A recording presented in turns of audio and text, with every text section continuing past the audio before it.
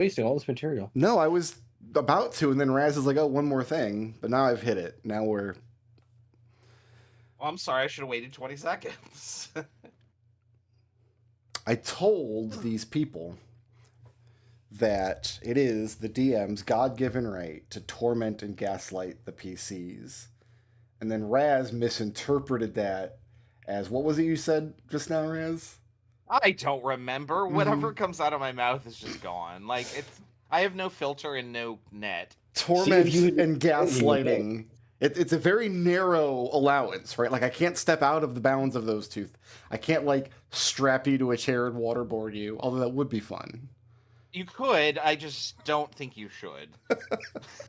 Gaslight gatekeep girl boss. Welcome to D&D. Please don't waterboard the players. Yeah, I can't make a Constitution saving throw for myself. Yeah, same. Oh. My Constitution score is probably like 6. So we have to start this session after I get my plugs done here and open up the blue sky and bleed or skeet or whatever I'm doing. Still a fan of Blute, sorry.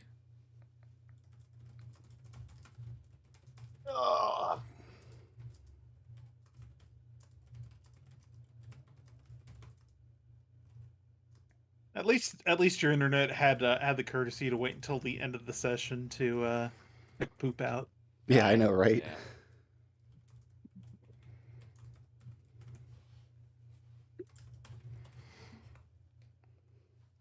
All right.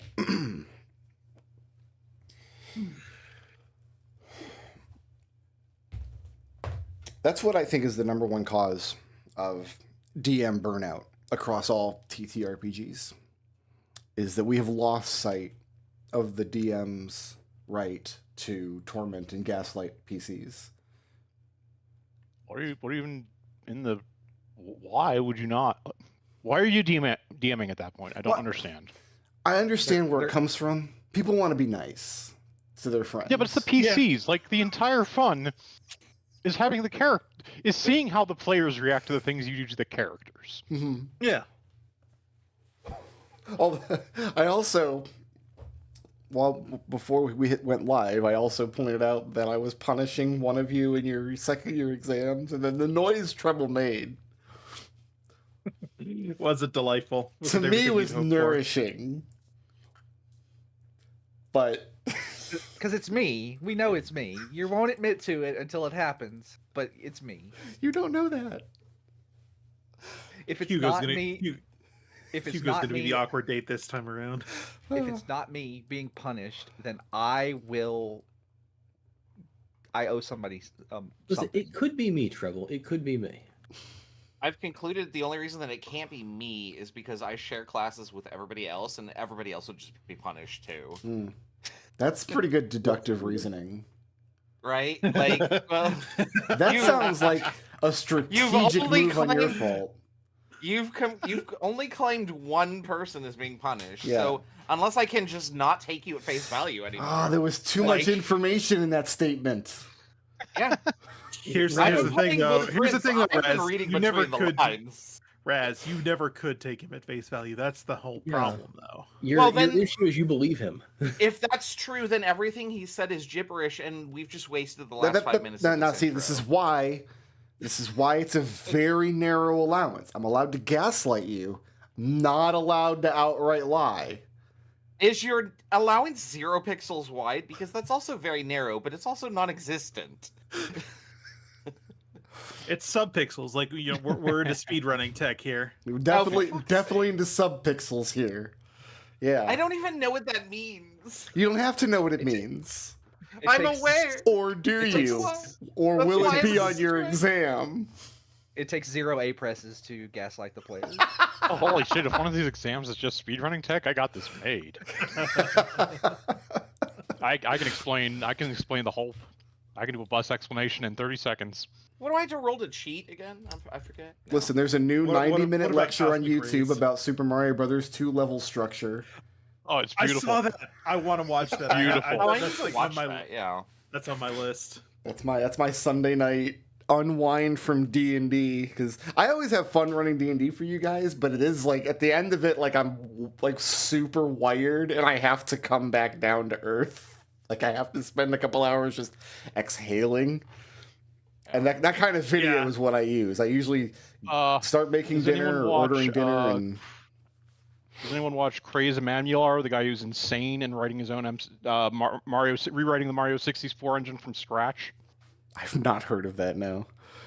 Oh, it's beautiful. He just put one out about all the places that the 3.5 bugs he's discovered that were unnoticed for 25 years or 30 years in Mario 64, where timers make things happen weird. Oh no, I did start watching that. that.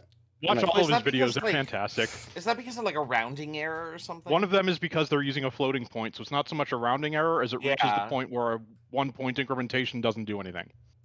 The others are overflow. I have this mental image in my head, right, of Pan and Coic just sitting in a chair shaped like a giant hand, petting a like hairless cat, just scowling, being like, "How did he find it?" And the guy's main thing is he's rewritten the engine entirely from scratch, so that it runs at like 60 frames per second. Fantastic. And also, it's too accurate to the actual hardware, so a lot of emulators can't use some of the features he puts in, so he has to keep rolling them back. Mm-hmm. Because he wants to be playable on emulator. He's like, I looked at every opcode that any N64 game ever made, and none of them used this one except 2, but they're actually kind of useful to save 3 nanoseconds in these situations.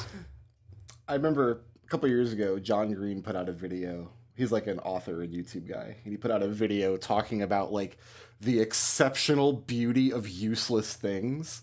And I'm like, that man is speaking my language. There is so much beauty in useless things. Yeah. You find your own beauty, right? Speaking of useless things, who has a 100-word summary of the trouble you got into last week? All of our mentees are all useless things. They're all terrible and awful wish I in had every way. no. Except for the princess. The princess is beautiful. I mean, the rat kid isn't that bad. No, I actually like. Whose is that? That's Destil. That's mine. Or that's Geppa's, right? Yeah. No, Genevieve got super invested in him. More so than her own mentee. The question you have to ask yourselves is not how terrible are our first-year mentees, but rather, oh my god, how terrible were we as first-year mentees last year? Only I to don't think Tempest. Geppa's capable of self-reflection. We were only terrible to Tempest. That is true.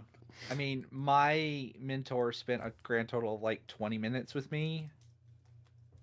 My mentor and I are friends. Now, here's a question.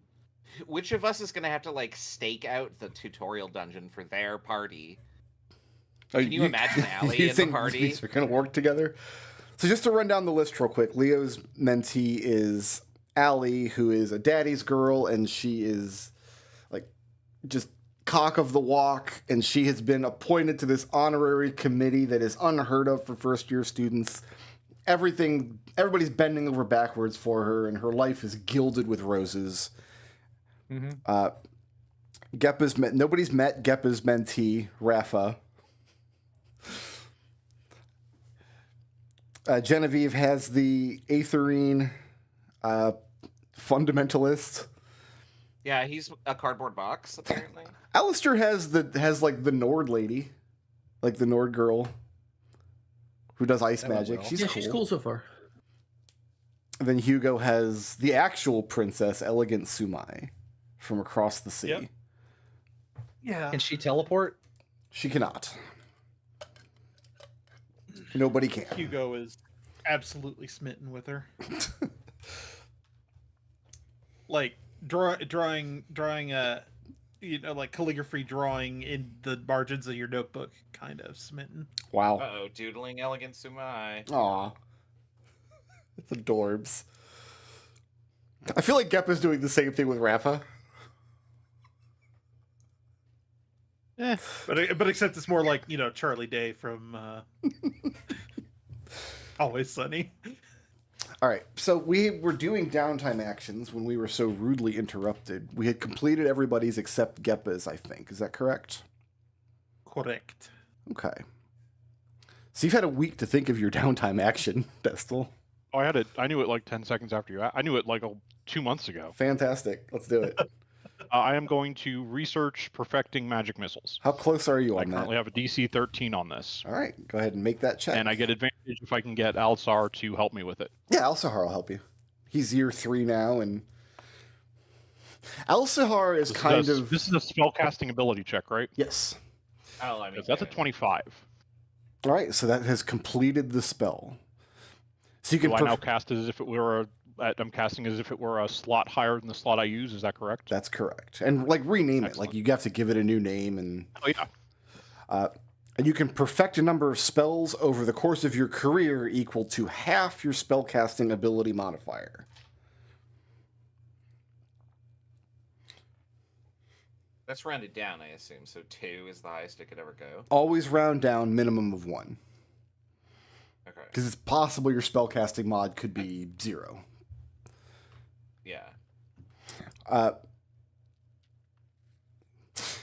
Geppa, this would be considered a big deal if you choose to like share this with like school admin. Like this is the kind of thing that would be very like celebrated, and but it's up to you who actually knows you can do this. Geppa doesn't have a lot of ego or pride, but I do think Alisar wants to get some fucking credit for it. So I don't think Geppa would go out of his way to show it off, but I think that's gonna come out real fast. Alsahar is definitely going to encourage you to like submit the procedure for developing this new magic. Like he would definitely go through all those steps with you, but he's not going to do it for you. Like he would respect your wishes. He would tell you to your face like you're being a fool if you don't do this every time he sees you. Because Alsahar would be impressed by this process. I mean, is it even useful for people whose magic isn't innate? I don't know. Okay, sure, fine. And Geppa, probably for the first time any of you have ever seen, actually spends time in his room at his desk writing shit. Oh, you don't need to do any of that. Alsahar can actually. Okay. He's got all the formula and all the procedure and all the steps that you undertook. So basically, what you've done is you developed a version of Magic Missile that fires an extra missile. If you cast it as a level 1 spell, it fires 4 missiles instead of 3, and so on as it scales up. Yep. Okay.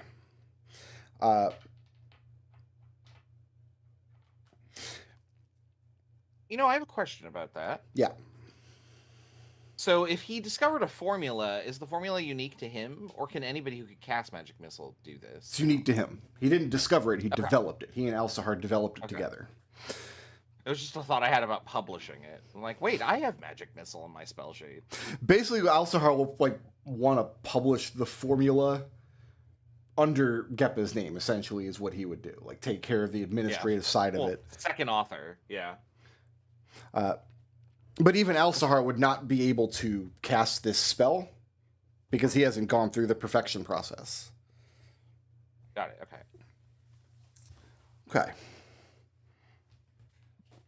In fact, we're playing... Scholastic achievement. My Saturday game, we're playing a game called Darkest House, and the way character creation works in Darkest House is you're supposed to create a character in any other TTRPG system and then convert them over using these like really loosey-goosey rules that I have a lot of opinions about. But one of the rules of Darkest House is every time you roll, it's a D6 based game, and you roll an extra special D6, which is the house's die. And if the house's die does certain things, bad things happen to the character.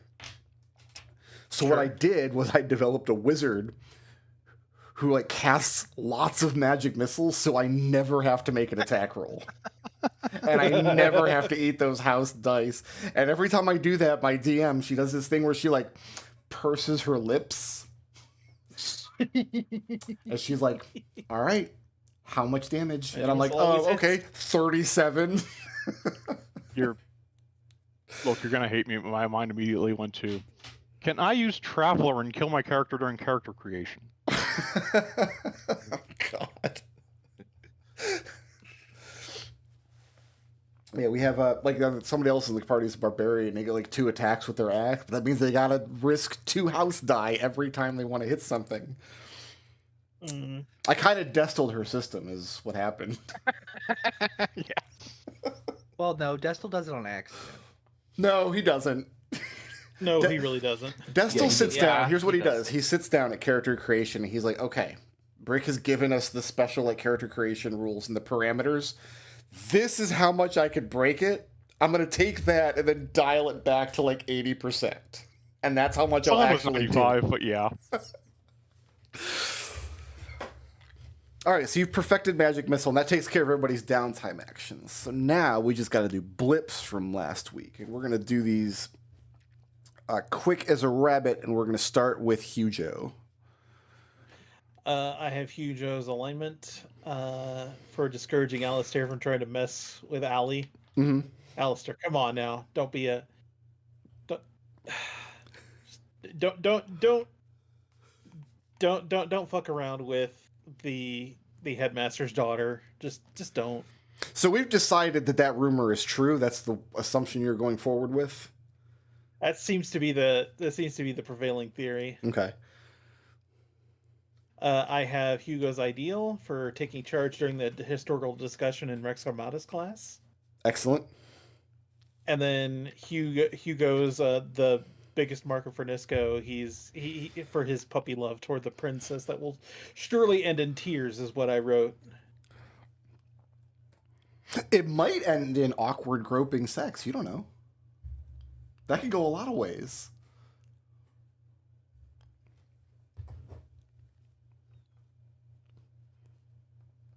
Nothing. No reaction to that. None. I Just want to see just it. thoughtful. It only want. It's like, I want it to end in tears, and I'm not going to listen to any other offers. I mean, it could end beautifully. It could end terribly. I mean, He's not accepting criticism at this time, Brick. It ends with Hugo sitting the throne of Deluade and waging war on the Ferniskins across the sea. It turns out that the princess... he's sitting the throne. It's like, I have no idea how this happened. It's like, what the fuck happened? You're gonna find out the princess is actually a prince in disguise, and Hugo's gonna learn something about himself, and it's gonna be beautiful. That was the last campaign, dude. We've already done that. Geppa, you got some blips you want to take? Yes. Let's see here. Ideal. When I set my sights on something, nothing can stop me. Looking for Rafa over anything else, like attending class. Mm-hmm. Alignment, chaotic, neutral. Why shouldn't I do what I want when I can? For saying we should be willing to work with the people inside the tower.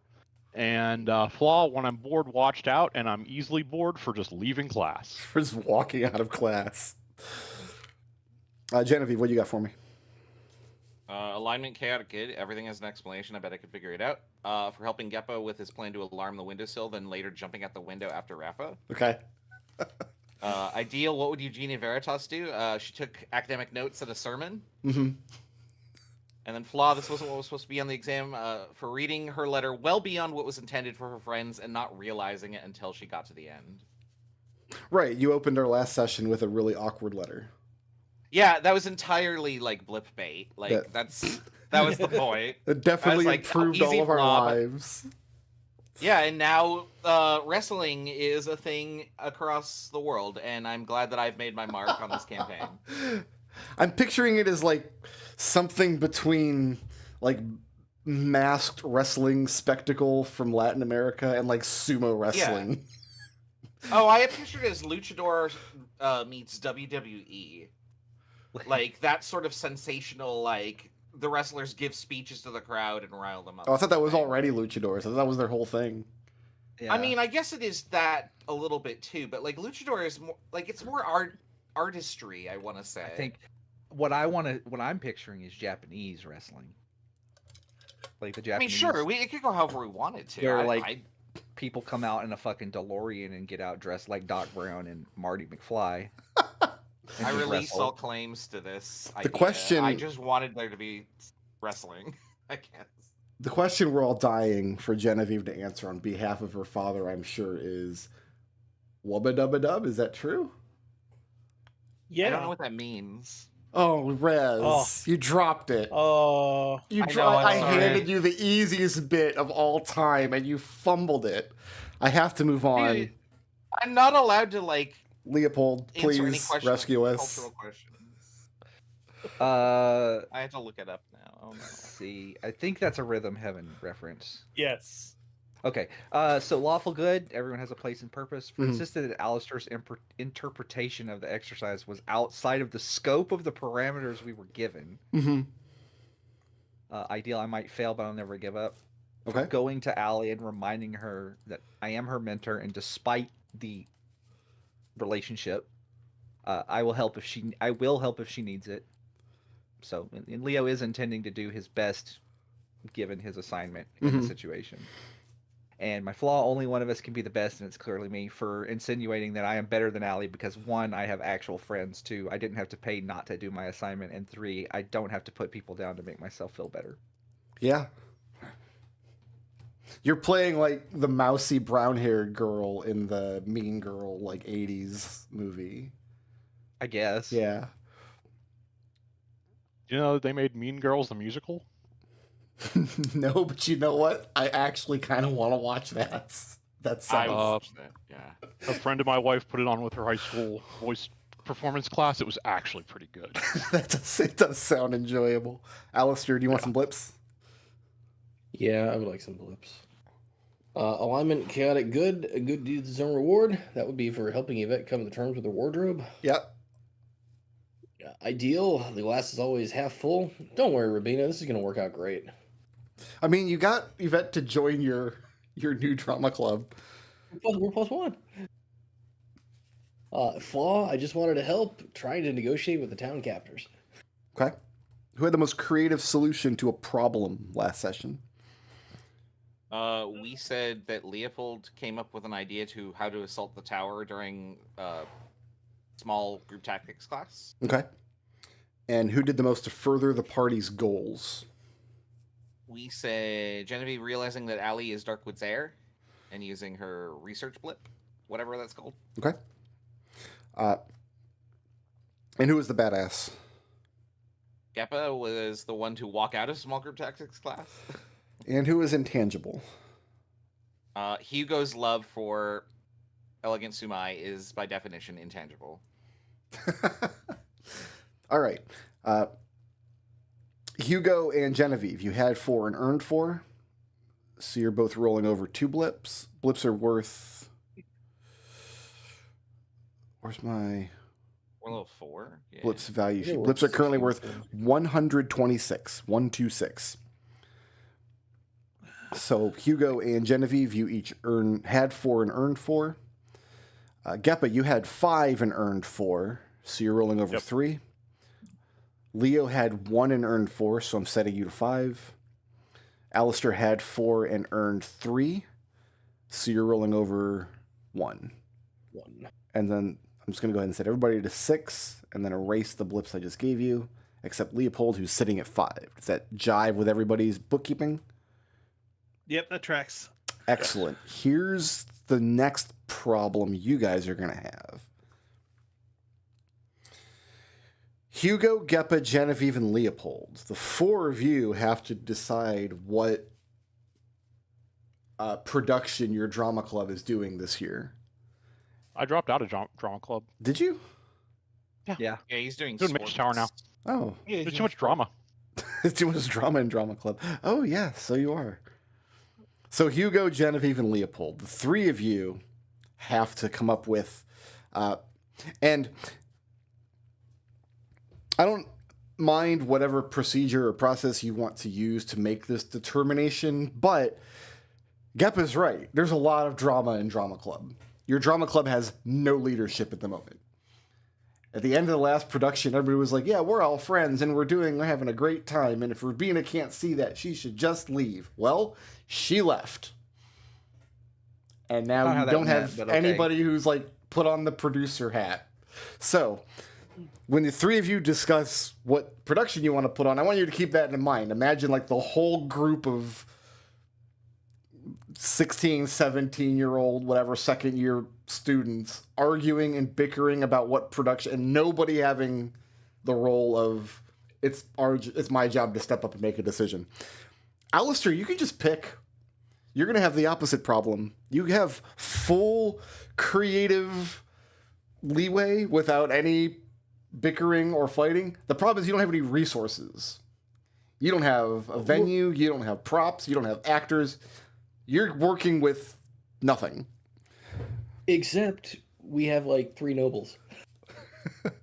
So, Alister, you need to pick the production, your year 2 production for the Ferniskin After Society, and then Hugo, Genevieve, and Léopold are picking the production for Play Actors Drama Guild.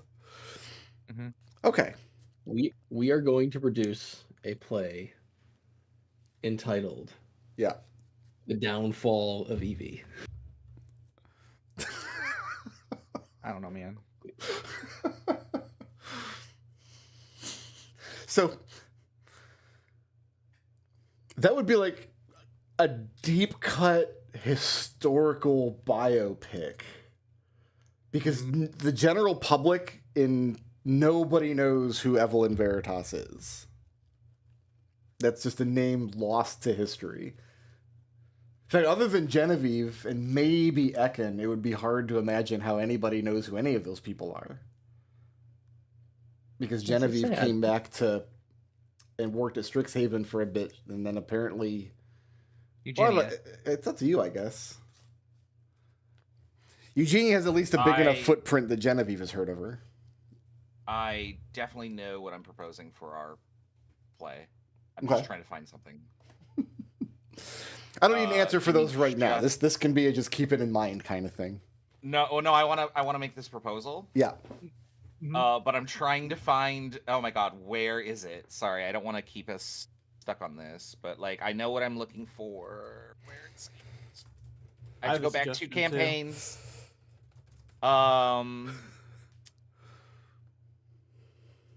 Okay, I can't find it really quickly, so I'm just kind of hoping that I get the right name. Yeah. I want to do Bicklebell House, the musical. Bicklebell House. Yeah. That's way better than what I thought of. Yeah, it's like a Groundhog Day murder mystery musical. That's my proposal. So like half Beetlejuice the musical, half Clue. Yeah. Yes. Wild. I would actually like watch that. Yeah. No, I'm sort of combining my ideas together. That, like, we've already established precedent that like the other campaigns exist as stories, and I was like, I know what I want to do.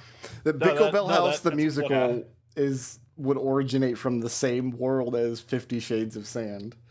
Those were the same setting. Yeah. Okay. I'm glad I got the right name, because I was like, shit, what is it called? Bicklebell House. Bicklebell House. Yeah. Okay. All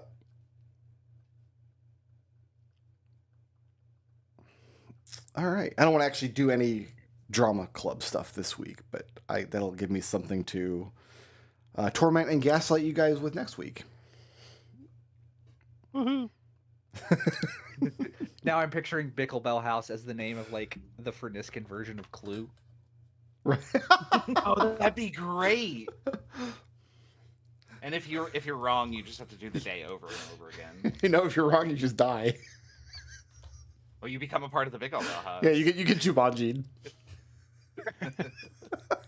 Yeah, if all the previous campaigns exist as stories, actually, Alister is going to do a Romeo and Juliet version of whatever the hell Nazir and Benny were last time. See, that was something I was going to propose. Love but on the high seas. I Romeo felt and like that Juliet would be a story. little like oh, come on. If you don't do it right, though, I will find you and I will kill you. The problem with that is, what's Rubina's role in that? Tenacity. Tenacity. Ooh. I mean, the perfect answer to that question. Yeah.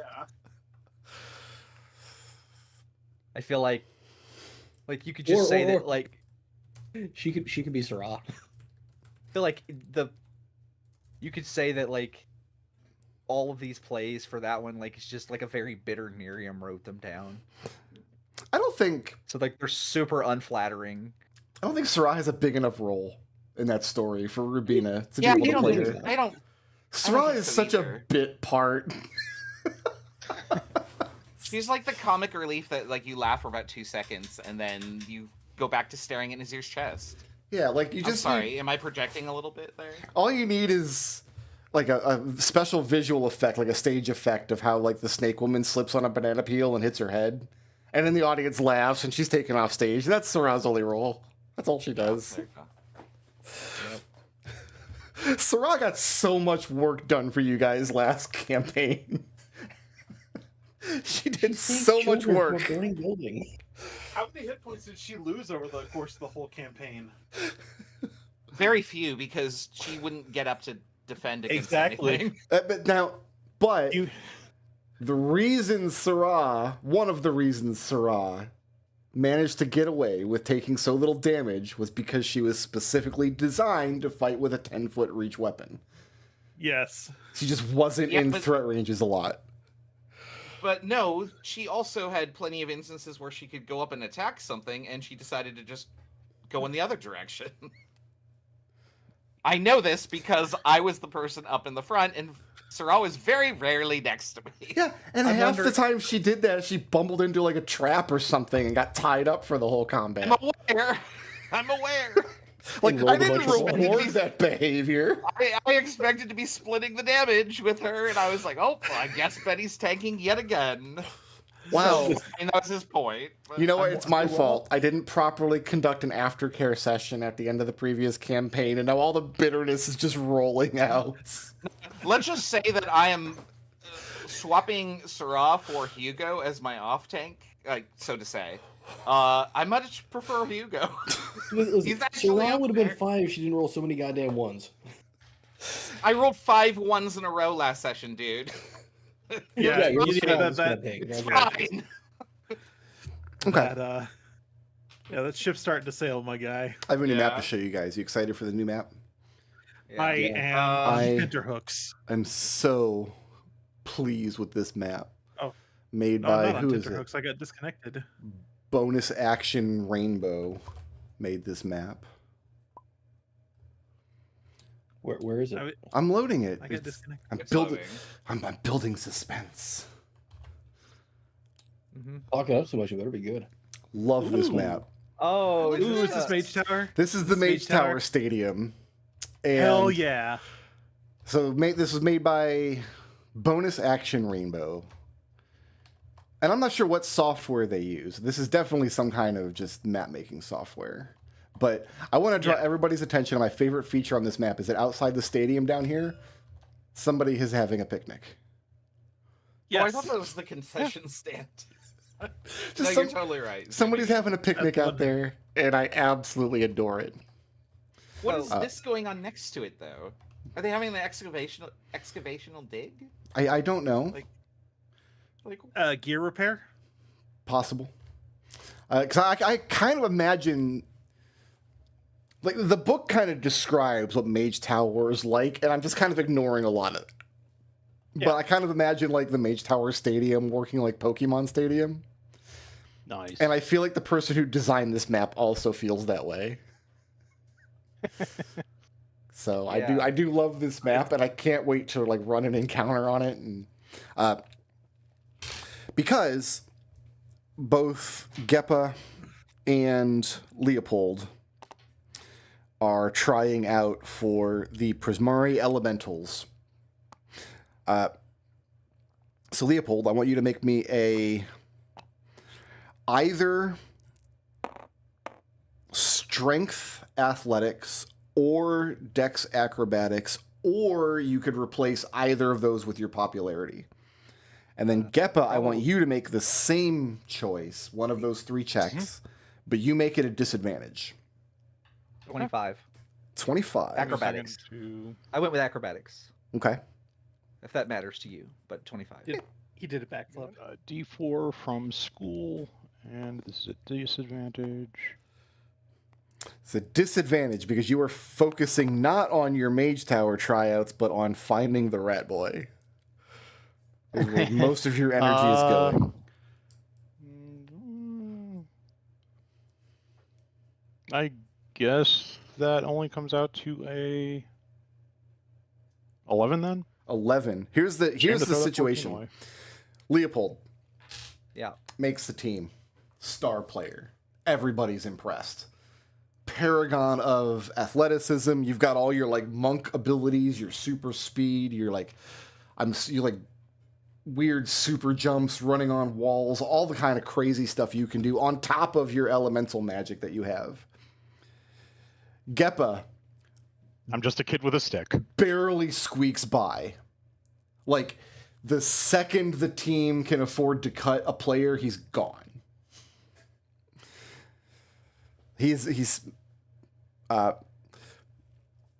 So with that I've understanding, just named my character Keepa. yeah, Keepa's great though. He's the best. Keepa becomes amazing at like level 99. You know what? No, I'm not going to say anything positive about Blitzball. I'm just going to let that go. We No. don't need to. No, that was not meant to be a positive remark. I Alister. literally just posted a gif of Titus in party chat. Alister, Genevieve, Yeah. and Hugo. What role, if any, and it's perfectly okay to not have a role, what role, if any, do the three of you have in the Mage Tower careers of your roommates, party members, and friends? Genevieve's role will be consuming concession snacks and cheering them on. So does Because Genevieve she's never been to something like this. does she like show up for their practices and sit in the stands? Until she realizes that that's not what she's supposed to do, which probably will happen after like 2 or 3 sessions. She's Nobody's gonna going be to tell her eyeing not corn to. dogs. Well, she'll notice that nobody else is there and then ask about it. Okay. Yeah, Hugo asks Elena to let him run concessions on game days. Yeah, she'll put you in charge of that. And then you and Geppa can both go ahead and take your 8 gold for the week. For keeping Okay. up your jobs. I'm assuming Geppa's not blowing off his actual job to find the rat boy. No. Okay. He's probably blowing off his job for messy makeouts with Ellen though. Fine. That's fair. But he's showing up. I mean, they're both showing up. It's just. I mean, since joining the cheerleading squad would require time that Alister doesn't have, he will just show up and cheer for them on game days. So, Alister can be on the cheerleading squad. It's not one of your 2 official extracurriculars. But, like, you can Okay. be in as many extracurriculars as you want. You just won't get any mechanical benefit from it. The way you do yeah, from then these 2. Alister's going to join the cheerleading squad and, like, sing and stuff. Alister's on cheer Yeah. squad. Yeah. Is it cheer squad or marching band? I mean, there's probably aspects of both. He's going to cheer while he plays instruments. It's going to be great. All right, so all 3 of you are taking, like, at least some role, then, in the Mage Tower season. Yeah. Okay.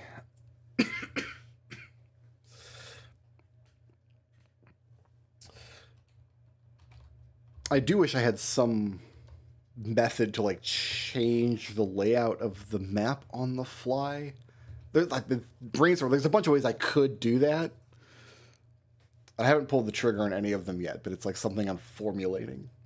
But this is the training pitch. So what we have here is this is the actual name for the entrances and exits of a large stadium like this are the vomitoriums on the north and south. Really? That's really what they're called. Whenever you hear like, oh, the ancient Roman Colosseums had vomitoriums, they're called that because the people vomit forth from the entrances and exits. It's just Yes, the doorways. it's not meant to be act like Yeah. people aren't in there. I'm sure someone has vomited in there at some point. But we have all the stands around the sides, the benches, bleachers. They're like these little grassy areas at the side. There's a moat that surrounds the pitch. And then the center of the pitch is this kind of athletic obstacle course with different kinds of terrain and raised platforms. So I'm imagining like these twisty ones. as being like elevated pathways that connect back down to the ground at some point, and then these two on the side are just raised platforms that sit maybe 30, 40 feet above the ground that you would have to fly or climb up to. Over all of it is this large dome, and it's encased, it's not an anti-magic field, but it's a form of dampening field whereby anything that causes damage or creates a condition on a target is non-lethal. You can't take like force damage, bludgeoning damage, fire damage from attacks. It all just turns into sports damage. And same thing with conditions. You can't actually be paralyzed or restrained or anything. It's all just sports. If a condition or your hit points drop to a point where you cannot participate, you're just carried off the field. And everybody's expecting that's going to happen to Geppa regularly. What's so wait, what does Entangle actually do then? It just does sports damage. It doesn't hold people in place. It'll hold people in place. It can't damage them. Like sure. Entangle is already kind of a non-lethal ability, but you can't like turn somebody to stone. That's not going to work. You can't disintegrate somebody. You can't poison somebody and make them really sick and give them a disease. That's not going to work. Unless the disease is just enthusiasm for sports ball. So, like, if we do have a thing, for example, I don't have anything that would do this, but Geppa might. So if he inflicts the poison status on somebody, there's no mechanical benefit for that either. The way I would rule that is like reduce the sports damage they deal, right? They get the condition of poison, which means they would get disadvantage on their rolls and such. But there would not actually be poison in their system that would hurt them. Gotcha. Yeah, it'd be sports ball. So the effects work, but he's got a little, instead of poison coursing through his veins, it's little footballs. Gotcha. See, this one Treble, you can't gaslight the other way. It doesn't come back uphill. It only goes downhill. I need you to, in this order, know your place and then check yourself. No. Fine. I can't make you. End of conversation. Yeah. So what I may not be able to. There is during actual games, not so much practice matches, but during actual games, I envision the 5 houses of Strixhaven kind of occupying separate sections of these bleachers. Like one of these sections would be like the Prismari bleachers. And there is some expected limited interaction from spectators to influence what happens on the field. For example, if Genevieve is watching the game and decides, like at this moment, my team could really use a fireball, as long as it follows all the other rules for casting fireball, she can just throw one onto the field. Well, not fireball, but lightning bolt. Well, Can Alister just like bane people then? Yeah. Yeah. Yeah, absolutely. I am thinking about because I actually do want to run the actual encounter and just see what happens. I am thinking about just not having silvery barbs during that encounter. Not because I want to ban silvery barbs, but because I imagine there are 30 students in every section constantly casting silvery barbs on everybody else. Everybody knows silvery barbs. Everybody knows silvery barbs. It's actually like one of the Strixhaven special spells. That's when the spell got introduced to the game, is in the Strixhaven book. And caused every D&D forum on the internet to melt down with discussion about whether silvery barbs should be banned. So that's something to think about for Alister, Genevieve, and Hugo. Is like during games, do you have anything you want to just throw on the field? You know, a grease spell or... Ooh, I bet I might. Grease would be fun. Grease would definitely work. I don't know that I have anything that like. The one thing I do have that could hinder people would just be I'd have to hit them with my axe, and that's probably not. You cannot run down on the field and start axing people. Yeah. And you cannot throw an axe onto the field and hope you hit someone. This is if Magic you're not overlay. if you're not a ranged spellcaster, you're going to have very limited options for how you affect the game. Although you are selling concessions, so Throw banana peels out there. you could just make like a batch Mario of Kart. turbo hot dogs for the Prismari stands, and everybody else just gets like these little limp wieners. Yeah. Nobody likes a limp wiener. That's what I've learned. Yes, we have established that. So I mean, you have your runes, don't you? I don't know what runes you have. Yeah, the runes I have don't really like it's either redirect an attack to me or someone else, or within 30 feet, and I'm not within 30 feet usually. yeah, so these are 5-foot squares. So I envision like normal spectators like sitting back in the crowd watching, and then like a row of super enthusiastic spellcasting students like crowding up against the rail overlooking the field. Because most spells from these fields can't reach the full pitch, right? Mm-hmm. Depending on where you're sitting, like most spells can't. And then probably once per season, some warlock asshole just comes out and like just drops a circle of death on the middle of the field.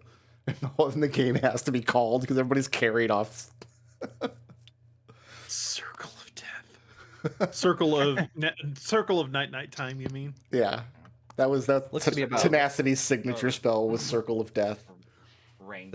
The pitch looks like it's about 100 feet on either direction. So yeah. I have measured it, but it was weeks ago. But I don't. Yeah, these are 5-foot squares. That's the intent. Yeah.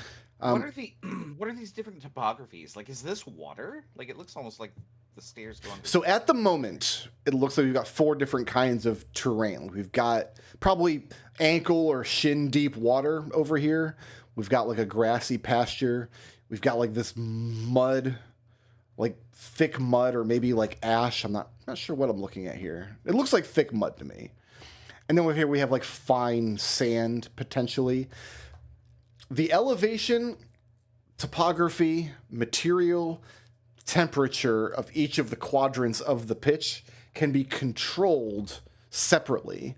And this is done by a massive magic works underneath the stadium. I envision Pokemon Stadium, how it transforms and changes during the match. Mm-hmm. That's what came to mind immediately when I saw this. So this is just the configuration it's in at the moment. There's no reason this configuration can't change and then change back during the course of a match. Geppa and Léopold, Yeah. what kinds of strategies would the two of you use in the game that you're demonstrating during practice? Well, I don't know what does Geppa have. Geppa knows what I can do, and he can kind of. So let's see. Geppa's main strategies are trying to get lots of players of the opposite team close to him and then entangle them with large entangle fields. He wants to try and move around the edge of the field. He's pretty quick because of long strider, so he has a decent amount of go somewhere, get out quick. He's going to try and use silvery barbs occasionally to help the people actually trying to score. Geppa isn't actually trying to score. Geppa is trying to be a support, probably more on offense than defense, but he's mostly trying to be a support player on the sides to help the other players score. Okay. And finally, when it comes down to it, bull-eyed bullets at level 3. Some days you just got to knock someone the fuck out with sports ball damage. Someone just got to shoot someone in the head. Is that it? Yeah. Okay. What you Or if called the players spell. are weak, shoot 5 someones in the head. Yeah, there you go. Léopold's strategy is just Sanic. I'm gonna Sanic across the field. in a How single round. fast can Correct. Okay, let's say that Léopold's starting position is here, at your edge of the pitch. The enemy, because remember, it's capture the flag, essentially. Right. And there's Does going to picking be up the there's going to be an enemy familiar over here that has some agency to move around and like defend itself. In one okay. turn, how far can Léopold move? Imagine that the water long and the strider. mud are difficult terrain. Okay. I have a couple of questions Yeah. to ask. The familiars. Yeah. Can we knock them on? They're taking sports damage too, right? They are, but so you're quite can you knock them unconscious Yes. and then carry them? You can carry them, yeah. Yeah, you can, but anytime you do, imagine like within 10 seconds an enemy player is going to put like cure wounds on them. Like they're not going to stay unconscious very long. Right. Yeah. But for we'll say a round, maybe 2 rounds, they're not going to be like actively trying to break out of a grapple. Mm-hmm. Which would mean then you have to grapple them to move them, which would mean that would be an action. Okay. I'm just trying to kind of. Right now, I just want to get a budget sense of thinking. how fast is Léopold. If Not a Geppa long strider.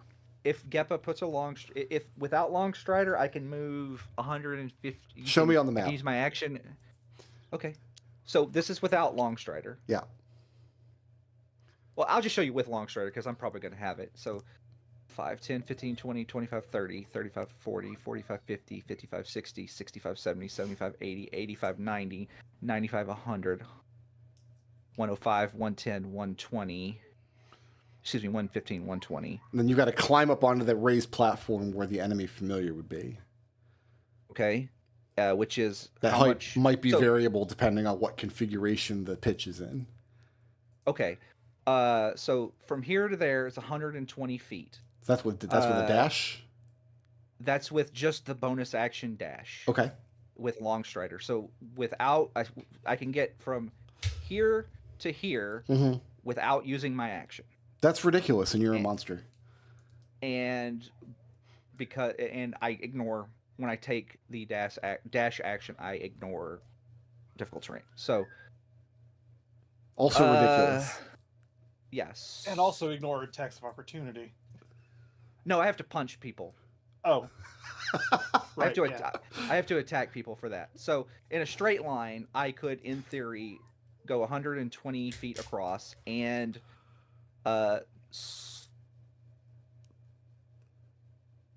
stop the attack from one person, or I could disengage and get here or whatever. Assuming there's like no one with sentinel or anything. Okay. But from here, I would have another 30 feet to climb up if I wanted to do so.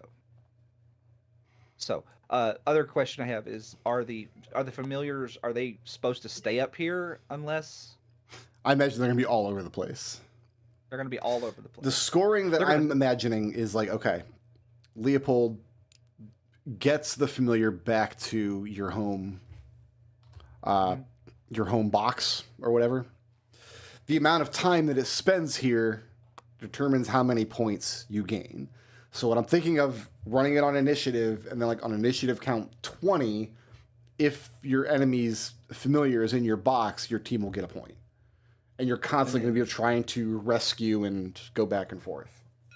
Do you If- score if it's here and yours isn't?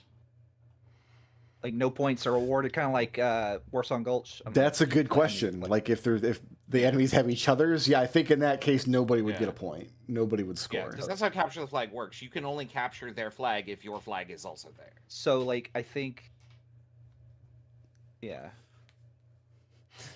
Okay. So this entire square they're movable? This is like this is a I imagine everything platform. inside the moat and then the home boxes here as being modular in terms of the layout of this pitch. Okay. I have done some work to kind of chop it up in Affinity so I can make different maps. I'm not totally sure how I want to do it yet. There's a lot of ways I can do it. just roll a dice and then whoops, the pitch has changed. Exactly. Like during the match, it might. That's the goal. Is I want Leo to like tap his boots and look at this straight shot. All I got to do is run 120 feet down the field, but then he road runners across, and like halfway across, it turns into a canyon. He has to jump or something. Okay, new Right. strategy. I'm just going to collect Pokeballs and throw them into the middle of the arena. Fair. Not even going to try and fight people. What Are we allowed to bring consumables? Players will not be allowed to have consumables on the fields, no. But I am thinking about having like a system of power-ups. Like a Halo match. Like something might just randomly appear on the field, and the first player who grabs it gets the effects of some potion for the duration of the play or whatever. I'm having a lot of fun developing this behind the scenes. Yeah. Good. I'm glad you're enjoying it. The goal is today for the two of you. Your coach's name is Harriet Lars. Harriet has never laughed or had a joyful experience in her entire life. And coaching the Prismari Mage Tower team is the most important thing in existence. If the world were to burn down outside of Strixhaven, she would still give 110% of her focus on coaching her team. So if she's never had a happy or joyous moment in her life, that means our team has never won. No, the Prismari team sucks. Oh no. How? Fix Prismari- Where do we have all the monks? Yeah. We have all the monks and, well, I guess Quadratic Wizard and... Yeah, monks are Quadratic fast. Wizard. Quadratic Wizard. They're fast and they're Quadratic athletic, Wizard, but they Silvery don't Barbs. cast spells. That's one of her main complaints with monks, actually, is they kind of pretend to cast spells. Like, they have some Way of the Elements stuff, and they have some shadow stuff and whatever, and they, like, are kind of, but they're not spells, and you just can't convince a monk of that. They're so proud of the dumb stuff they can do. It's the magic of key. Mm-hmm. Like, we have, like, this conversation, like in front of me, and then Leo just chimed in. It's the magic of key. Oh, and Leo's not alone, because Prismari is like a school of athletic and acrobatic performance. Like, there's lots of people on your team who are like, this is an athletic competition, and we're the fastest, strongest, most agile. But kind of holds up his hand sheepishly. I can cast spells. Does Geppa demonstrate his new what's it called? Magic bullets? Bolide bullets. Bully bullets? Bolide bullets. Okay, and you demonstrate this? Oh, absolutely. The magic suppression field is up during training, right? Oh yeah, you can't actually hurt Oh anybody. yeah, just pick the largest student and hit them with 5 bolide bullets. First action on the field. Okay, just knock his ass flat in the moat. Because even a low roll on that damage would be 10 is the minimum. yeah, that's rough. That's rough, buddy. How many players can Léopold take out in one turn? Players? I don't know. That's a matter of, like, I don't know how beefy the players are. If I go slow, I can... Think of a player as having like 30 hit points and having class levels. 30 hit points. Like 1? If I go all out on 1, I could potentially take 1 out. Okay. Knock 1 unconscious. Because that would be 9 times. No, if they have 30 hit points, the most I can do in a single shot is 27. Okay. And that's if I hit and do max damage on all 3 hits. Alister, what is your strategy for leading the Prismari cheer squad this season? Remember, you're an underdog team, never won the title, and your coach is absolutely joyless. We are going to do our best to distract the players on the other team so they cannot fully concentrate. Okay. So you're We're like gonna go on the wear- offensive with your cheer squad. Oh yeah, and we're going to be dressing in the most distracting ways. We're going to be hurling. I don't know if we'd be hurling insults. That was just kind of good. Reverse bardic inspiration. Alister accidentally kills somebody with a well-intentioned insult. Yeah, how many bards are on the team? Can we just like bardic inspiration everybody on our side? You can, but keep in mind that anything you can do, the other team can do as well. Yeah, well, we're gonna stack our cheer squad with bards and arcane rogues. Okay. So we're super acrobatic and super musical and super magical. Excellent. Hugo, Sure. how are you using your role in concessions to help your team? Oh. Deliciously. I'm trying to think.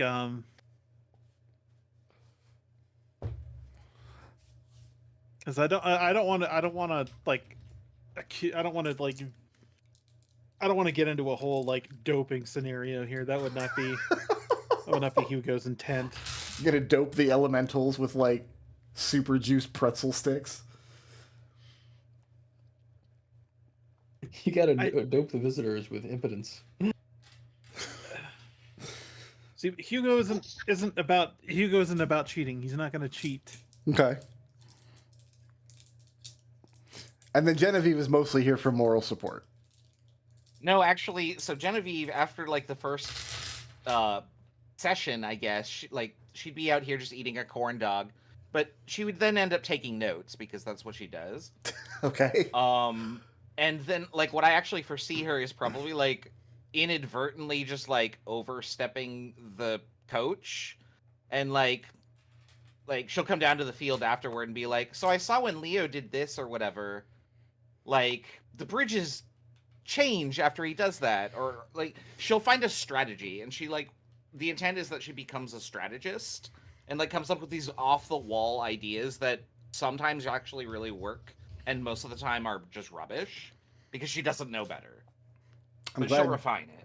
I'm glad Taverl's not here because he would be mad at me for not remembering the guy's name. But I'm imagining that dude in the 1980s who watched 1,000 episodes of Press Your Luck and just memorized the patterns. Gary Larson. Larson, Oh, yeah. Just memorized the patterns of all the whammies. Is that what Genevieve is doing? Kind of, yes. Maybe she's just like memorizing the configurations and like she's fine. There's a pattern. After the sand is in the top left, then it will only ever change to water or wind.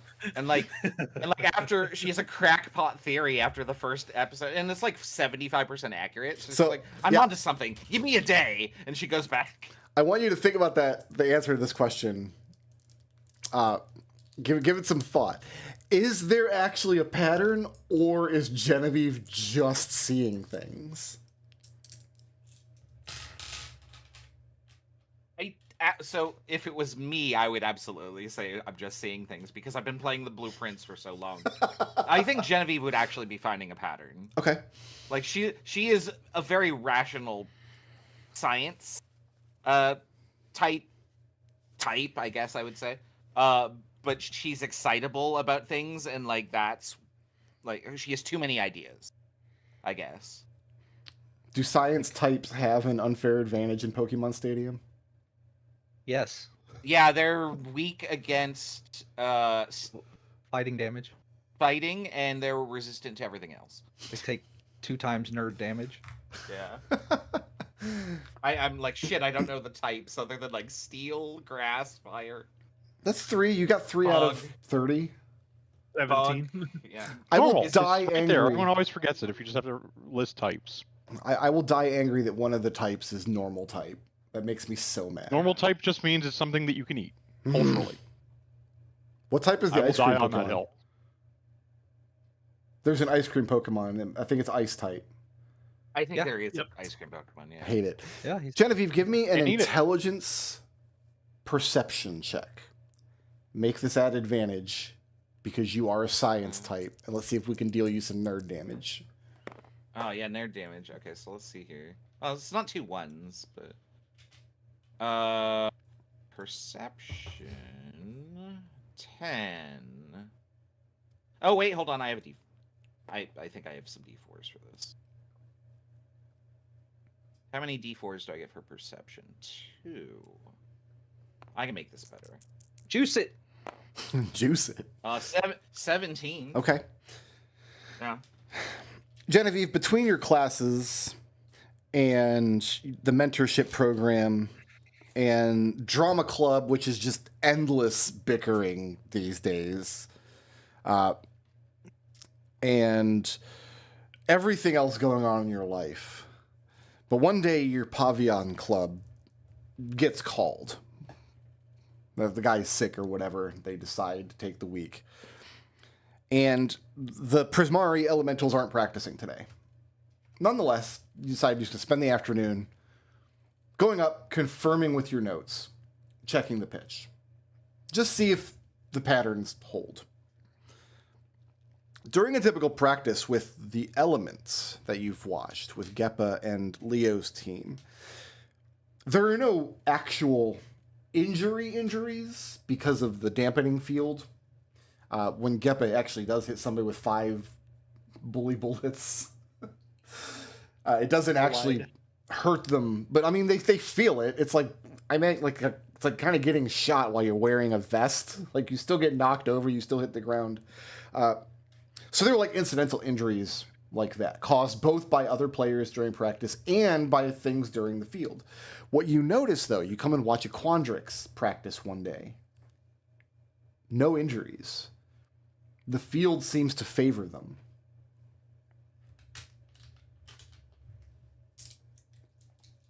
She's definitely going to investigate that. How so?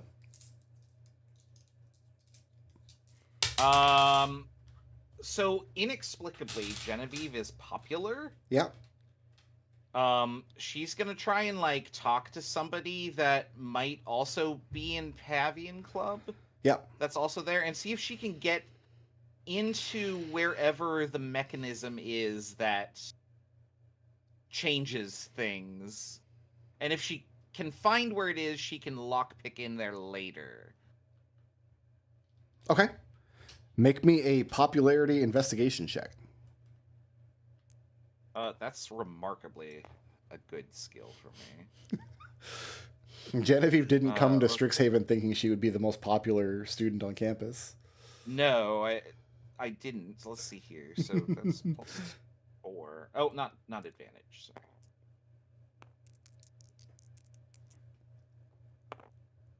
Sorry. Can I boost that? Juice it. I don't have that. So that's only a 10. A 10.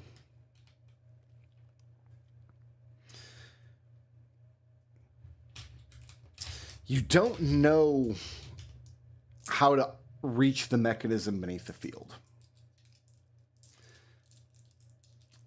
However, somebody must. And as you attend a couple other practices on your off days, whenever you get a minute, you watch a Darkwood practice on Tuesday. You come back at Friday, you catch the back half of a Silver Quill practice.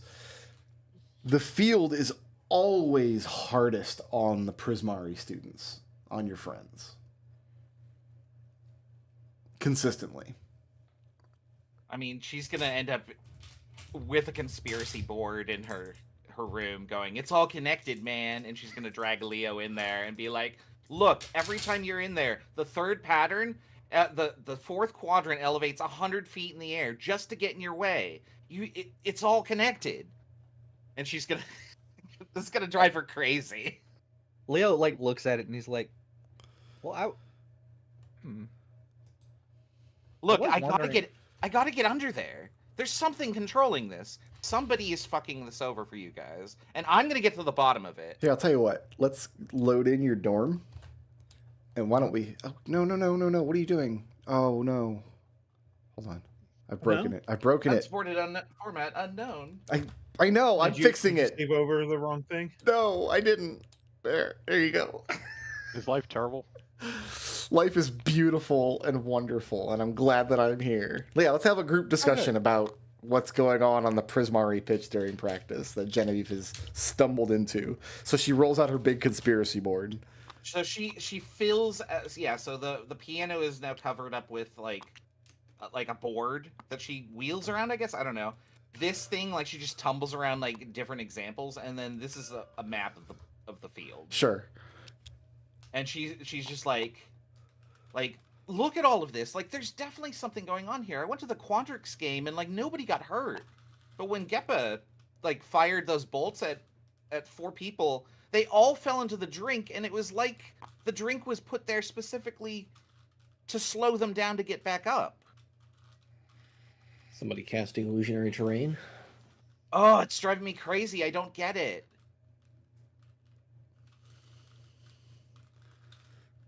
So, Well, what do you No, it's suggest? not an illusion. That definitely hurt the time I got thrown in my ass by that boulder. So you suggested that somebody is just out to screw Prismari? Would it have to be somebody? Is the field automated?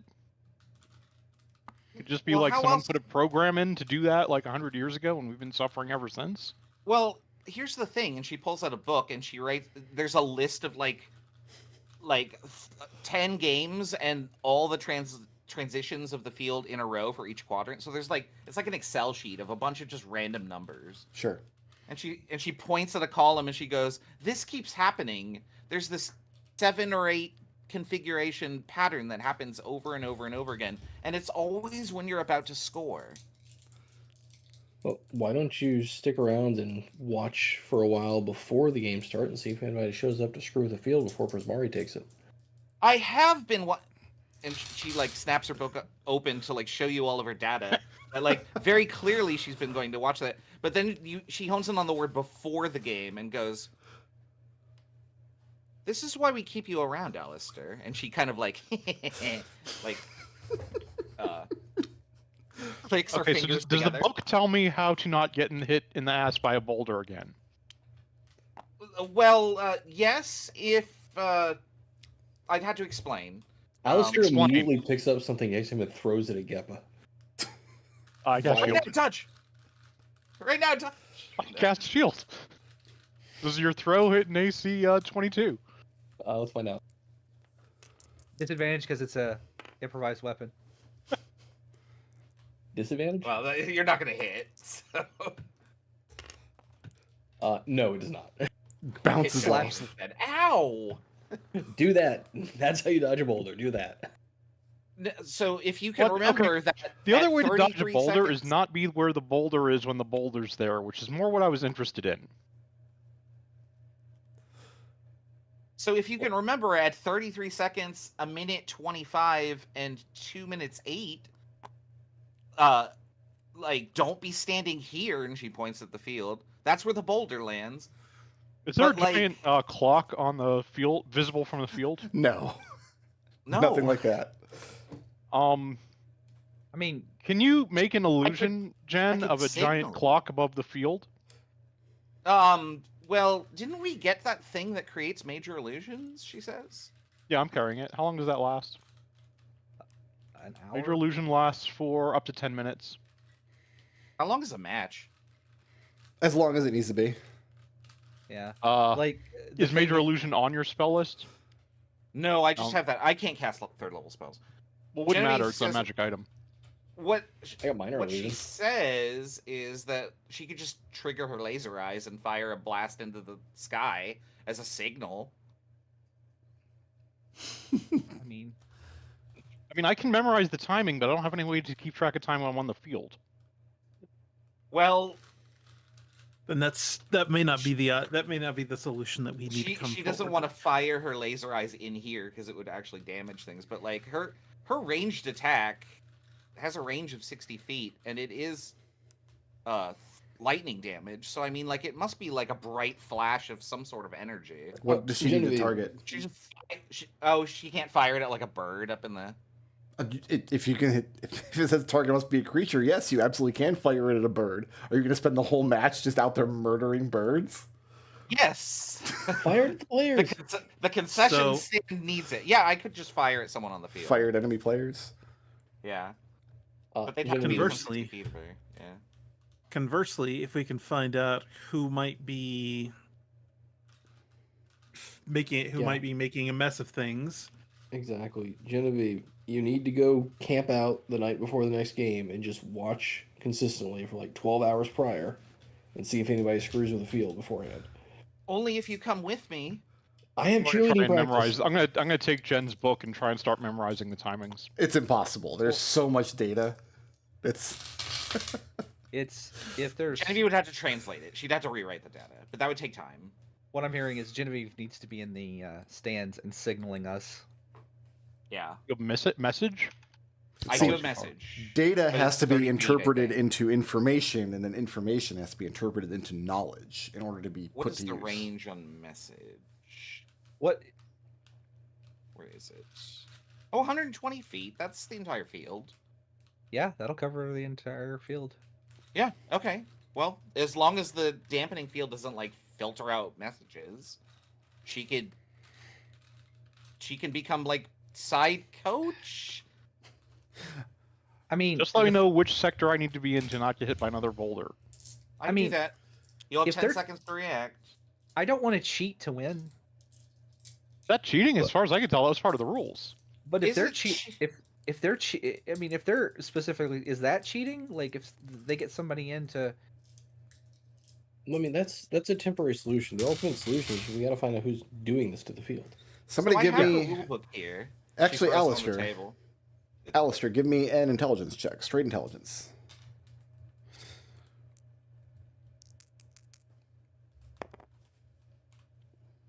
Oh, that is a 15.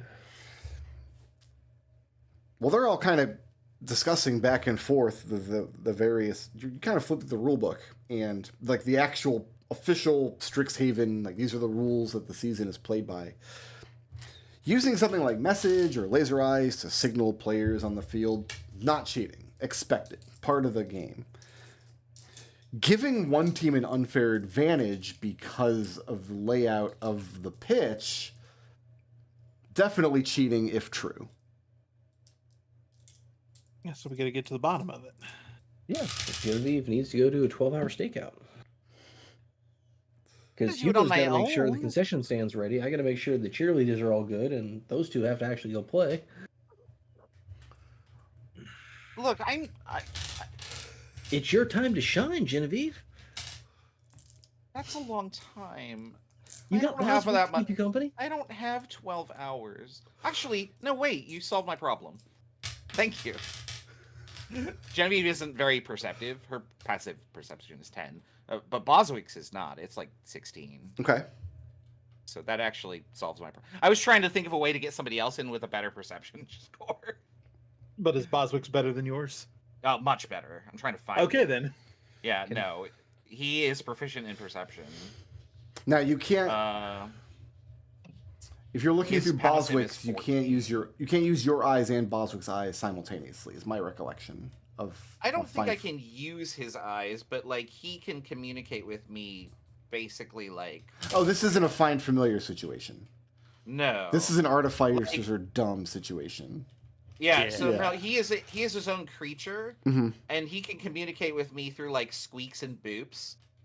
And then I just understand it because I understand R2D2 or whatever. Like that's just how it works with your homunculus. Of course. Okay. Yeah. Give me Um, a perception check from Boswick's perspective. Okay. Using Boswick's stat block and whatever relevant bonuses Six- he gets. 16 unless I can put my perception dice on him. During the My session, perception bonus die. now and again, I click back into the Discord just to make sure that players aren't sending me messages they need taken care of. And the message here is apparently one of you is wondering how popular Yahweh is at Strixhaven. And I just need to click Discord off now, and that needs to go away. That was because of the play that we're running. I don't want an explanation. What I said was, now it's time to click off of Discord and go away. 16 on perception for Boswick. So, is this the same day that I use my perception D4s or a different day? You can't use your perception D4s for Boswick. That was also the question I had. So Yeah, Boswick 16. is his own creature, as we've just determined. 16? Well, he is a class feature of mine, so I didn't know. Oh, the Yeah, goalposts are moving. There I'm they gonna always go. move them in my favor. Wave right? goodbye to the goalposts, everybody. I gotta There try. they right? go. There they go. Into the tunnel. 2 seconds ago it was he's his own creature. Now he's like, but he's actually a class feature. But actually, He's actually an infusion. he does have a stat block. So 16. Genevieve. At the center of the pitch, there is actually just off center, where this tree is actually. This tree is not always a tree, but it is always some sort of column structure. It does seem to be fixed in place in some form or fashion, just kind of south of center of the pitch here. And staking out the place, just kind of going up at before sunset, before the day's trainings start, going up in the bleachers and chilling out. You got Boswick, circling overhead. Yeah. He can fly. A very small maintenance team, Strixhaven maintenance team, come out. Not associated with any particular college. They come out, they do something at this central tree structure, which causes all the leaves to retract into the branches, and then all the branches to retract into the trunk, and then the physical structure of the column changes.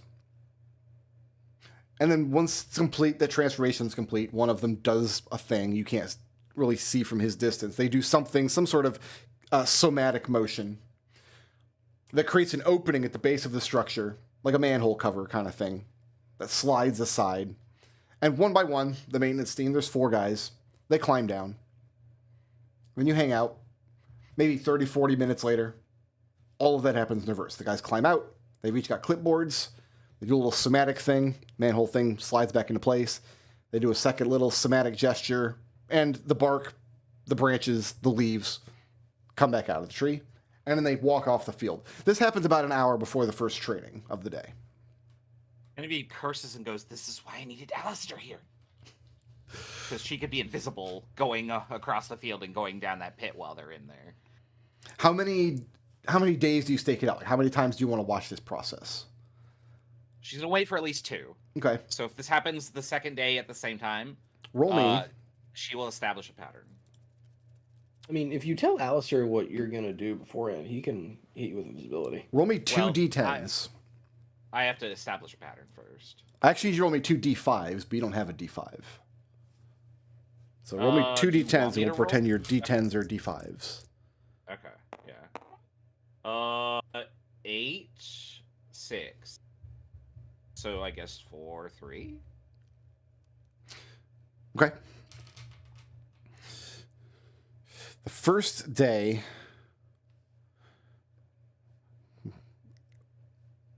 sorry, going to my Strixhaven doc here.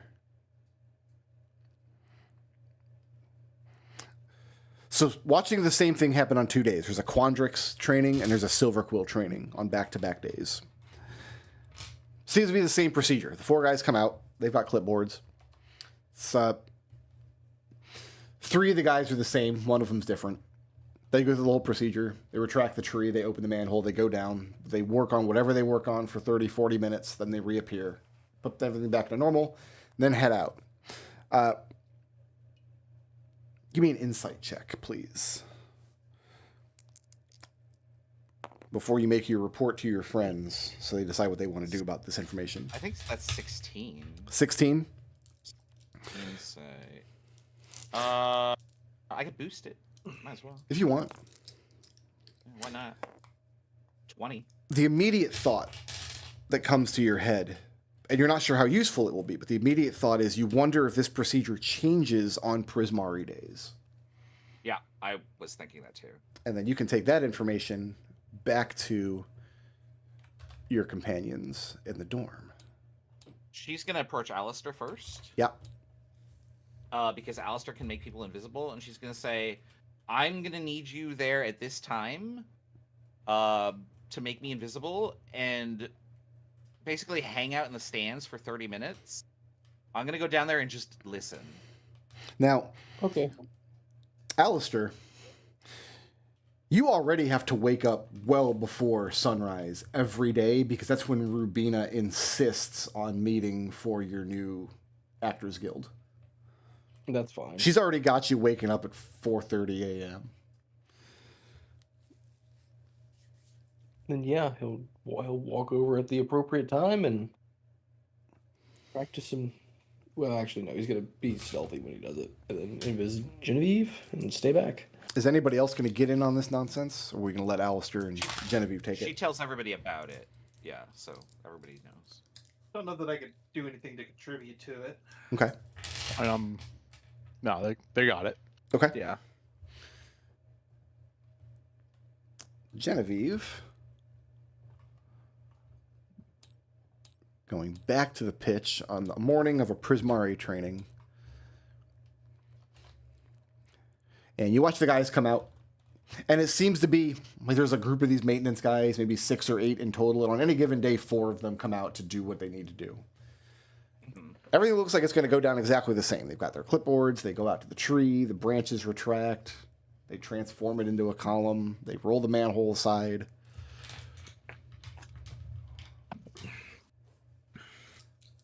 And now's your time to do what you're going to do while you're invisible. So she sneaks in after them. Give me a stealth check. And you can make this at advantage for being invisible.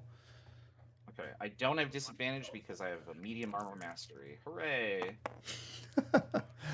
Natural 20. Ooh. 23. Ooh. Yeah, I needed it after all the ones last week. Yeah, no kidding. Right? That time something worked out in my favor. Oh, I need to... What happened? The whole table's black now. Oh. Oh, that's not just me. Okay. Genevieve. Oh no, am I in a dungeon by myself? You sneak down the stairwell. There is a whole ass dungeon down here. You're sneaking out a little bit after these 4 guys, so you don't see them, Yeah. but the room you're looking into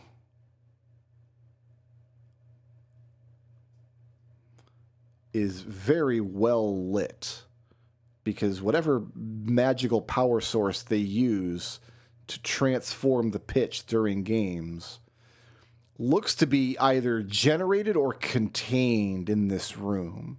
So, like, you can see these kind of crackling electric Tesla coils. Listen, somebody went and Googled steampunk dungeons. And I'm just going to go ahead I and... approve. This excellent map that was made by the meditating monkey. They misspelled monkey, which I'm not crazy about, but I was not consulted. So you Googled steampunk dungeons and have decided to make it our problem. I decided to make it your problem. I think that decision probably came first. Genevieve. Yeah. You've got about 20 feet of stairs or so. You've climbed down kind of this metal rung ladder. You've got to the bottom. That's the top of the stairs is imagine like a landing at the bottom of this ladder that you've climbed down. About 20 feet down, it smooths out into this second square landing. And then there's a couple more stairs down into this large room with crackling circular glass globes of lightning. Blues and purples and bright whites. What the hell is going on down here? She says through the message to Alister, which he may or may not be in range of. Where is Alister at the moment? Did he go... Is he just like up in the stands at the edge of the pitch? Yeah, I mean, invisibility only hits one person. I know I'm using the So word he's- pitch incorrectly, and I know that somebody's going to get upset if they watch and hear No, me. it's fine. I should be saying stadium, not pitch, but now I'm just doing it on purpose. Yeah, Alister is like trying to hide where these people on the pitch won't see him. Okay. The pitch is just the field itself. The stadium is everything that is Yeah. around it, right? Yeah, so he's like under the bleachers. Yeah, no, hiding So is you're at- absolutely true, because nobody's up there looking for you. They don't care if there's anybody up Yeah. in the bleachers. They're just the maintenance guys, right? So you're Well, at the, that's what they want us to think. so you're within range of a message if Genevieve wants to send it out. Yeah. That's fine. So it can go 120 linear feet, so whatever Yeah, path it takes to get to him. There's not like And she, a bizarre planar boundary or something silly going on. well, I mean, there's the dome, so I don't know how that works. The dome is disengaged at the moment because there's not Okay. practice and there's not a game going on. Okay. So she's gonna go up to here Mhm. and try and like Like the maintenance was right in front of her, so they just kind of walked through, right? Yeah, but it would only take a minute to walk across this room. Okay, So, she's gonna okay, go to so- Genevieve, I need a dexterity saving throw. Here. Yeah, I was afraid of that. So Alister's gonna do something when he gets the message. Okay. What's Alister going to do? Oh, we're back. We're so back, you guys. So good. Oh, what am I doing with my character sheet? I'm already on the front. I'm going to make you stay on that- that square and just sit and stew for a second while I resolve Alister's bad decision. Yeah. So once Alister like gets this message from Genevieve, he's basically just gonna walk onto the field because he's allowed to be there. He's a cheerleader. Sure. And so he's gonna walk on the field and notice this giant opening in the tree and be like, "What the hell is this?" It's not hidden or And anything. he's gonna, yeah, it's not weird. It's not weird. So he's gonna go look and peer down the hole or the opening. He's gonna walk in the entrance, but he's not gonna. She go told into you it where. yet. Alister. She told you. He's gonna walk in right as Genevieve does whatever stupid thing's about to happen to her. Strangely enough, Genevieve, from your position, everything looks very well lit because you've got this room of lightning fields ahead of you. Alister, if you're just at the top peering down the hole, the rungs of the ladder disappear into darkness and it's pitch black. And Genevieve, you hear, as you step off the stairs onto this little landing, you hear a hissing sound in the walls. And within seconds, you are coated in fairy fire. And then you hear footfalls coming from the other side of the room. Cheese it! She runs away. Alister, what's happening is you're looking down through a field of magical darkness that separates the inside of this dungeon area from the pitch. You can't see in or out of it. And so you're at the top of the rung, and then all of a sudden, out of just the inky blackness, Genevieve's hand reaches out to grab the rung, and she's glowing magically bright purple. Yeah, she says, "Abort! Abort mission!" Actually, you can't see her. She's invisible. She's just Well, she's fairy fire. fairy She's- No, once you're fire. fairy fired, you're not invisible. Very much so. a fairy Yeah. fire. I always picture it as like being like the shape of you has the fairy fire on it. Yeah, it's very clearly outlined. You still can't see the person like a dotted line around yeah. them. Yeah, Yeah. Yeah. yeah. The She hell? goes, "Abort! Abort mission!" She climbs that past you and runs across the field. Alister, are you Alister. following her? Are you So following? he's gonna back up he's gonna go onto the field, Mhm. and then he's gonna start practicing some cheer stuff while she runs and hides. And once she's out of view, Yeah. I guess he's gonna drop the invisibility. So you're gonna wait until She's gonna she go hide gets somewhere out of until sight. the fairy fire.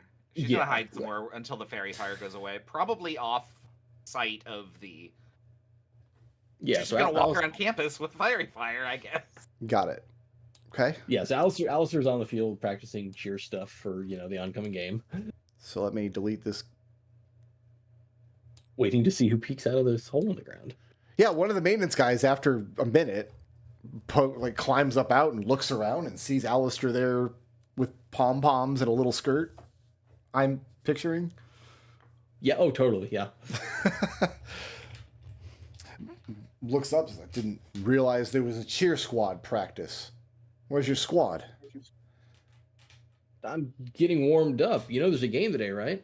What are you doing here? There's practice today. We're setting up the pitch. He motions for you to step back away from the manhole opening. Just be careful. It could be dangerous. Oh, okay. I didn't even realize the pitch did that. Yeah, Alister will back away. Yeah, he just kind of gives you this nervous look for a moment. The kind of look that you'd give a kid who's playing too close to the banisters of a stair. And then he climbs back down into the hole. Yeah, Alister's gonna stay there and cheer until they're done with their thing. Yeah, he's and gonna after watch to another- see what they're... After 30 minutes or so, the four guys climb out. The one who spoke to you earlier, just looking at you quizzically, practicing your cheers all alone on the pitch. Yeah, he's doing backflips and handstands and all Okay. sorts of shit that requires.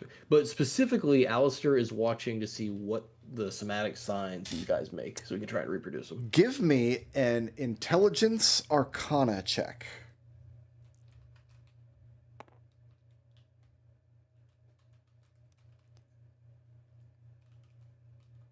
I do not have any D4s. Oh, I do have a D4 for Arcana, actually. I was gonna say, I thought everybody had Membership to the Distinguished Society. I don't.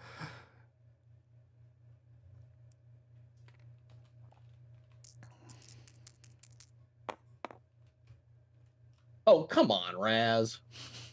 What? No, you're not allowed to blame me. Wait, I'm how's totally it? blaming you. How's You're the source. It's a I've the 7. one been contaminated. A 7?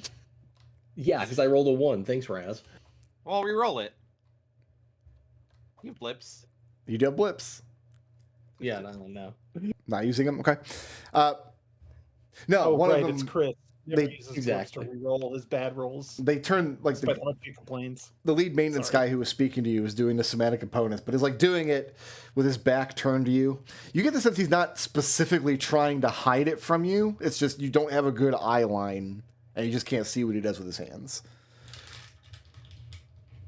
But whatever he does causes the cover to close up and the column to turn back into a tree, and then the branches and the leaves sprout back out of it.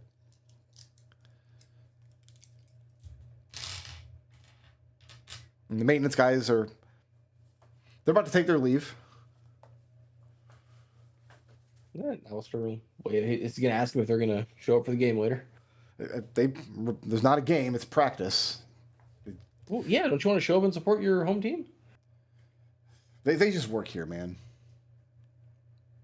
Where's your school spirit, guys? Give me an insight check.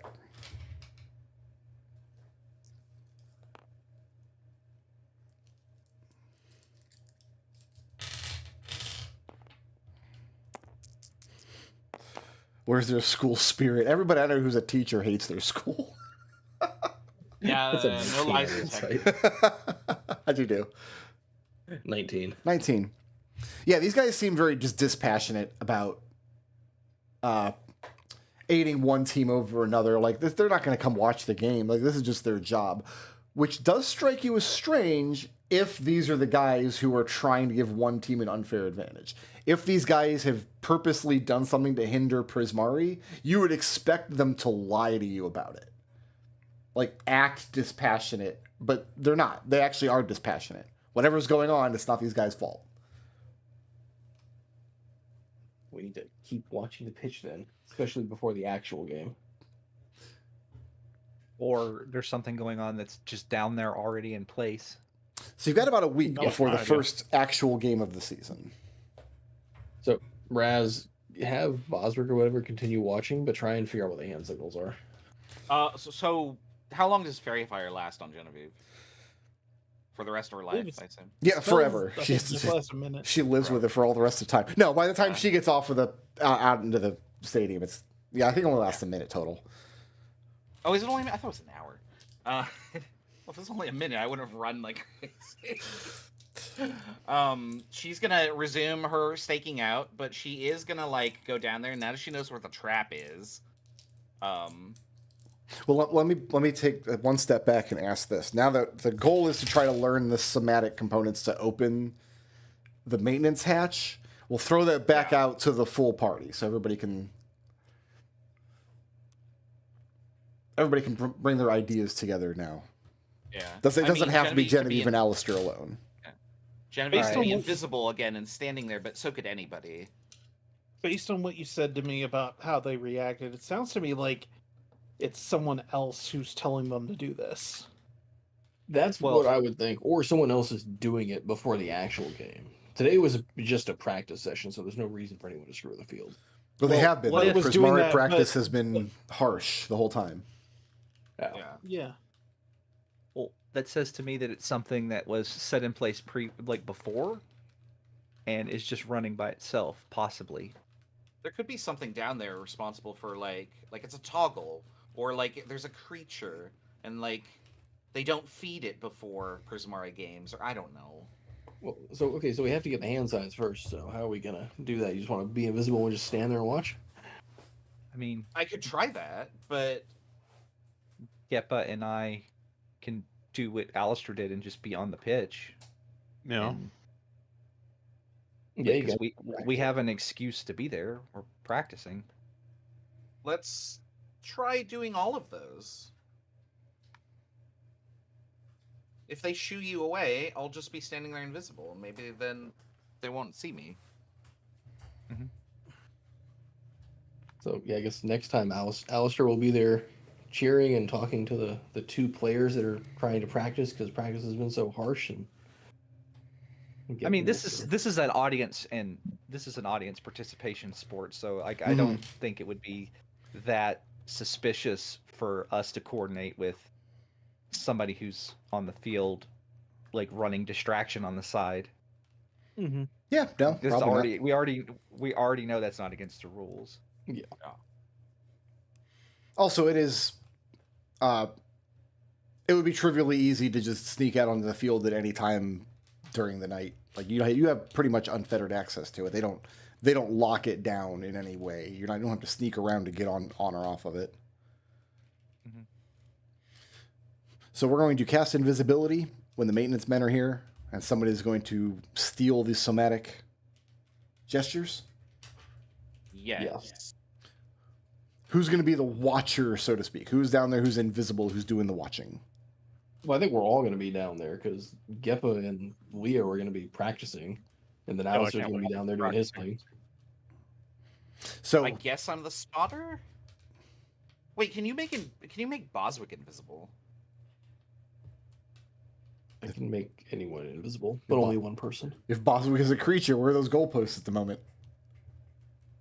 Oh, No, he see, is a now I creature. He's not an he is- object. So anybody who's invisible on the field, I want to make an intelligence arcana check. Anybody who's not invisible, make that check at disadvantage. Oh shoot! If it's Arcana, then that would be Genevieve to make it. But we said Boswick. Take a bardic dice. So I'm assuming we're going to rest before we go down there. Oh yeah. This is the next day or 2 days later or whatever. What is Yeah, so Boswick? everyone... That's an Arcana of 12. I got 4 bardic dice. You 4 can each have 1. There you go. Oh wait, Man, that's your squad. I've got practice I've really got an paying Arcana off. die. Let me throw something on that. Oh, that's... Dude, Raz, you and your goddamn contagious Well, ones. I said that I was going to bring down Boswick. Okay, that brings it up so- to 14. Okay. Can anybody Hold beat a on, 14? Yes, I beat a 14. Okay. How'd you do? But I'm gonna tell you by how much as soon as I check one thing real quick. Okay, that is a 19. 19. Can anybody beat a 19? Nope. Leo is the key to getting in and out of the Stadium Works dungeon access. He's the one who has seen the somatic components. He's the one who would have to perform it to get in and out.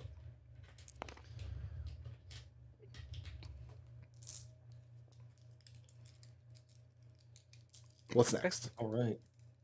I mean, when like we have a indeterminate amount of time for the actual game. About a week before the first game that Prismari is playing in.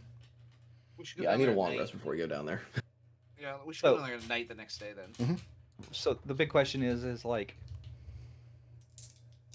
should we do this? Like, is this cheating? Hugo, No. I'm having a slight existential crisis. If No, Alister will if explain what- the rules very clearly to Leo. It is not cheating. As long as we do Here's not what- change the field to favor us versus somebody else, it is not cheating. What's We're trying Hugo's to thought? expose cheating. Yeah, that's what we're doing here. Is Okay. It's Exposing Somebody cheating else is is not cheating. Is that where we are? Oh, you might have to crack a few eggs, but like the goal is there. Leo's having a slight panic attack about breaking the rules, but yeah. What rules are Leo breaking? Well, this is obviously a restricted area. Okay. No, it's not. They didn't tell me I couldn't be there. They just said watch out so I don't hurt myself. Is it clearly posted? There's nothing posted. We It's a tree. Okay. It's a I'm pretty maintenance sure, like- hatch under the field. Like I'm pretty sure like these are like like Leo's like, but it's a maintenance area. We're not supposed to go. But and then like Alister's like, yeah, but it's not posted anywhere. We can't go in there, so therefore it can't be against the rules. There's no rule to This say a site dog affect can't play us. basketball. We can't read. Yeah, there's no rule. There's no rule says dogs can't play ball. Basically, gets Leo down there because like Alister. Yeah, So the 5 of you are going to go down into the Mage Tower Stadium Gearworks to find out why Prismari is laboring under unfair conditions on their practice days. Correct. Go ahead and Yes. take the benefits of a long rest. Those of you who are spell allowed to sheet. swatch out spells, take what spells you think. So here's what you know for a fact. You know there is a layer of magical darkness that you descend through. You can't see down into the pitch or up out of it from the maintenance area. You know that there's a fairy fire trap immediately. Actually, I guess you know 4 things, because you know kind of the layout of the lightning ballroom, and then you know that fairy fire trap also somehow alerted the maintenance guys who were down there. A magical alarm of some kind. Yeah, I'm sure the giant magical darkness didn't help. So those are the 4 things you know before going down, and then who knows what's beyond that? Because there's a lot of black space on this dungeon here. I mean, clearly it's going to be an illithid. Yeah, there's an illithid nest down here under Strixhaven. The illithids are controlling all of the Mage Tower season. Is this fucking Norg from Balam Garden? Like, is this what we're doing? Oh no. I always love that scene because Norg is like, I'm the one in control because I invested the capital to get this running, and I'm like, that was a bad investment. That's a terrible financial decision that you and your entire species have made. Oh, that was probably Sid's bad idea for going to Norg for funding, but What? whatever. No, Sid secured Everybody the was investment. responsible. Sid got the capital he needed to start up. It's like just, I don't know. I don't, from an investment standpoint, I think Norg is an idiot, and then he gets butthurt about it, and then we beat him up, and then he's gone forever, and that's the story of Norg. He gets butthurt because like he's trying to like take over because he wants to go full capitalism, and Sid doesn't want to go full capitalism. So that's what it is. But and then you beat him up, and then he's gone forever, and you suck he's not Leviathan gone out of him forever. with a straw. He gets reborn into a Moomba. This is the life cycle of the. Oh god, Final Fantasy. All right, why? well, we're gonna go take a break here while McDohl. The way he started that sentence, I thought he was going to talk about the Norg crossover in Final Fantasy XIV that I didn't want to hear about. No. It's McDohl, go ahead and get your coffee, get your bagel. I'm going to get some pasta salad. I'm going to admire all of the different Sid cards. Yeah, For Magic the Gathering. Those are really You good. like a bagel. Yeah, go ahead and get your bagel. Let's reconvene in about 15 minutes, and we will do the Gearworks dungeon. You can have as many Sids in your deck as you want. You're not limited by 4.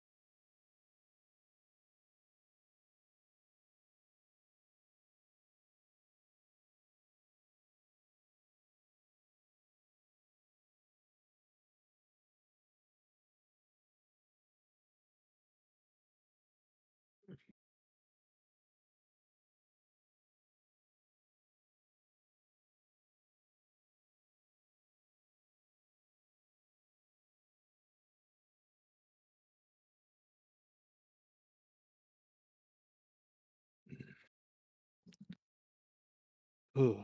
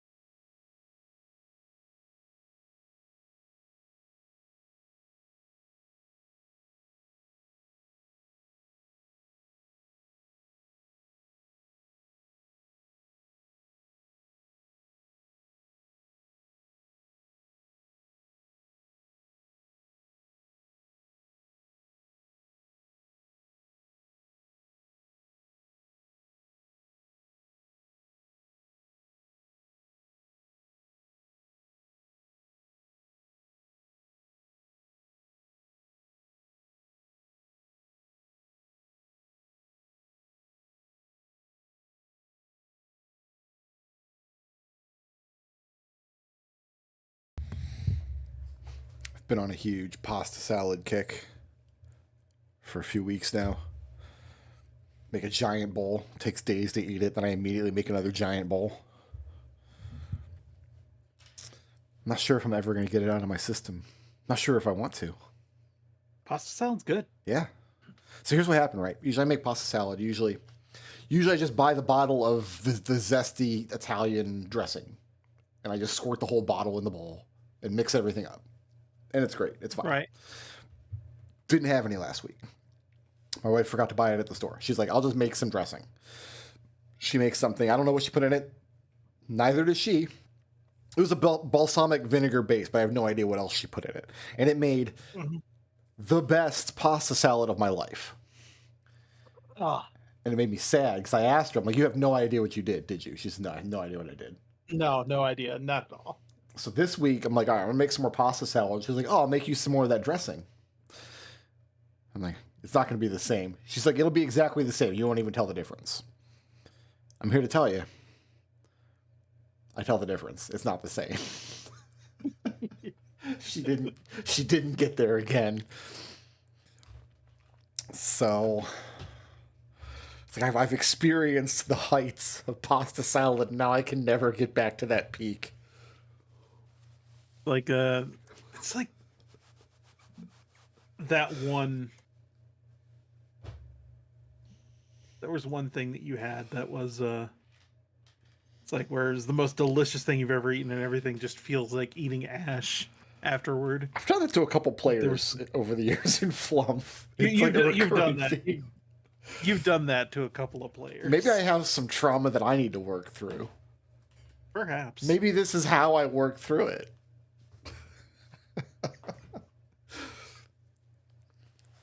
It's a sobering thought. Like, what if I've eaten the best cheeseburger I'll ever eat?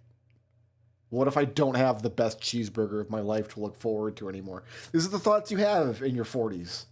This is what you think about. What if I'll never ride the best roller coaster again? What if I'll never have the best shower? It starts with pasta salad, but it does not end there.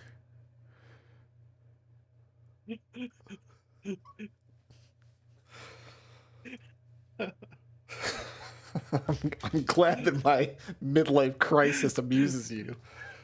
No, something even better than your midlife crisis. See if I can get this to post properly in Discord.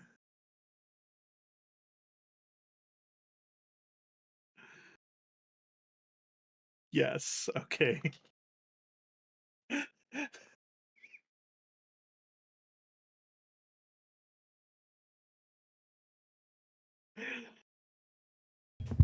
Now what have you done? No, okay, now I can't. I haven't clicked this yet. I know. I'm afraid to click this. Nope. Because here's the thing. Completely G-rated. Here's the thing. Completely G-rated. I love Robin Hood. That's my favorite version of Robin Hood ever. Right. But Right. you're a furry.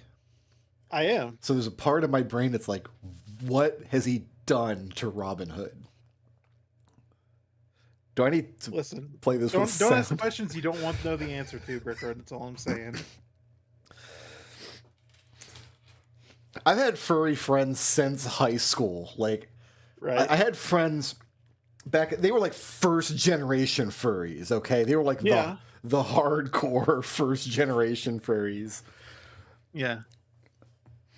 We let you in on a little secret, Brickroad. So am I. I'll ask Chris when he gets back if he remembers the one dude from school. But The one dude. the one dude.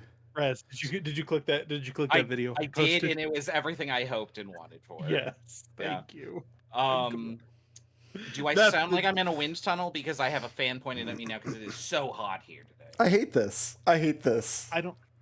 I hate love it. this. I love it. It's You have- so amazing. You have It's really- ruined. yeah. You have ruined two of my favorite Disney characters for me forever. That's what the fox Listen, says. that is what the fox says, Brickroad. I didn't even have sound on, and I hated it. Oh, Oh yeah, no. Man, I'm not gonna going to watch it again with sound on. Well, I mean, if you hate yourself that much.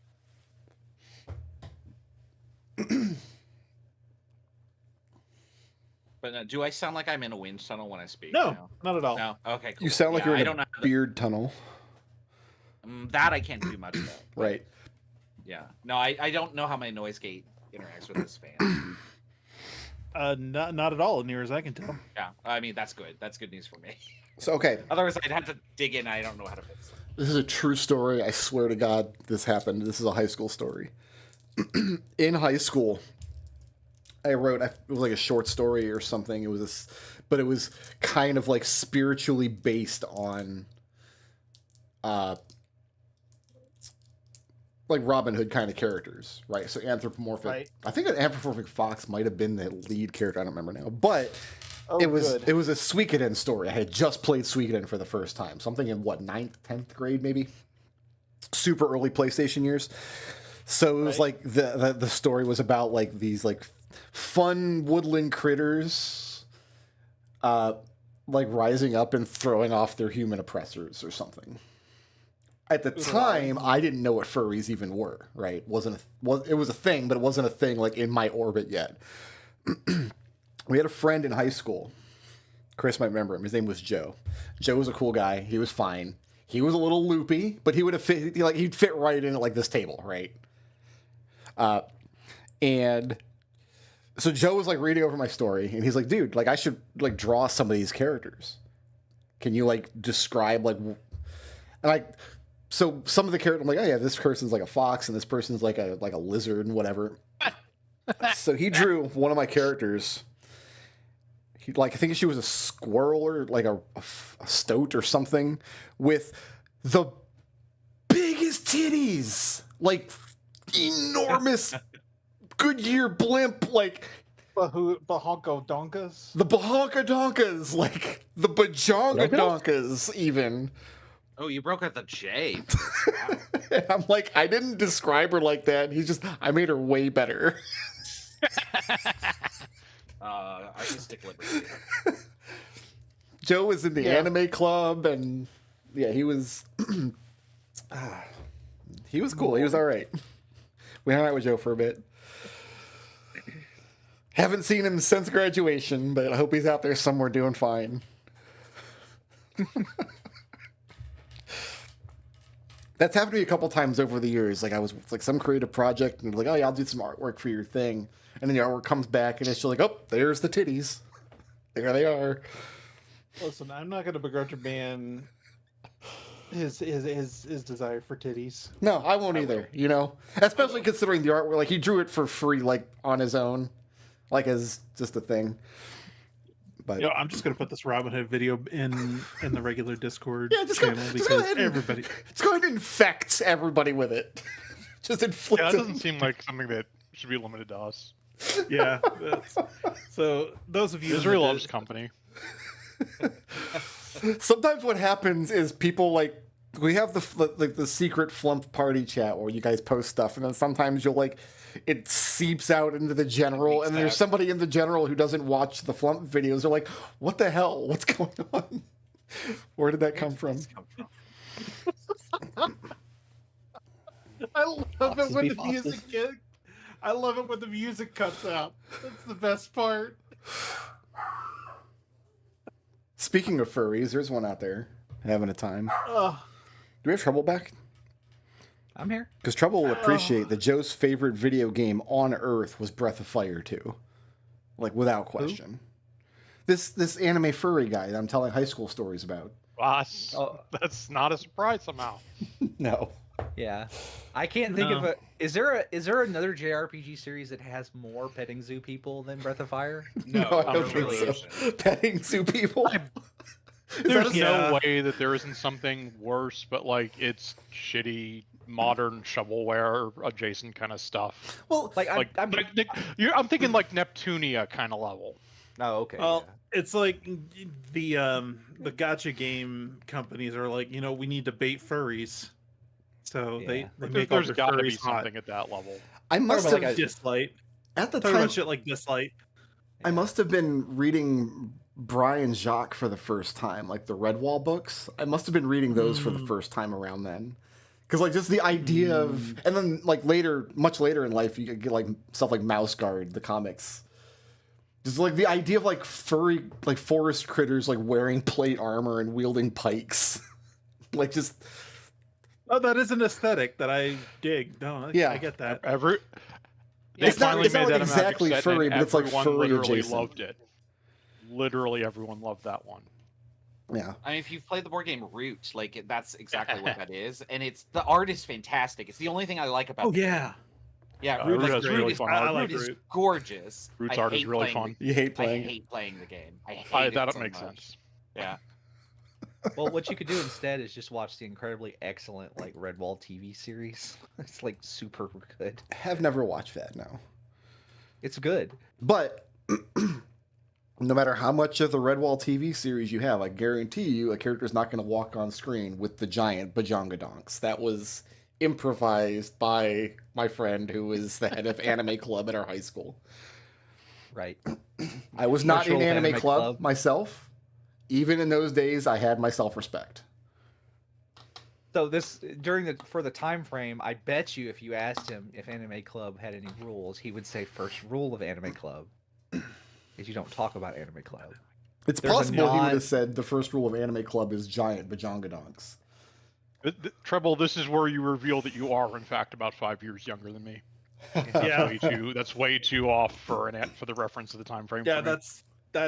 that was Flight Club was, sophomore year in high school for me, I think.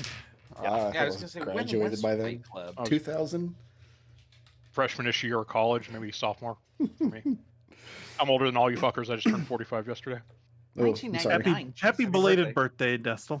Thank you. Happy I turned- birthday. Or I 2 days turned- ago on Friday. Who are we still waiting I on? turned- Happy what? I'm sorry. I turned think we're all 40 in here. October. Yeah, we're here. Chris, I was telling these guys about Joe. You remember Joe in high school? No. You have to remind me what he looked like. He looked like the guy who was in anime and furry club. Like, he looked like what you're thinking he might look like. Self-describing. Yeah, I'm trying to remember. Anyway. All right. I liked the goth kids in high school. Sometimes I wonder if Chris was actually present. No, he No, wasn't. not mentally. He skipped so much. Dude, Treble. So I want you to remember when I say this, I have a PhD. Okay. Yes. My mom was afraid I wasn't going to graduate high school. I think I graduated like a 2.2, and it was entirely because I skipped. I skipped so much, the vice principal made me call my mom and tell her that I was being suspended for skipping school, to which I baldly told my mother they are giving me a vacation because I've been skipping. Now, the way we're all interpreting this is, so what you're saying is, Chris, even when you were 17 years old, you were an insufferable shit. Yes. Yeah. Yes, okay. And not much has changed. I never skipped school because there was nowhere to go. But here's Yeah, the thing. no, I had that problem too. Like I didn't need to go to school. Like I was a So, straight A Raz, student. but here's the where thing. else would I go? I lived 10 minutes in the country. That was a 2-hour go- walk back. No, I didn't go. I skipped school so that I could stay home and learn about computers and programming. Yeah, if I stayed home, I would have to stay with my family, and that was worse than school. School was my vacation. I mean, All right, I thought honestly, school was same. only useless. You have arrived at We're all the... dysfunctional. Not me, I'm perfect. We've arrived at the Stadium Gearworks. So you guys are entering at this point at the top of these stairs. You're climbing down through this kind of blob of magical darkness. Is this I- where the blob of magical darkness is? No, this is what I think the fire trap is. I said fairy fap. Oh god. Fairy Fap, The fairy fire. that's the a fairy whole fap different trap. club that Joe was in high school. Was If that's the trap Genevieve triggered, then the game has changed. yeah, the darkness. No, The blob of darkness is in a vertical shaft. You guys climb down this like maintenance shaft to get to the top landing of these stairs. The map starts at the top landing of the stairs. So if you're on this map, you're already past the darkness. What that means is you can't look up and see out. Light doesn't penetrate in. I have to minimize Discord because these screaming foxes are still there.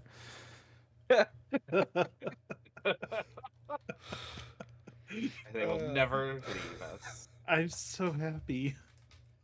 I have to close all of these tabs because I have 30 days to do something with a certification, and You know I I've got way too many tabs open. do you know how it'll palate cleanse after that gift, McDohl? Is I'm just gonna watch that movie on Disney Plus tonight.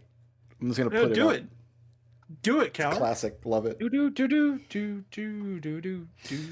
All right, so you guys know where the fairy fire trap is, and you know this. Well, you don't know what happens in this room. You just look out into it, and you see these circular glass domes. So the way I'm envisioning this is the ones kind of in the center here on these arms are suspended from the ceiling. So imagine a ceiling with maybe, I don't know, 20-foot clearance or something, almost like chandeliers dangling there. Whereas the ones on the walls are set down into the floor in alcoves along the walls. And then you have two in the center that look like they're glass domes, that they should be crackling with lightning like the rest of them are, but they're inert. There's nothing going on in them. Here, let me. You said there's a trap down here. Let me trigger it. Yeah, so this is where I thought the trap was. It was someone here. I was standing here. Yeah, that's an even landing at the bottom of the stairs. You're just gonna step onto it? I'm gonna like step. I'm just trying. I'm wait, looking. hold on. I'm looking. Because she Well, said now I that disarm it. that alerted whoever else might be down here, right? Yeah, Right. maybe now that I know that it's here, I can look for something and maybe disarm it. Okay. Can I swap places with one of you? Genevieve, Yeah. give me a dexterity thieves tools check. Oh, I'm writing in my spreadsheet over my character. Hold on. That's not a good idea. Yeah, I didn't want that. Okay. On the plus side, do you get the double tool proficiency yet? No, not yet. It's still 19. 19? Okay. So yeah, it's painstaking work. So you have to kind of hunker down against the wall and kind of lean over, but you know that the spray, you heard this hissing sound that released this fairy fire. And using your thieves tools, you're able to disengage. If you kind of, I'm imagining like 8 nozzles, like 4 along the south wall, 4 along the north wall at foot height, and then like maybe chest height. And I'm imagining you can disable the bottom ones and then crawl underneath them with that check. And she'll turn around and say, well, these are disarmed, but I don't know about the alarm. And I'm sorry, gang, I do have to step away for 2 minutes. I desperately need a hot cup of tea. Okie dokie. Understood. Well, in that case, I'm going to continue my search for continuing education credits. Coffee. Coffee is the answer. If you don't feel good, just drink more coffee until you do. Jesus fucking Christ. I don't think water was It's gonna help. actually terrifying how well coffee works. You do know you have to drink water to live, right? Yeah. Coffee's I mostly don't- Treble, water. I've drank at this point, looking at this bottle, 2.5 liters of water this morning. Yeah. And have you gone to the bathroom yet? Yes. Okay. So we're probably dehydrated, but not like crazy dehydrated. Yeah.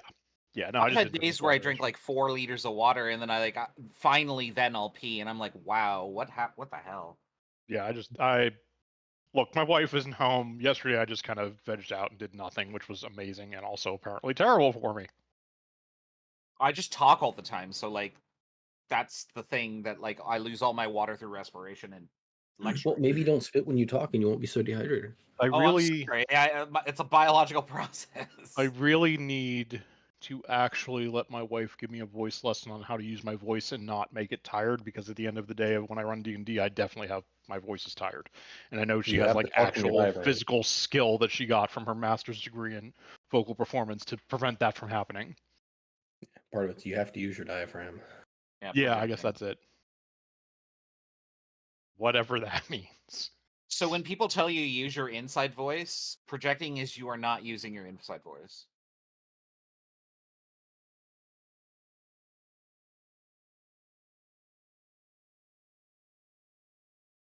I'm hoping that's the silence of understanding. Sure, let's go with that. Let's go with that.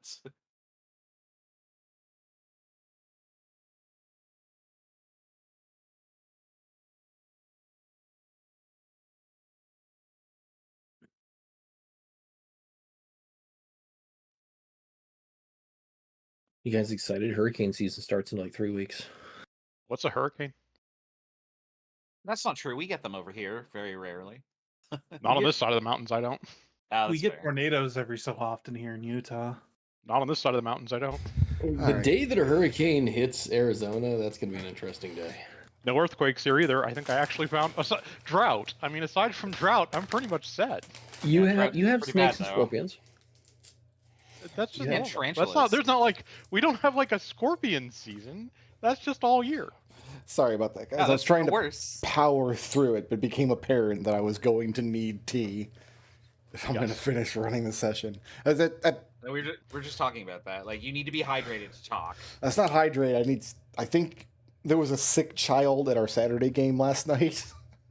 I'm hoping that I'm just kind of phlegmy because of the environment and that I'm not getting sick, but It's not going to be so. It takes about 72 hours for something to incubate. So if you're phlegmy, it's not from the child yet. Maybe on Tuesday. it did rain It's really probably from hard. something- It kicked a bunch of like pollen and gunk and stuff into the air, and I was out doing yard Yeah. work earlier, so hopefully that's it. Yeah. And it's not. Okay. That's probably what it is.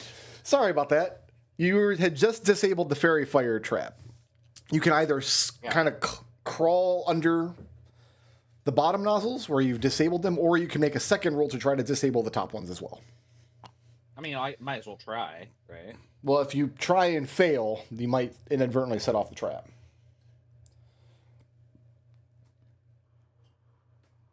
I'm fine with crawling. Yeah.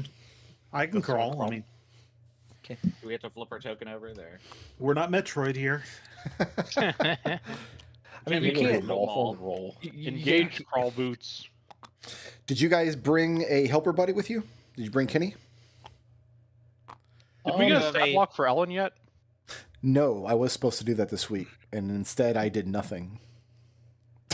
I guess Tempest is off the table too. Then, yeah. Do we want Kenny? Okay, let me make a note. I'll do that tonight while I'm watching Robin Hood. Cool. Do we want to have Kenny with us? That's up to you guys. If you have, I'm okay with it. if you have Kenny, you're just splitting the XP with one I extra. think this is What I don't level know. is Kenny now? five-ish. I have, yeah, her stat block hasn't changed, and I kind of based her on about the strength level of a level 5 character. Okay. I don't know. This is she's not in our college, is she? No, but she's very, very. First of all, she's very, very interested in spectating Mage Tower, and second of all, she would love to see the gearworks under the stadium. She would. I No, think we have that's to a bring her. good. That's a good reason. She might be able to figure some of this out with. Plus her boy toy. You know, That's not official. Little brother. Geppa best. says with a sly wink. You have to fill out paperwork, believe me. Okay, so Kenny is with you, and she's Yeah. extremely impressed and enthused, I would say is a good word, at how the five of you always manage to get into such exciting trouble. Like, it's always something with you guys, and she's here for it. Genevieve looks at Kenny and says, "It's not trouble yet." Geppa looks at her and says, it's totally trouble. I don't and know then- why she's in denial. And then goes over here to examine this very dangerous. She's already looking disabled a lightning orb. fucking trap, and for some reason she thinks it's not trouble. I don't know what's wrong with Jen. Love you, Jen. Yeah. I was about Kenny, to just be say- careful you don't set anything else off. Genevieve, Geppa gets finger guns. give me. It's going to be a straight intelligence check. Uh-huh. I'll let you make it at advantage because your character sheet specifically mentions Eugenia Veritas. Oh, interesting. Okay. I would like That wasn't the reason I was expecting. 20. A 20? 20, yeah. Hooray. The glass dome, so the one you're looking at here, the one right in front of Genevieve, is suspended from the ceiling. Like, you could reach up and touch the bottom of it. Externally, it looks like that would be excruciatingly painful. There's crackling lightning inside of it. However, my mind completely blank, and I forgot what the devices are called.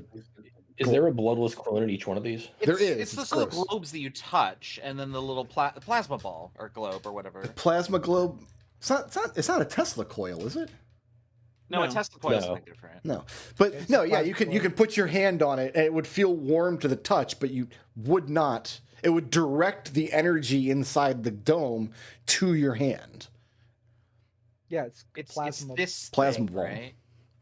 Yeah, plasma ball. Plasma ball, globe. or lamp. Yeah. Orb. Yeah, I had Orb. one as a kid. Ponder it. Yeah.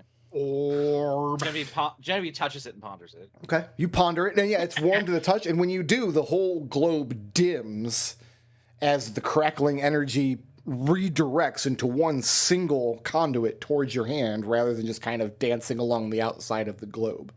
However, Genevieve goes, ah, and pretends that she's getting electrocuted. you just pretend. Does anybody fall for that nonsense? Oh yeah, absolutely. No. Hugo does. Yeah, I'm gonna throw a firebolt at the globe. Oh no! Uh, Genevieve goes, no, wait, I'm faking. roll to hit. Actually, my insight is high enough. I know that's not happening. The firebolt hits the wall over here. Hugo Unless your tackles bluff Genevieve, score trying to is get my her. passive insight is 13. So unless your bluff is higher than that, I'll let you guys decide if you're it's- taken in. So Hugo, you're going over and like trying to tear her away from it. Okay, Yeah. well, let's see how convincing I am. I guess I'll roll It doesn't matter what you roll. deception. Hugo is 11. willingly nah, failing it. nah. Firebolt hits this wall. Okay. Okay. Then So- Genevieve just keeps going, ah, as she sees you on top of her because she didn't expect anybody to fall for it. Are Genevieve you tried okay? to fake out her friends, and one of her friends responded by faking her out with a firebolt. It was a joke. It was a joke. Get off me, please. Hugo tackled her. Jen, do you think my aim's really that bad? Hugo. Everything about this is bad. Are you okay? What is it? Ooh, I'm okay now that there isn't a guy on top of me. Hugo. What's the? But- When you No, grab hold of Genevieve and try to move her away from, you like pushing her away, tackling her. What are we doing? Kind of tackling her. Yeah. Kind of tackling her. Yeah. She hits this back wall here, and then goes through it. Whoa. You guys didn't even have to roll for that secret path. You just role played your way into it. do we both go back there? Well, I mean, it kind of cracks open a few inches as the weight of your body hits it. But yeah, the wall here parts into a cavity beyond. Leo leans across the corner and goes, "Huh? That's usually you, Geppa." Yeah, I know. God damn it, Kenny. See what I have to deal with. See, no trouble at all.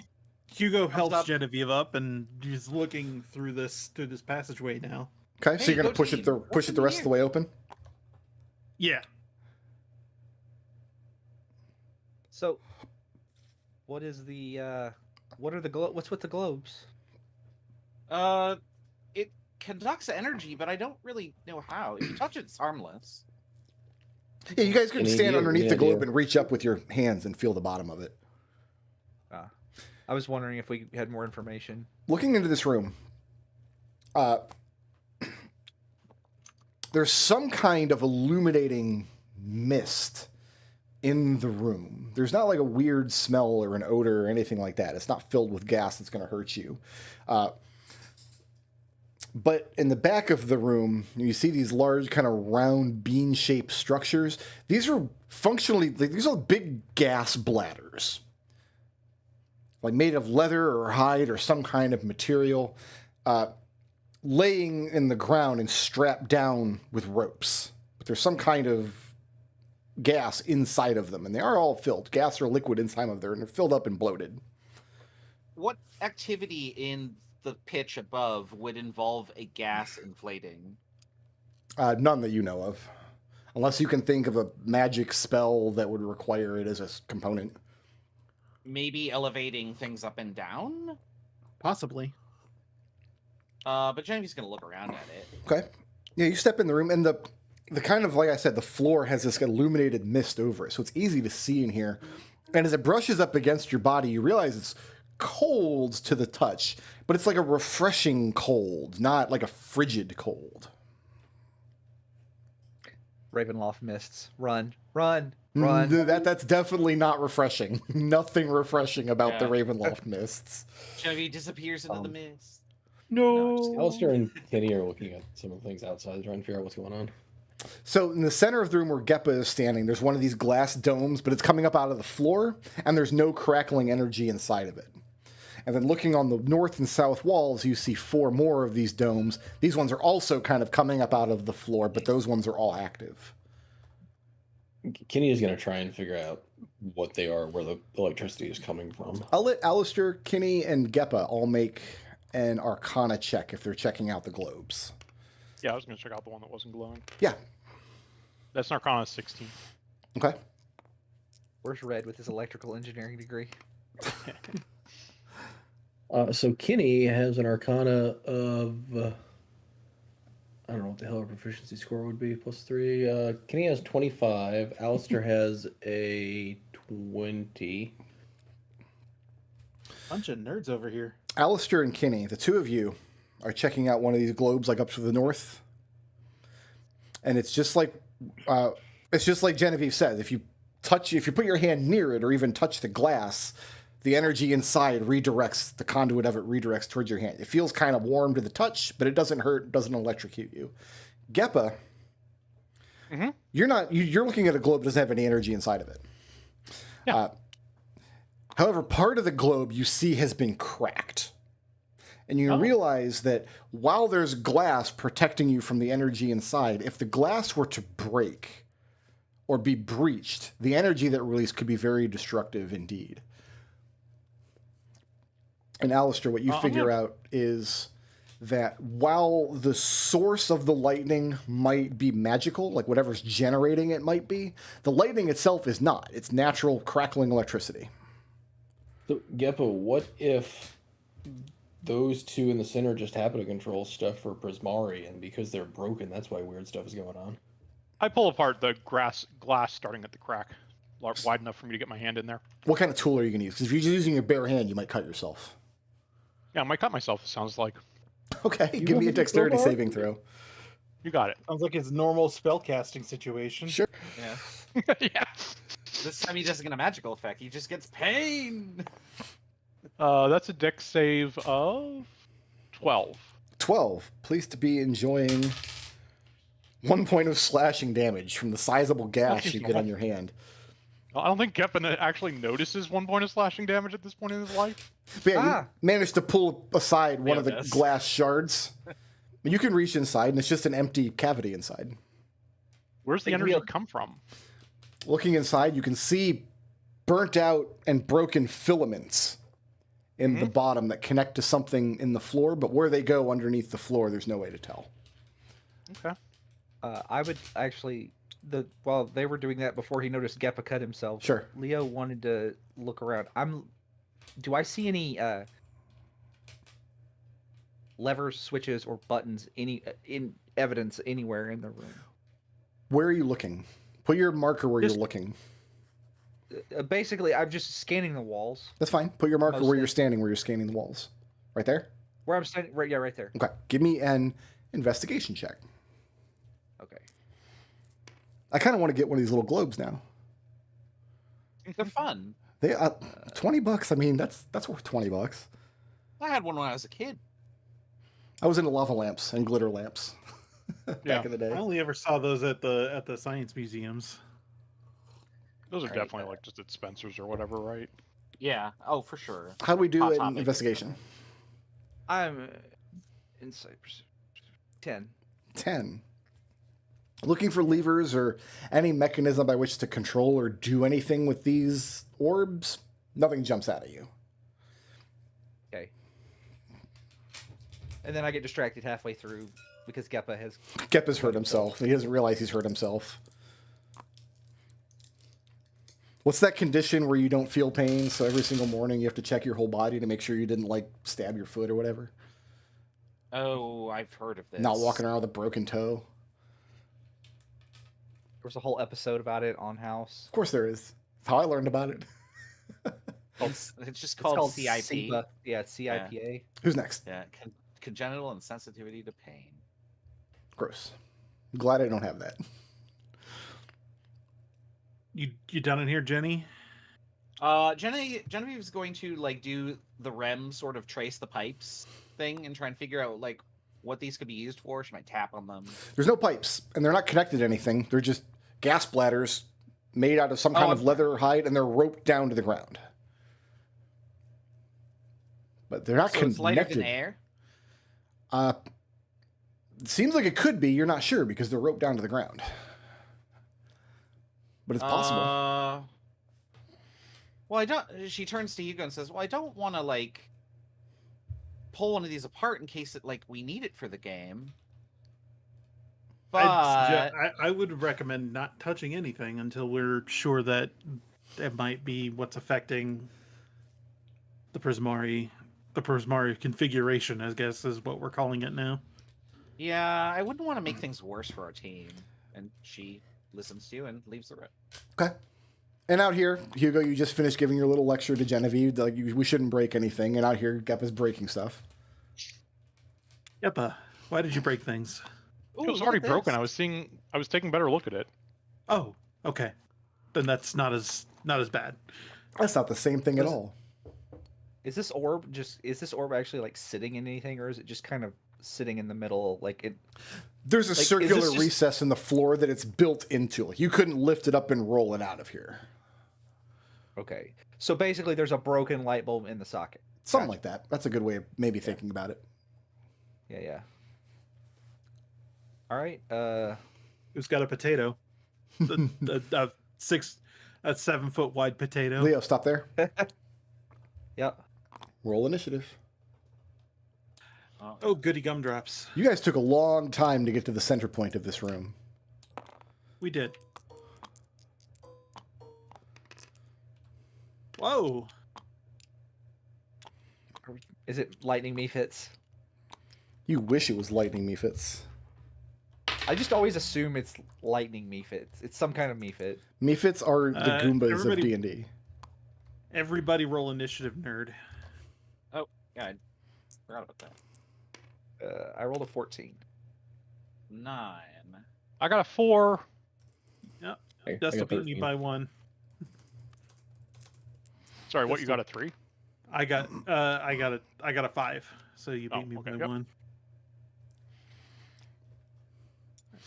Sounds like it's Destil. Yeah. Leo. You feel like a tingling sensation at your ankles as you cross the midpoint in the room. And as you look down, you can see what can only be described as, like, imagine like a filament tripwire running the span of the room. And you broke it as you stepped into this place. And you can see the sparking in either direction, heading towards the north and south wall, whatever the filament is connected to. What they're connected to are little hatches in the at the floor level, down at the wall. And out pops these 4 little creatures. Some kind of mechanical construct juiced up on lightning. They look like little puppies, more or less. They're kind of quadrupedal, and they're kind of like ugly cute. And you don't know what they're going to do to you, but they're going to do something. And who's at the top of my order? Got Kenny at 19 with Hugo on deck. This is the creature, the gray one? Yes. White one? The white one. Okay. Yeah, Kenny's gonna shoot it. Okay. Oh, it's so cute. Bang bang. Mage. Let's just make a sex dungeon. It's 6 points of damage. What kind of retirement damage? plan? Magical piercing? Magical piercing. Okay. Yeah, magical piercing. Good. Is that all? No, actually, question on Kenny's character sheet. Sure. So, on her long-range pistol, it says D10 plus 4, but then under repeating infusion, it says +1 to attack and damage. Is that +1 factored into that +4?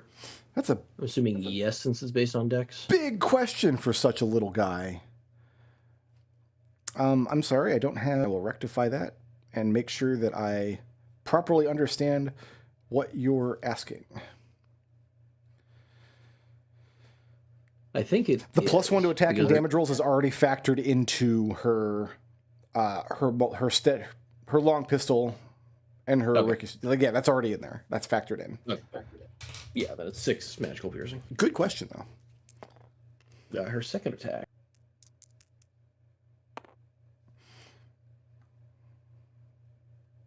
What is up with the physics on this table? Jesus. That's an 11 to hit. 11 will hit. To the same one. That's 11 points of magical piercing. Okay. Did the you same guys one? see the dice? Yeah, I'm Oh, seeing it. yeah, It's same because there's lag with the host, I think. Someone else is using the physic right now. There's only one physic in it. I am Please get in seeing line. orange numbers on all the pings, and I've been keeping an eye on my dropped frames and stuff. Like, my internet's not great. I don't know what to tell you. Yeah. It's potato It pipes happens. again. I'm not happy about it, but we're going to keep it moving. Is Kenny moving or staying put? Kim's gonna move back. We have Leo with Hugo on. I'm sorry, we have Hugo with Alister on deck. Let's see. 1, 2, 3. Oh, yep. That definitely got some lag. Let's go ahead and bring out the axe and chop it. Chop it hard. Okay. Let's see here. All right. Just verifying my attack bonus. Does a 13 hit? 13 does hit. This is the same one that Kenny just shot twice. Yeah. Okay.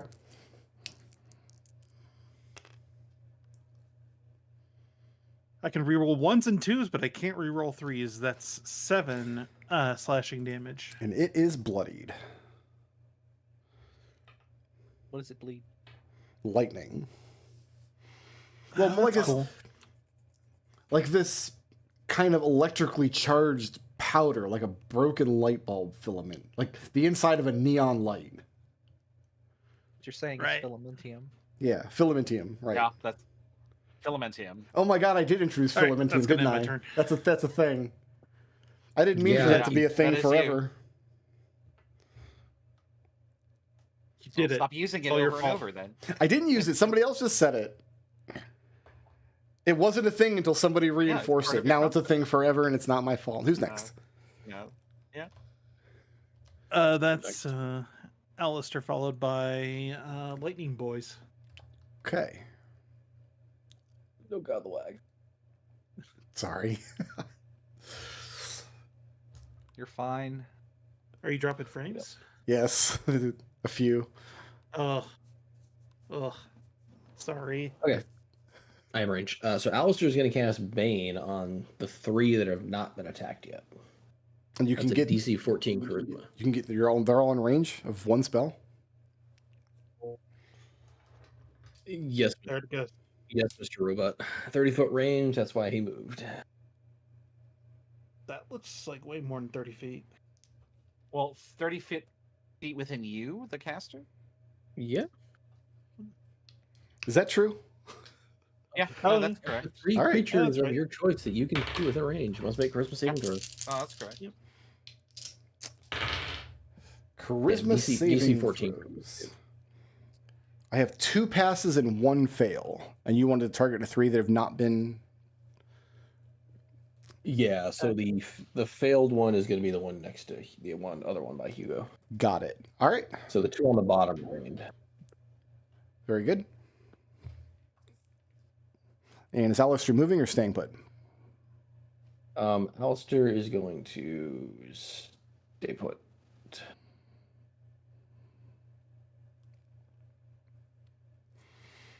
And who's next? After Alister, we have the creatures with Leo on deck. The creatures. This is what I've been waiting for.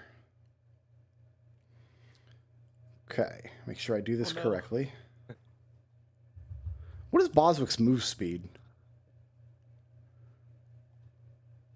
I don't know, actually. 30 He's usually flying. flying around in the air. Well, right now he's in He's this. 30 foot of flying.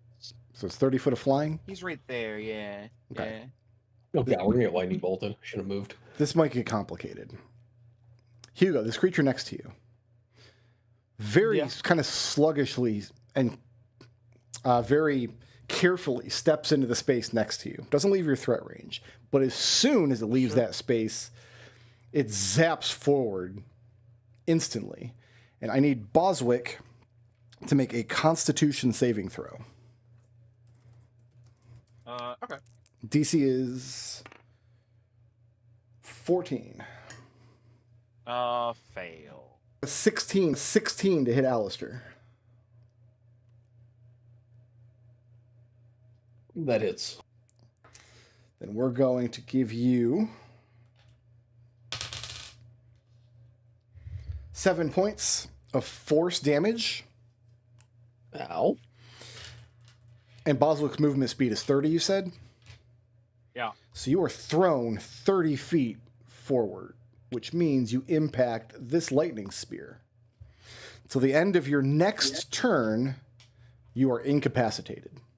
As you hit the sphere with enough force to be jolted through the glass in exactly the way Geppa surmised could only happen if you crack it, which you just did with your head. So I'm incapacitated next turn? Until the end of your next turn. Into my next turn, okay. Right. Incapacitated. I have my cheat sheet here. Means no actions or reactions. So you can still move, you can still stand up, you're not prone, but no actions or reactions. Okay, what is Hugo's movement speed? 30. 30. So this one takes a cautious step forward and then arcs with your square, switching the two of you, and then slams into Boswick, sending Boswick. Oh, I get advantage roll on Boswick because Boswick's prone. I need a Constitution saving throw from Hugo to avoid being knocked prone from being arced to the next square. I'm proficient in these. In my notes, I call this the pinball room. Well, Hugo is not pinballed. That is an 18. So you're disoriented for a moment, but you're not knocked on your ass when you find yourself. I have a 22 to hit Boswick. Oh, that certainly hits him. I'm not even going to look. Boswick is going to take 5 points of force damage, and then Boswick is thrown 30 feet back, up to 30 feet back, impacts this lightning spear. Boswick is incapacitated until the end of Boswick's next turn. Is he also still prone somehow? Yes. Still prone, incapacitated, having a bad He's still day. alive, also. Yeah, poor guy. He has the squinty, like, angry eyes, and he's just waggling his wings, I guess. I don't know. What is Alister's? Brickroad's got Did it just drop again? No, you're up. It is. I'm up. It is. It is. What is it Alister going hard? Oh, there goes tabletop. Yeah, you drop. Let's wait until for me. people reconnect. We'll give it Yeah. a second to see if the hiccup stops. Because I all think my only stuff McDohl just disconnected. flashed red for a second and then came back to green. Yeah, I think that was McDohl. Gold disconnected. disconnected.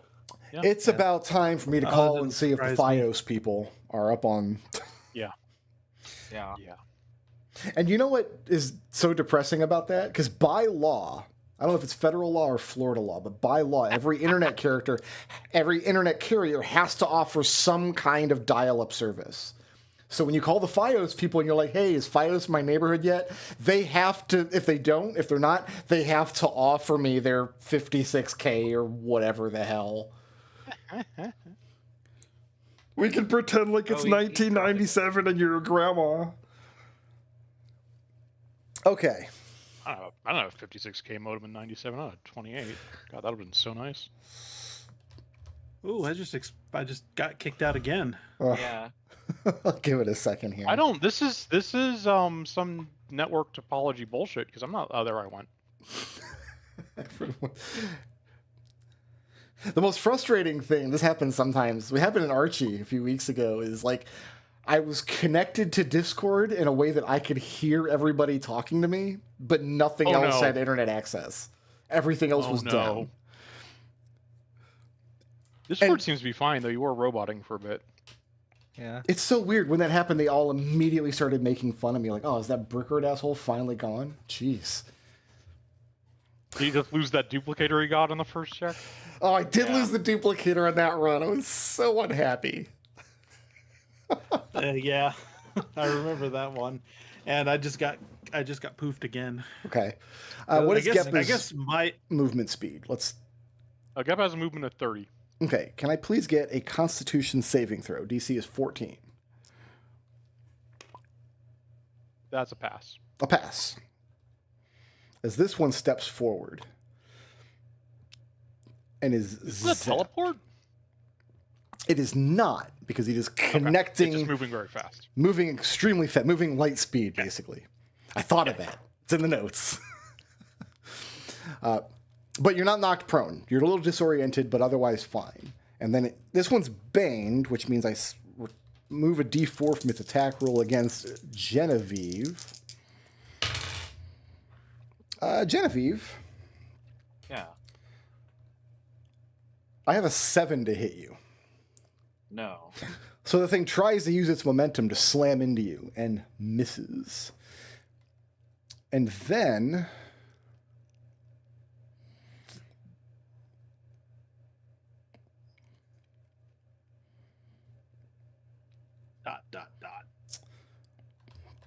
looking to see who else I can get easily. I have to step away really quick. Okay.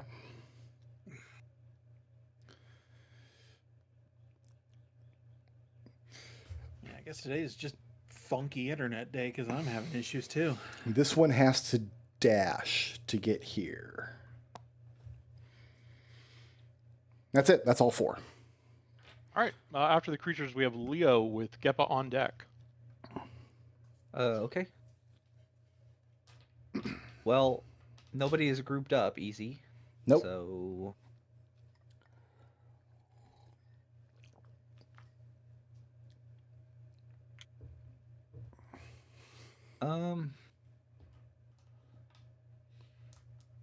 Sorry about that. I'm back. Welcome back. I'm just gonna step here. Mhm.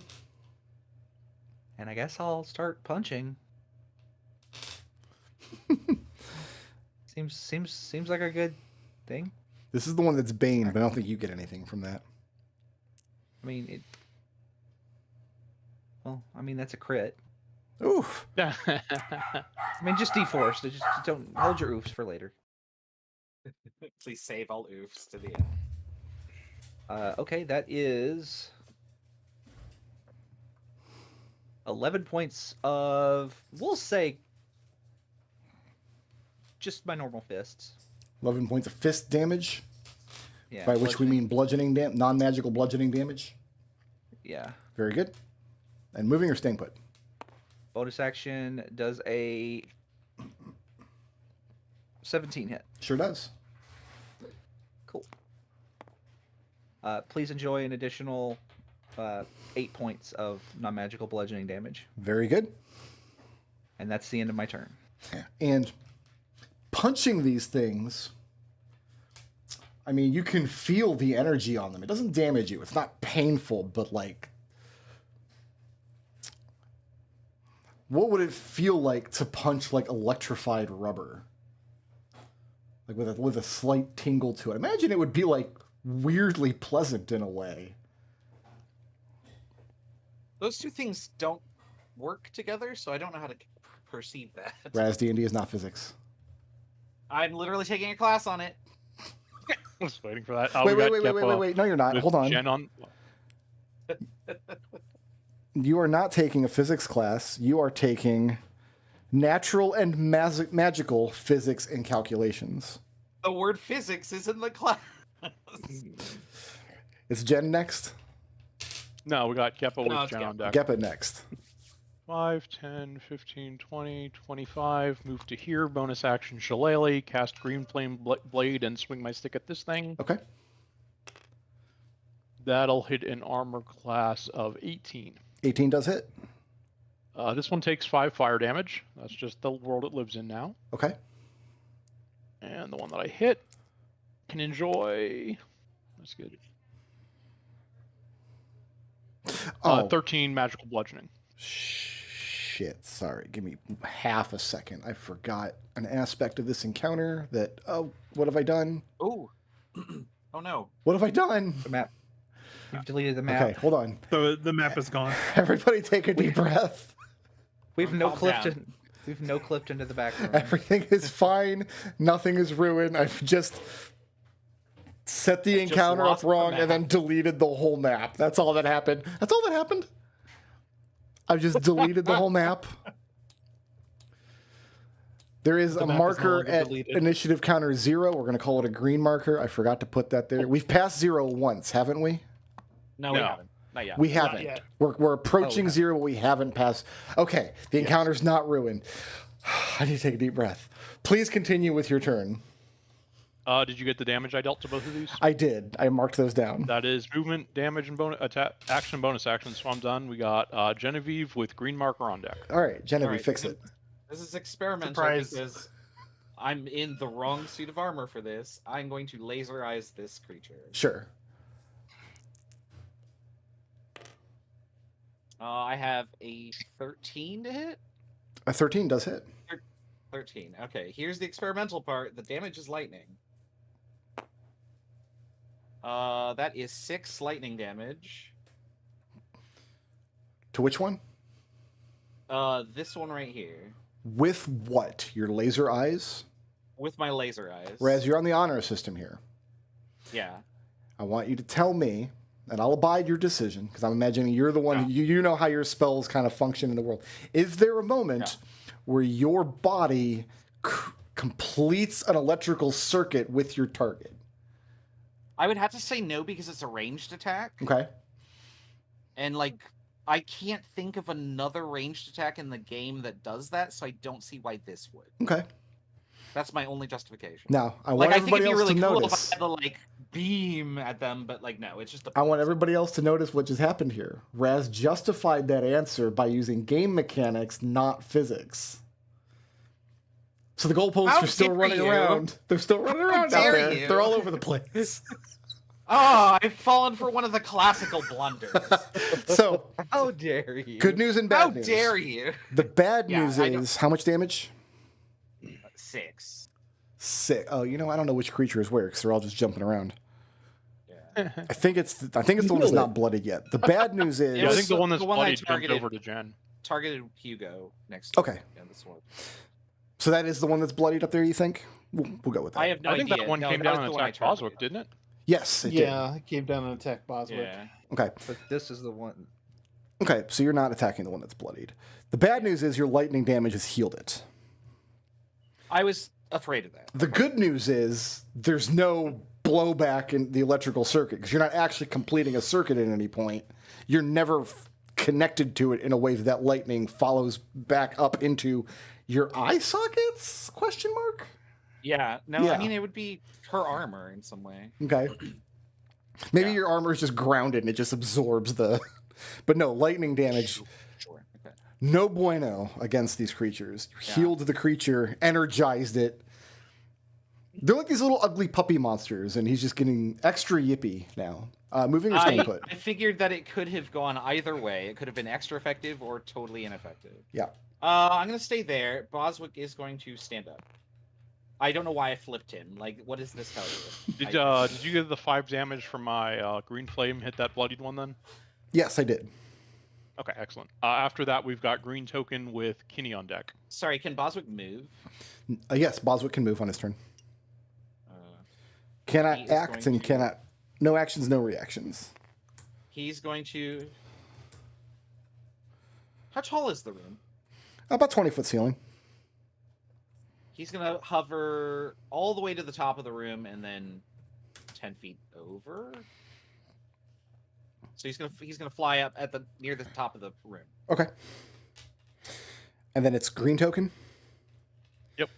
For a split second, all of the creatures and all of the energy balls in the room, except for the 2 inert ones, are all connected with this lattice of crackling arcs of blue and purple energy. The one that was bloodied is no longer bloodied. Who's next? We've got Kinney with Hugo on deck. God damn it, Alister, why'd you bring me here? That's not what Kenny's saying at all. Kenny's having a good time. Yeah. Well, Yeehaw! Kenny is Yeah, fine no, until really. shit gets real.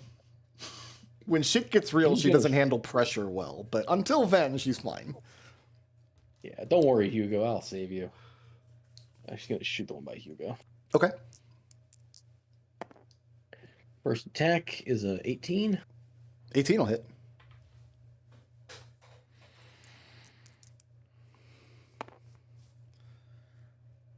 for 7 points of magical piercing. And it is bloodied. Second attack. Is a 22. 22 will hit. For apparently I have a rigged dice. 7 points of magical piercing. Okay. And is Kenny moving or staying put? Well, Kitty's at a threat range, so what she is going to do is move over here. Okay.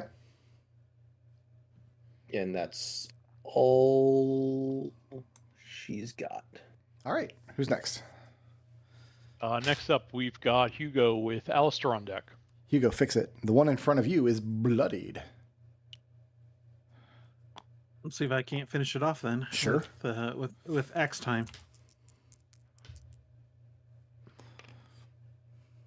Ooh, that's only an 11 to hit. 11 will hit. They have an AC of lightning critter. They are extremely slow when they're not zapping around. And right now he's not. Oh, that's 11 points of slashing damage. Okay. Not quite done with it yet. One more hit like that, you might get it. Is that it for Hugo? Let me just double check my. Okay, yep, that's it. All right. Who's next? Next up, we've got Alister with critters on deck. Alister is incapacitated, but that does mean he can move. Yeah, Alister.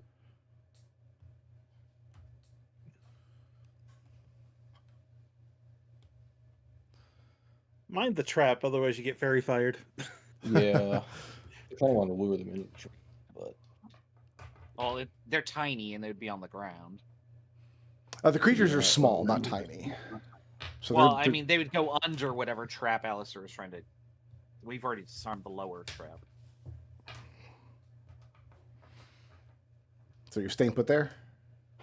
well, no. You know what? Alistair's gonna try something. He's gonna Yep. move between these two. Right up on him. And I imagine like Yeah. all your hair is standing on end, like all the hair on your arms are totally. poking out. Like the feeling's probably not unpleasant. It's like an invigorating, but it takes a few seconds to come down from it. It's like I'd like to experience that when I'm not in the middle of a fight. Like I want to go to like Alistair's spa gonna get day and involved get. again. Yeah, Alistair thing is if I move next to them, they can't rush me and knock me into the goddamn wall again. Who's next? Got critters with Leo on deck. Alister, what's your movement speed? 30. It's 30.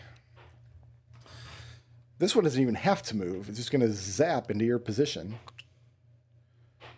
The one that's baned, I guess. So go ahead and make me that Constitution saving throw. DC is 14. I'm going to see if I can keep Alister stun locked the whole fight. That's a pass. A pass. Okay, so you're zapped into the position that it was standing in, but you're not incapacitated. And it's going to use its momentum to attack with a Bane to attack Kinney. That's a 12 to hit Kinney. That is a missing because she has a cool hat. She does have a cool hat. Okay. Then I'm going to... Alister, what's your movement speed? 30. 30. We're going to do it. Start this ride again. Go ahead and make that Constitution saving throw one more time. They're only moving 5 feet. That's all I need. Is a Constitution 13. 13 is a fail. So you are incapacitated till the end of your next turn. Thought that Oh, put you're him just prone. prone. I'm sorry. You're absolutely right. I got my attacks mixed up. Yeah, if you collide with the wall or something, collide with one of the You're globes knocked you get. prone if you fail that. You're not incapacitated. Thanks for keeping me honest. This I one didn't is get that cracked. one. There's a crack in it, but it is still crackling because Alister hit it. All right, Geppa, I have a 13 to hit you. That is a no. A no. So this one misses you. Okay, that's 2 of them. Leo, Yeah. if you would please make me that Constitution saving throw.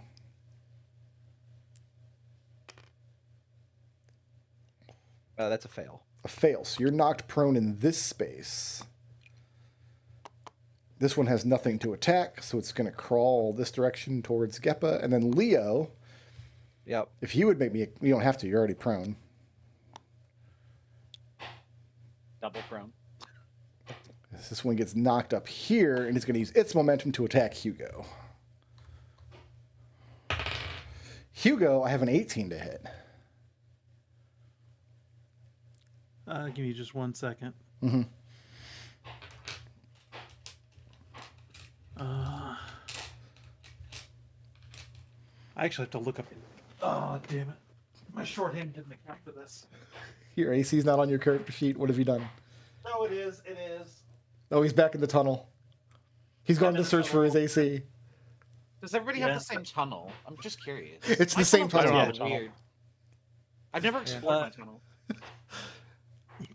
I think I've got the highest AC in the group, so I don't think this is going to matter. Tracy. What is the AC? Is it 18? 16. 16. 16. Oh, So you know what? 19. You know what? From the floor, Alister is going to give this thing the middle finger and silvery barbs up. Silvery barbs. All right, let's roll with disadvantage. That's going to turn it into a 16 from an 18. And you have advantage, Hugo. It's still going to hit. It is going to hit, and I know we established earlier that Leopold's movement speed is 120 some odd feet. So if it wanted to, Actually, it could knock you backwards 120 feet. I'm going to invoke my rune. Mm-hmm. The cloud rune. Yep. When you or a creature you can see within 30 feet of you is hit by an attack roll, I can use my reaction to invoke my rune, choose a different creature within 30 feet of you other than the attacker. The chosen creature becomes the target of the attack using the same roll.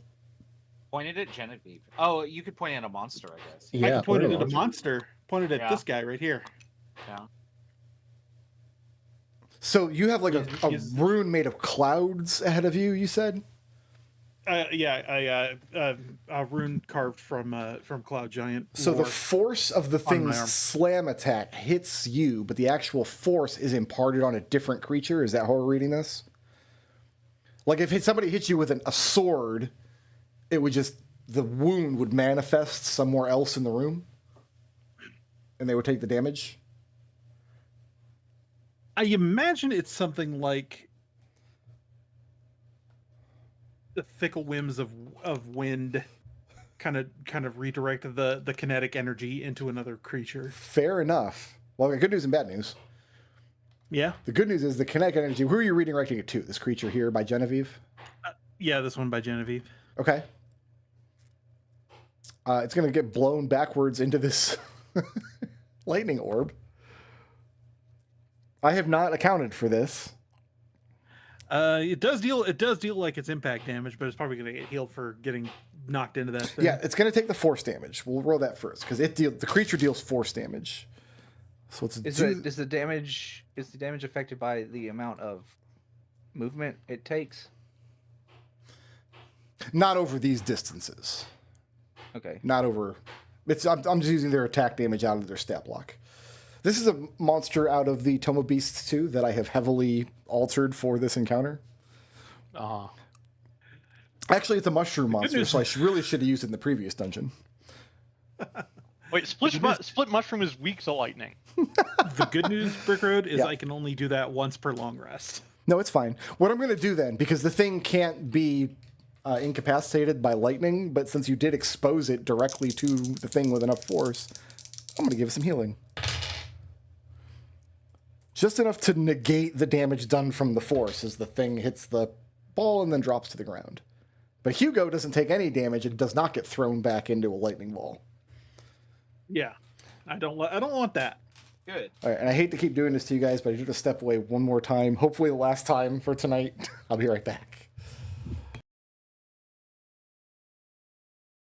Yeah, I'm just like I don't like being robbed of action economy, guys. Yeah. Hope you Well, don't I mind. moved next to yeah. him thinking they couldn't like pinball me if I was right next to him, but Well, apparently they they can. didn't pinball you. They just pinballed other people, which Yeah. is fine. Now you can take a turn next time. Question. So, how many lightning monsters do we think are in the dungeon? Because I will need a short rest to change my armor type. You're assuming we're going to survive this.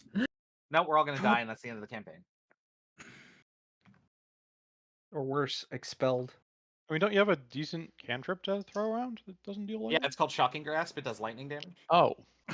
Okay, you might want to diversify when you get your next cantrip. Just I'd love to. Yeah. Artificers get bullshit for cantrips. Yeah, they actually do. Like, Yeah, like I think I grabbing can one of the get cantrip 4 feats total. or multi-classing is actually kind of good for that. At level 10, I'll get my 3rd cantrip, and I only took Especially one because you damage always hit. want mending. Yeah, I took. Well, I got really think mending you should for just free. get mending for free, but I took mending for free as my game cantrip, and then I took Yeah, yeah. message and shocking grass.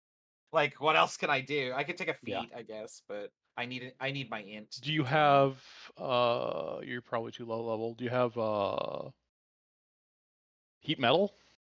No, that's That's a good all-encounter fight spell, but Yeah, I think no, I I don't definitely think you want get All that right. yet. Sorry I about can't that. use it till level 5. I just had to re-up my cup of tea. I got a weird scratch in the back of my throat. I don't. I'm sorry. Yeah, keep Sorry, I know it drinking, doesn't matter. just keep doing I've that. added another crack to this jar. Fair. Second time something said that one.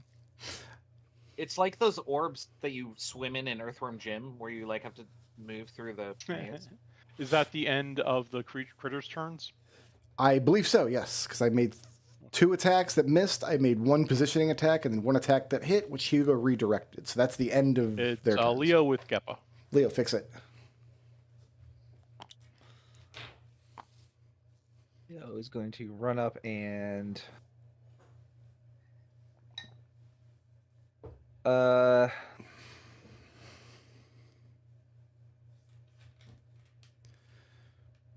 so which one of these is bloodied? It's this one, right? No, it's this one. This is the one that's bloodied. So I would love to be able to answer that question with 100% certainty. I think it's the one that got redirected. yeah, I think it's this one too. Because the other one was healed. Yeah. Right. That one was bloodied and healed. It doesn't matter. I'm going I to made a mess of this combat, and that's all I'm happy about. I'm realizing Right. now I should have come up with a system to better keep track of these creatures that can zap around the room like that. Yeah, you'd have to paint them or something. put like we could just number them. Let's see. A Or just B, beat 'em up, Roman, you know, or just- 1B, Roman numeral 3. Okay. Does a Delta. Delta. my act punching for action on Yeah. this? Mhm. Does a 20 hit? 20 does hit. Okay, please enjoy 5 points of acid damage. Okay. Yeah, they don't like acid damage at all. Okay, and then I'm going to use a key point to Mhm. not martial arts, flurry of blows.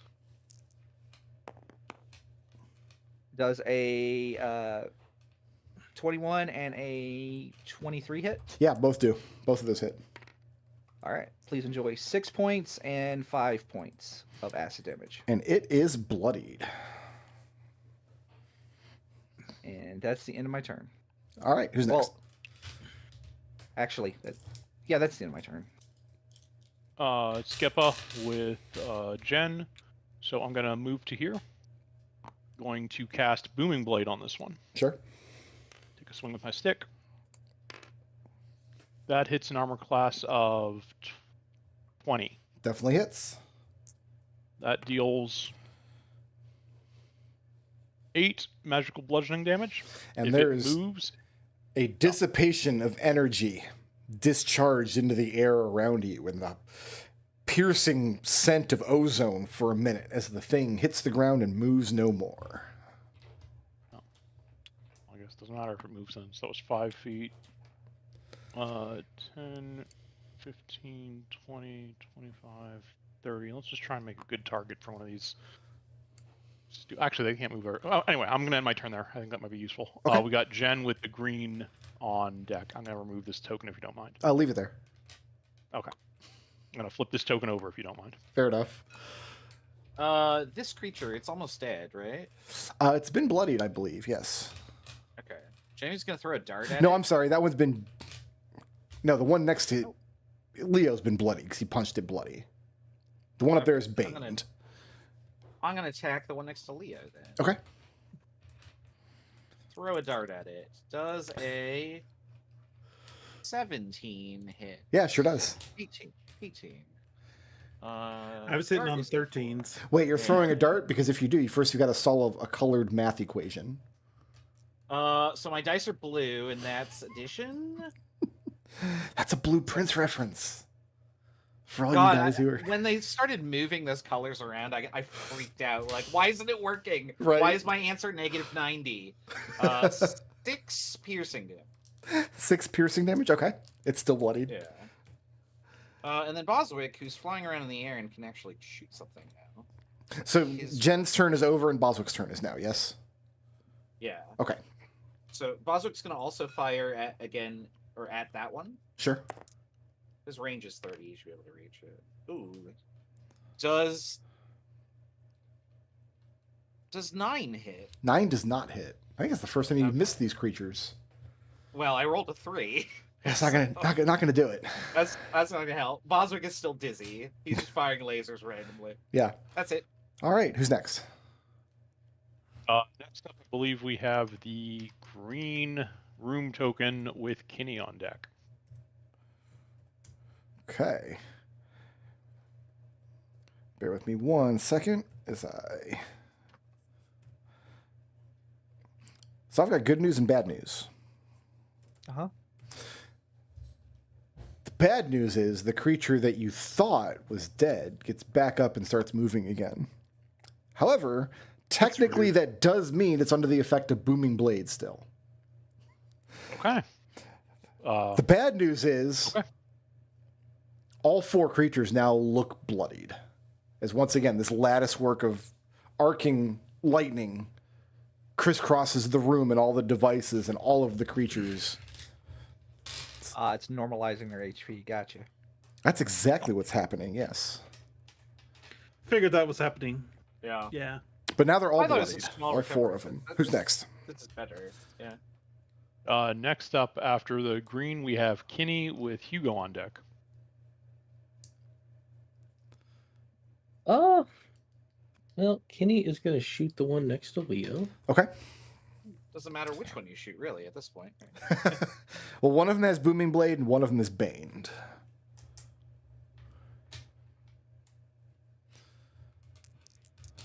All right, our first attack is a 25. 25 will hit. For 14 points of magical piercing. And that's enough. That was this one next to Leo. Yeah. And that one falls to the ground. And Leo, you're just cognizant of this discharge of ozone into the air as it crackles and fades away. And then she'll shoot the one next to Hugo. Okay. That's another 25 to hit. 25 does hit. For 10 points of magical piercing. Okay, and that one is still up. That's all she's got. All right. Who's next? We've got Hugo with Alister. Hugo, fix it. I'll do my utmost. Seems like I will. Well, let's position myself to where I don't get bonked back into a glass ball. Let's try that. Let's see what that does. Oh. You don't want to play pinball anymore? No, I'm over it. I have news for you. Nobody expects the diagonals. Hush you. Just be careful. Hush Literally you. right into it. Hush you. Hugo's not that smart. He's the biggest mark in Franisco. That's what I've heard. That's a 21 to hit. That'll hit. Big axe time. Let's go. Ugh. 8 points of slashing damage. That is good enough. It is knocked over, and it moves no more. And Hugo, 5. Let's see, I moved 5, 10, 15, 20, 25, and 30 gets me there. All right, is that it for Hugo? Yep, that's it. All right, who's next? After Hugo, we have Alister with the critters on deck. Alister, you're about to have critters. So you didn't get incapacity, you just got knocked prone. So you can absolutely act and bonus act and react and... Blongle act. I don't know about that.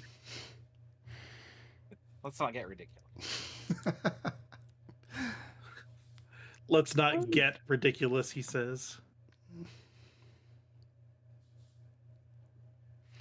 Yeah, I guess we're just going to let the one in front of me know that it is tiny and insignificant, and it couldn't even light a light bulb. Wow. It's just mean. Like, sometimes it's just mean, dude. So what am I rolling? You deserve it.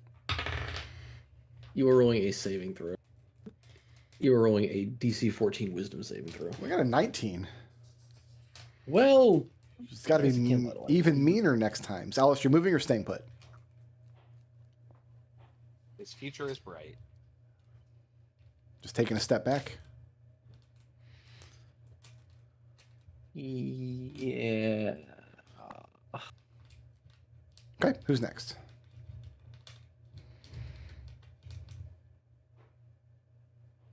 Next up, we've got critters with Leo on deck. Okay. Alistair lined that up pretty nice for me. So I need Kenny to make me that Constitution saving throw.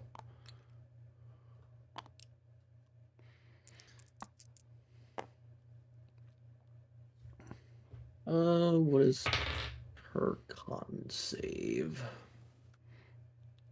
It's on her stat block. Yeah, I'm looking for it.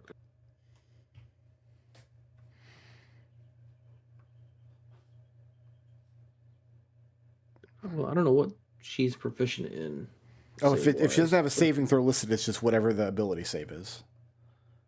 Yeah, so it'd be an 11. All right, 11. So she's knocked prone, and then I have a 16 to hit Alistair. That does hit Alister, but I'm gonna silvery barbs it.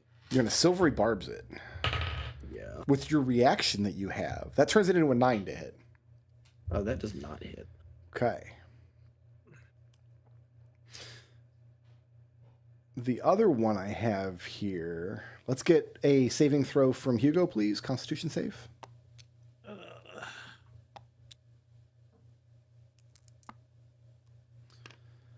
I'm good. You're good. And then it can use its 5 foot of movement to get there and attack Geppa. Geppa, I've got a 24 to hit. Yeah, that hits. So we're looking at 5 points of force damage, and you're going to hit this lightning ball. Okay. So what am I rolling? You're not. You're just incapacitated when you impact the lightning bolt until the end of your next turn. Okay. I decided to not give players a save for that because my creature both has to line up the shot and hit the attack roll to make that happen. And my other two creatures are not moving at the moment because you guys are mean to them. Who's next? Got Leo with Geppa on deck. Leo, fix it. Leo's gonna step here and Oh, actually, one of them booming bladed. What's the booming blade damage? Oh, sorry, that'll take a D8 of Sonic. Yeah, let's... So that'll take 1 point of thunder damage when it moved. Of thunder damage, not lightning damage, right? Okay, good. Yep. There is I a too difference. hate that they're so close. I meaningfully understand the difference between the two, but I see how people could get them Yeah. confused. So I do like to clarify when it happens. Yeah. all right. Does a 19 hit? Yes, sure does. Please enjoy 9 points of acid damage Whew. Okay. on that one. And was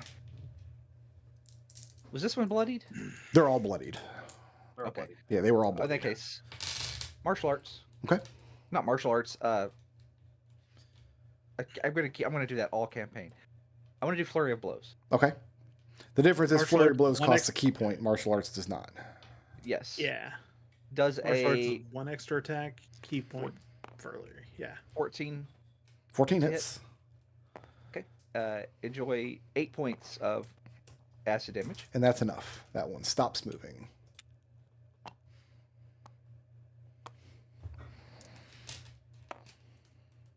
Please enjoy 19 to hit 19 does hit.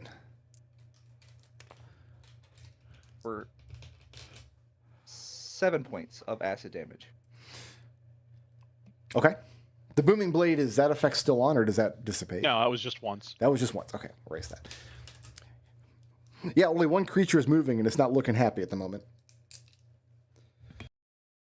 And that is the end of my turn. Alrighty, who's next? So I can move to here. 5, 10, 15, 20, 25, 30. I shake the table and engage tilt to cut off the power. We got Jen with green token up. It's a good thought. Yeah, doesn't everything just like die when you tilt? Like, Yeah. all right. Genevieve's gonna stab this with a dagger.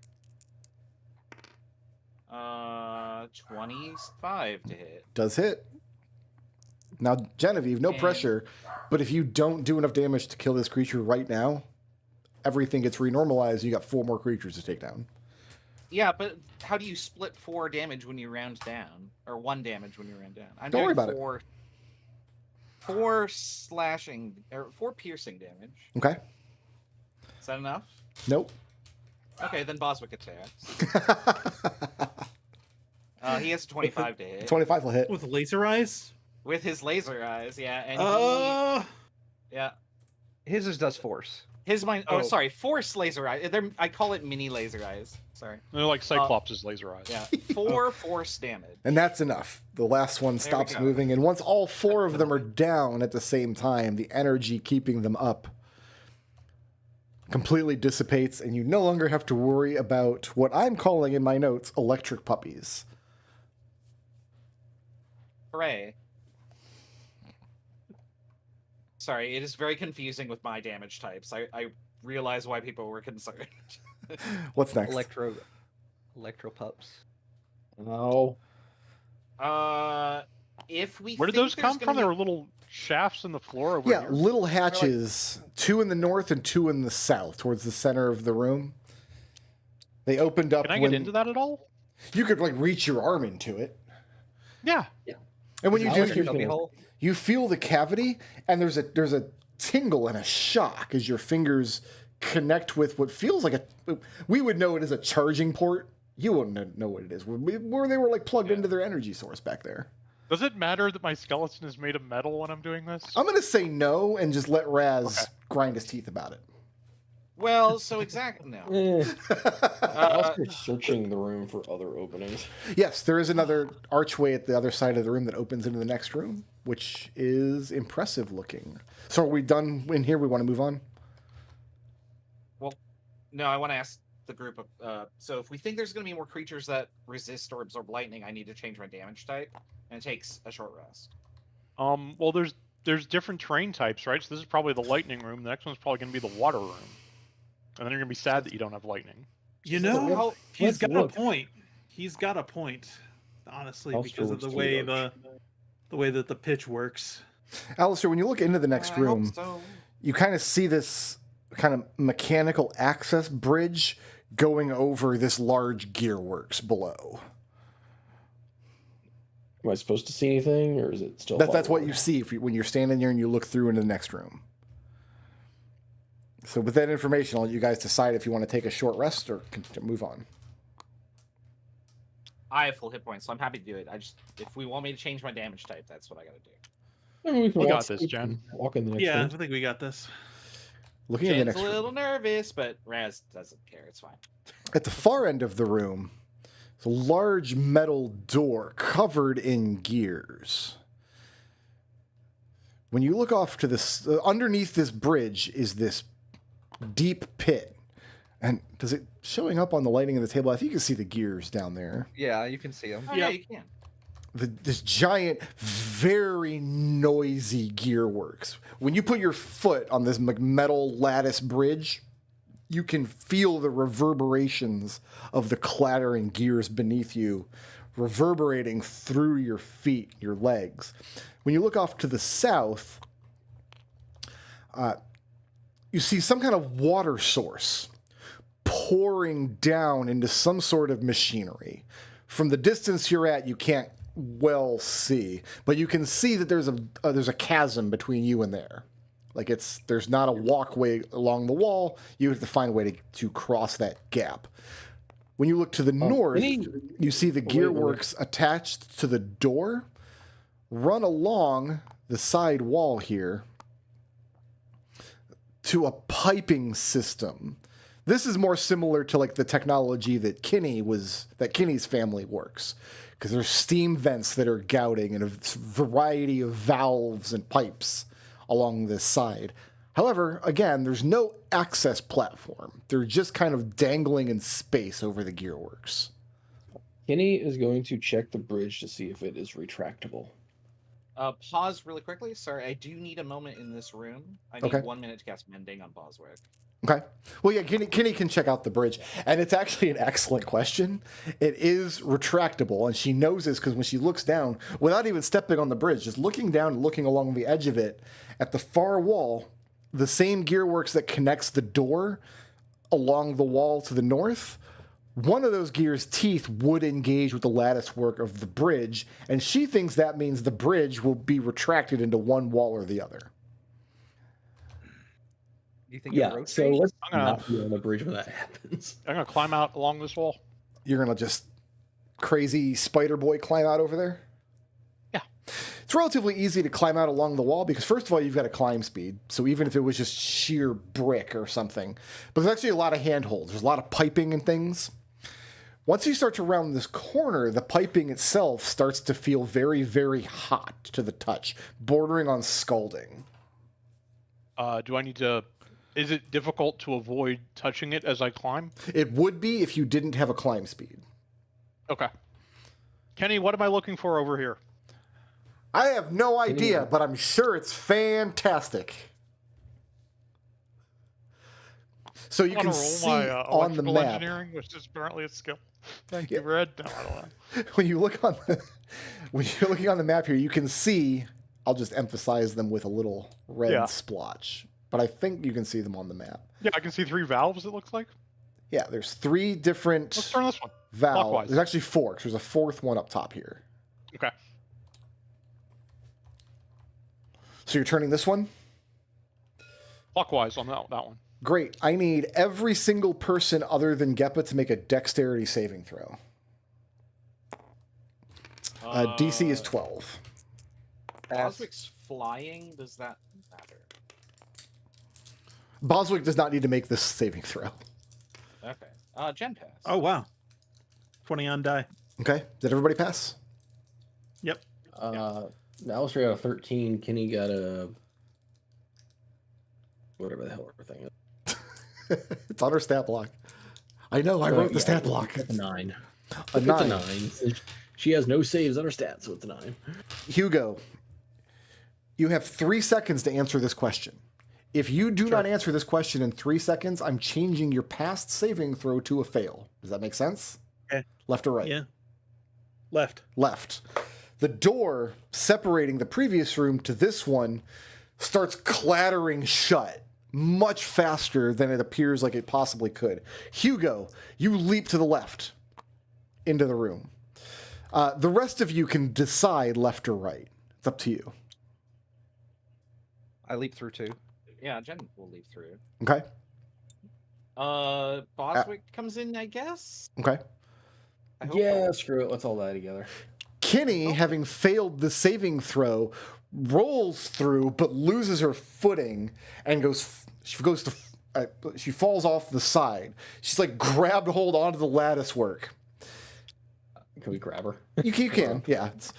Yeah, you can go and pull her up. Genevieve, when you and Leo are pulling her up,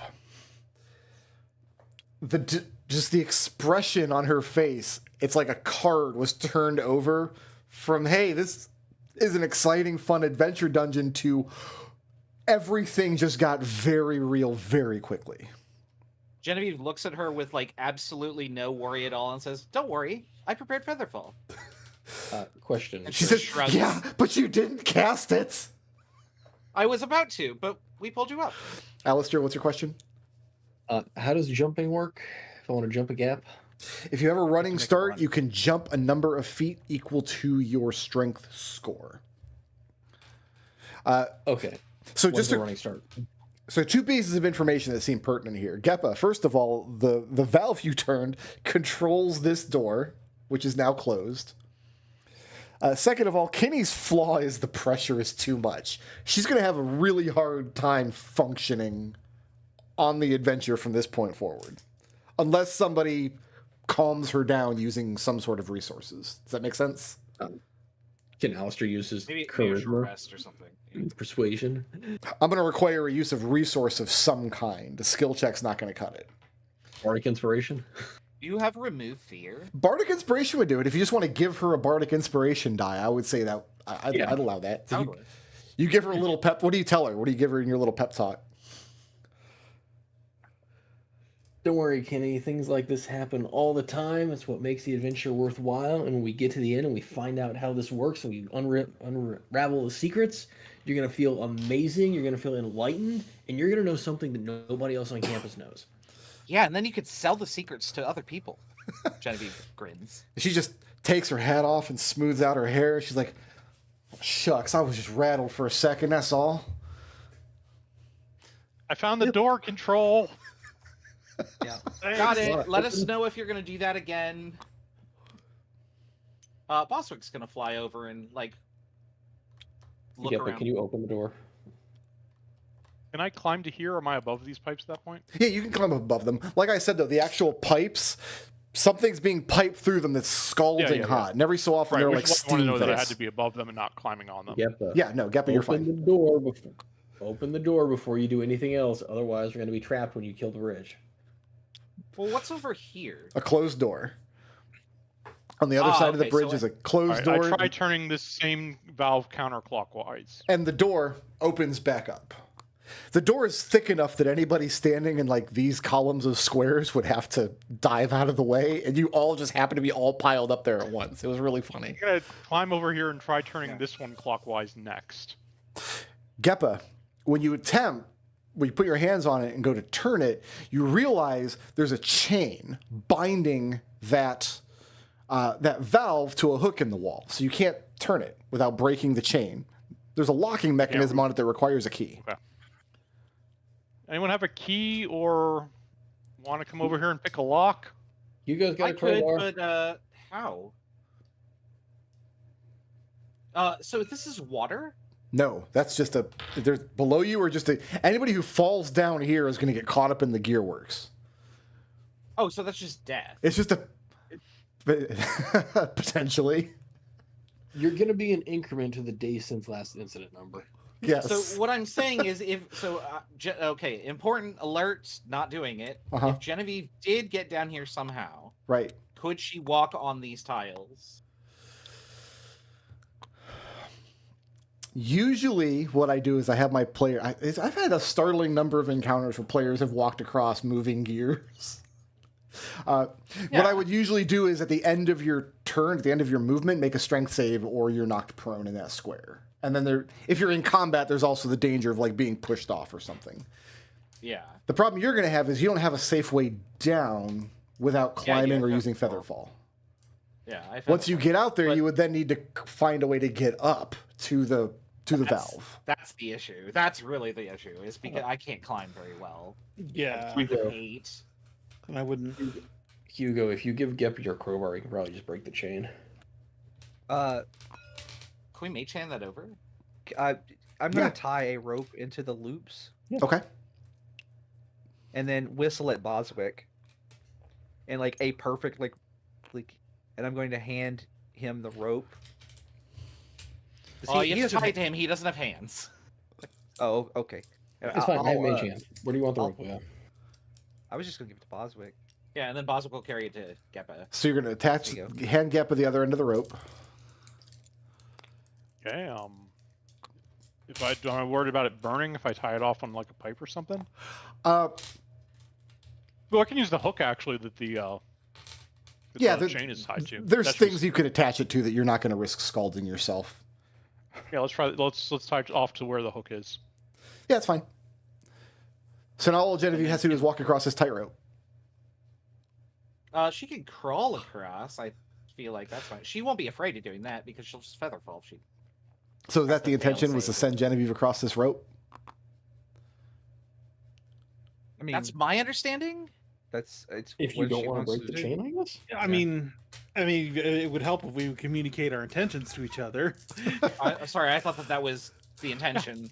Well, you No. wanted a way over there. Yeah. So then I will. You got do- this, Jen. You Kenny- don't have to do it. Who has stepped happy back behind Alister here. She's like, I think you all should take that small units tactics class and get your communication skills up to snuff. Thanks, Tempest. Here. Genevieve, if you would please make me a dexterity thieves tools check to attempt to, I'm assuming you're attempting to pick the lock and free the chain. Yeah.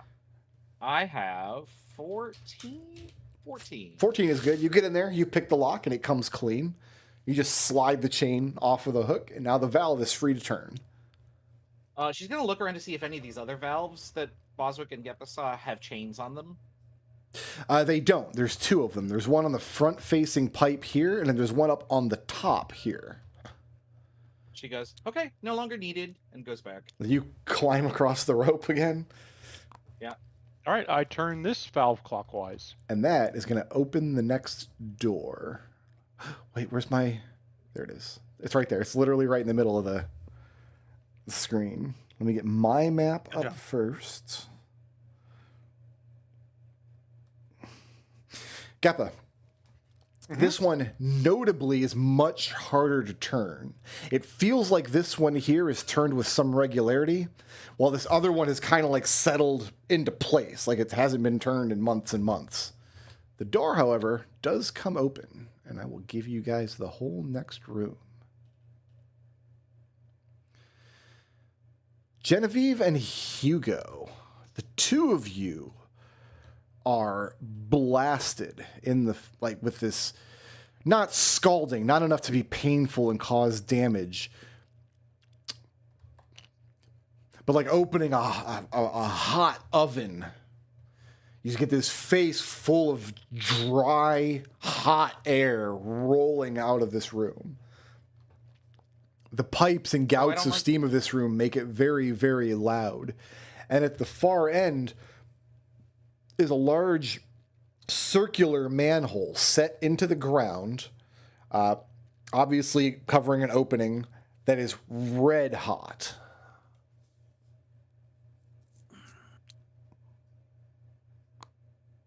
I don't see anything that would control the. Maybe we should put some water on it. We want to try the other valves first. I can't get to those other valves without burning myself, I'm pretty sure. But Geppa, also, you could should not get be on the to... bridge when I start messing with one of the valves. Because Geppa Like, has, I don't know about has a this climb one. speed, I would say he can reach any four of these valves by climbing out without hurting himself. I don't have to climb over the pipes to get to this one? You do, but if you didn't have a climb speed, you'd be making checks to climb out there. Okay. And those checks would I determine guess whether or my not you're question is, they're not scalded. going to burn me as I climb over this pipe? No, you're not going to take any damage unless you have to make a climb check for some reason. Okay, excellent. Yeah, I can try the other pipes. I would very strongly suggest no one be on the bridge, given what we think about it while I'm doing that. Do we want to be in this room or the previous room? This is probably safer. So Yeah, Hugo why wants don't to you be come alone in? over there? And what are we doing with our rope? Are we leaving our rope in place? Yeah. Well, All right. if the bridge moves, then the No, I would rope will probably get take lost. it down. Yeah, Yeah, I would take it down or it might first. damage the bridge. Okay, so you retract your rope and pull it in. We retrieve the rope. Boswick's gonna just be like a spotter. I'm going to turn this one clockwise. Okay. When you turn that one clockwise, you hear echoey machinery happening somewhere beyond the walls in the south alcove of the room where you see the water entering. Mhm. You don't see any physical change when you look over there. I mean, there might be some dust particles and things falling here and there as machinery moves into place, but you don't see exactly what happens. I'm going to turn it counterclockwise back to where it was, and then try and turn it further counterclockwise. And you can't. By the time you get it back to where it was, you try to turn it further, the valve does not move anymore. And then I will climb out over these pipes and try turning this one clockwise. You turn it clockwise. With an extremely loud rattling sound, the bridge retracts into the eastern wall where these guys are standing. So Hugo and Léopold, you guys get a ride as your feet are shaking underneath you as this bridge retracts into place. Ugh. When it does, the final part of the bridge, like consider these final squares here, slat downwards and elongate, creating a ladder that safely leads down, climbing down to the gearworks. But the gearworks are still running, right? They're still moving, yes. But there's now safe access down into the pit that doesn't involve just jumping or feather falling. think With it's the slow enough with the that you bridge can walk. retracted, I'm going to try turning this one again. And same thing, there's some kind of mechanism functioning in the wall behind the water, but you don't know what. Is there if I peek down there, Mhm. is there any spot that doesn't have any is this a good representation of like the gears? Like, is there no gears over here? More or less, it's a pretty good representation. The difference is in these areas up here, like the lightning room, the hot room over here, and then the water area, these are all well-lit areas. When you look down into the gearworks, it's extremely dark. I have There's no light source down there naturally. I have dark vision, 60 Yeah. feet. So when you look down there, actually give me a perception check and give me that because you're looking into dim light. Just give me a standard perception check. That's what we'll call it with your dark vision. Okay, that is a 12. 12. Along the outside of the wall, you do see a very narrow brick path that runs the entire perimeter of the wall that looks like an access path. If you step off that path, you'd be stepping onto the moving gears or flywheels or whatever else is down there.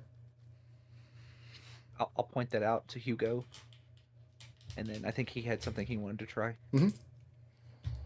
I think what we should do is we should get somebody up on this alcove because it sounded like something was happening down here when he turned that one gear. So I think we should get someone over there to observe if we can. Well, the bridge isn't there right now. I mean, I could do this. Let me send I the mean, bridge back. It turned into a a Can ladder, pause- and there's a pathway that leads over there. I know that of you, only Raz can perfectly picture what I'm going for here because he's the only one who's played Rem and has turned a bridge into a ladder. Yeah. Can Boswick communicate what he sees? Have you sent Boswick over to... I feel like I should be able to see here. I'm looking at the description here. Says he understands language. Because last time it was that Genevieve can understand the R2D2 beeps that Boswick makes, was where I thought we landed on that. Yeah. Well, now I'm making sure that that's actually true. So Boswick would fly over there and look and observe what happened and then fly back and beep bop boop explain to Genevieve what happened. Is that how it is? Is Boswick the same class feature as Scrappy was? No, very different. No, I think Scrappy's a better version. Okay. I'm not sure that so it says it understands the languages I speak. It doesn't communicate. All right, let me do a big boy ruling here. This is in Tasha's, Yeah, is that I correct? might be Yes. wrong here. Yeah, I think it's Tasha's. Raz, never admit to being wrong. Come on. No, I'm What page am I looking at in rules Tasha's? What's the name of the class feature? It is an artificer infusion, Okay. and the infusion is called Homunculus Servant, and the page number is not on this website. I have it here. Okay. Okay.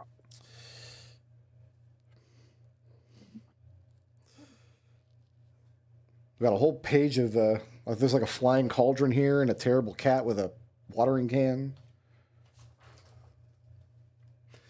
We have a stat block for your servant.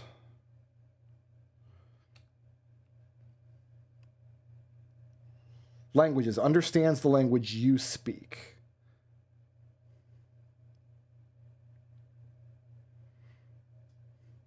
As written, this creature understands your language and command, but it cannot speak. So it does Can not... it like make gestures and stuff to convey basic ideas? Like I spotted something, or I will let Genevieve I don't take know why I a would- language slot. Do you have a language slot that you haven't spent on anything else? I have so many goddamn languages. Then I would expend one of those. Yeah. Because what you would have to do, there's nothing in this class feature that lets you get it for free, but it does says it understands your language. So what you have effectively done is created a language for your homunculus to speak that no one else on Earth understands but you. Sure. Okay, if that allows me to communicate with it, I will spend a language slot on that. It does have int 10, right? Yeah, it's intelligence of 10. Well, so I'm trying to rationalize why it would have a perception proficiency, but then not be able to communicate, oh, I saw something. Like, what would it do? Just fire at it? Or take the dodge It could action? communicate Like, it saw something by just like acting agitated, but you want it to be able to communicate. That's a very, very different thing. I think spending one of your language slots on homunculus R2D2 beeps is the well, I'm solution not going to here. call it that. I'm going to call it Boswick. Sure. But- Boswick is. Boswickian. yeah, yeah. So Boswick's going to go over and see what happens when Geppa turns the top one. Okay, so you're leaving the bridge down as a ladder. Yeah, and he can fly at whatever elevation he needs to get down. For some reason. Okay, here's what Boswick sees. There is some kind of machinery, a sequence of like hooks and channels up along the wall, running around the perimeter of the inside of this arch, and then along the south wall here. So you've got the gearworks from the door that run along the north wall, and then this channel of this sequence of channels and hooks that run along the south wall. The problem is it looks like some kind of pieces should go there that have been removed. Hold on a second, Mhm. Geppa. Alister wants to run back and peek his head outside to see if anything is changing in the field from all this mucking about. So you want to run back and climb up the ladder and poke out? Yeah, avoiding the trap. That raises the question, what time of day did you guys come in here? Did you go, like, is this a middle of the night excursion? We did nighttime. Yeah. Okay. Middle of the night. Then it's a crisp, clear, beautiful, late summer night out on the field. Looking around the field, the pitch seems to be in the same state that it was in when you guys came down here. So is the tree doesn't look line like any still change has been affected. So Okay. there should be a connector between here and here, but spinning this wheel, since there is no connector, nothing really. When is Geppa happening. spins the wheel, like the hooks and channels kind of rotate in place as though they're trying to grab hold of something or move something or engage with some kind of mechanism that is not there. Okay. Oh. Can Alister climb down the ladder and safely make it to that space? Alister can climb down the ladder and then make his way along this tiny pathway along the wall that Léopold spotted, but it's pitch black down there. So I would suggest Alister right. not do it without a light source. Yeah, Alister's got a light cam. So here's what I want to do. Yeah. I want to go down there. I want to figure out what this missing piece is, especially the shape.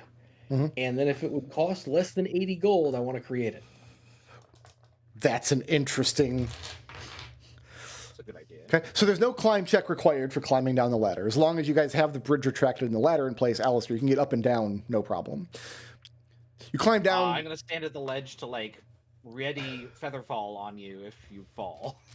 But other than that, Alister, the access path around the perimeter of this gearworks is narrow, and there's no like safety barrier at the edge. So you're kind of like shimmying along the inside of the wall. When you get to the south edge here, there's not a ladder that goes up, but there are handholds in the wall. It would be relatively easy to climb up.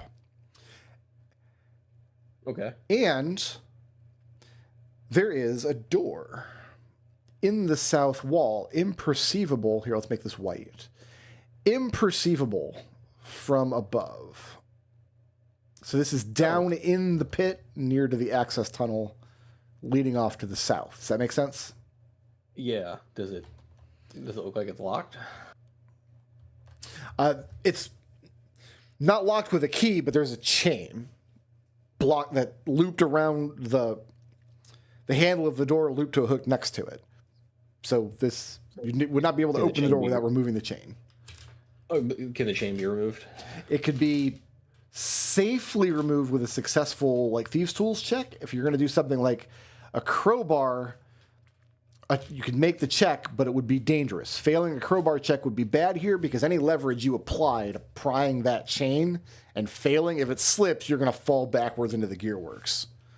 Can a mage hand just unwrap it, or is it got a lock on it? No, mage hand's not strong enough to work the crowbar. You have to take the lock off of the chain. Okay, so the chain has a lock on it. Okay. Yes, I can yes. try and pick it again. Somebody out there has the maintenance key for this lock. You guys just don't. Yeah. Does this lock look as unused as the other one?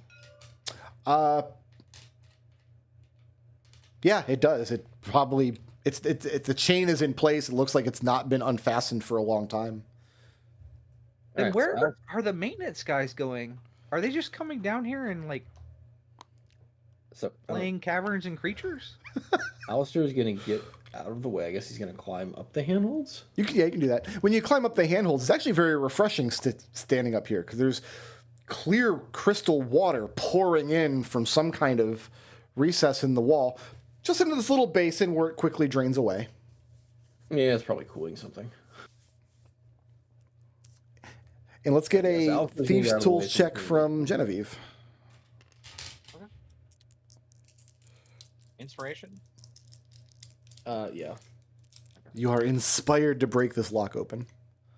Well, 17 before I get inspired.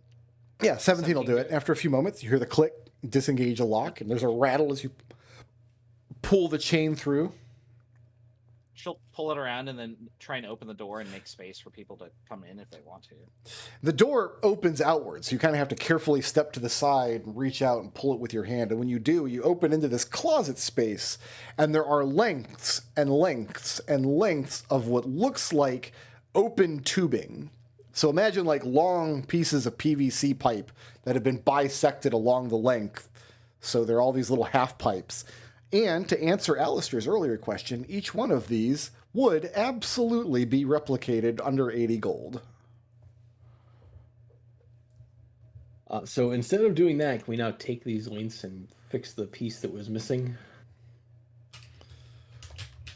You'd Or have these, to like, not- you'd have to safely get them from this closet up to the top, which Oh, there's no safe and easy mechanism that you know of that gets them up there. Can I Genevieve- just carry them Genevieve one has a by one? question. Genevieve has a question, actually. She says, wait a second. If the mechanism isn't in place for Prismari, and I'm just hypothesizing this here, maybe they're coming down to put this in place for everybody else. What if we just took all of these pipes away so that nobody could use it? If that's the case, we actually rolled for this. You saw training for Silverquill and Quandrix back-to-back days, and there were maintenance guys both days. Yeah. But I mean, like, they might be putting it up and then taking it down. That's, like, my running theory. And then The lock would Prismari, they probably come not down look and that they'll do that. unused if that were the case. To answer Geppa's question, yeah, you can carry the tube up. I mean, Geppa could safely because he's got a climb speed. Anybody else would have to make a check. Yeah, I can just be gopher and bring tubes up and down. Okay. Let me get out of here. Where But, are the tubes going? I deny all responsibility for what happens to the tubes once they're on the fountain platform. in the hole. That we're putting the tubes in place of the missing section, which was like over on the wall, wasn't it? So someone tell me a tube and I bring it to the top, and then that's the end of Geppa's involvement. Okay, so you have the first section of tube. You bring it up and take it. Are you taking it over where these guys are standing by the ladder? Or are you taking it up to the water platform? I mean, I thought they hold on. needed it on the water platform to do something. Hold on. But Geppa isn't really sure. Mhm. He Yeah, just I knows don't they know. need tubes up here. No, we're telling Geppa where to place it. The idea was Alister was going to go replicate the missing part, but since the tubes are the missing part, we're just going to put them in where they're supposed to go. Right, someone else could be doing the put them in. Because So the Geppa question is, washing his where hands are of they that part. supposed to go? Where do you want Geppa to take them? Yeah. I missed the thing about a missing part. Where was the missing part? So when Geppa engaged the top valve, Boswick saw a series of hooks and channels that looked like they were trying to engage some kind of missing element along this south wall, running this way towards the door.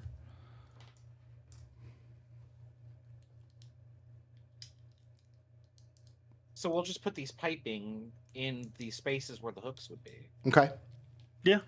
Geppa, you reach up this first section of tube, and about 5 foot long, and it does kind of snap into place.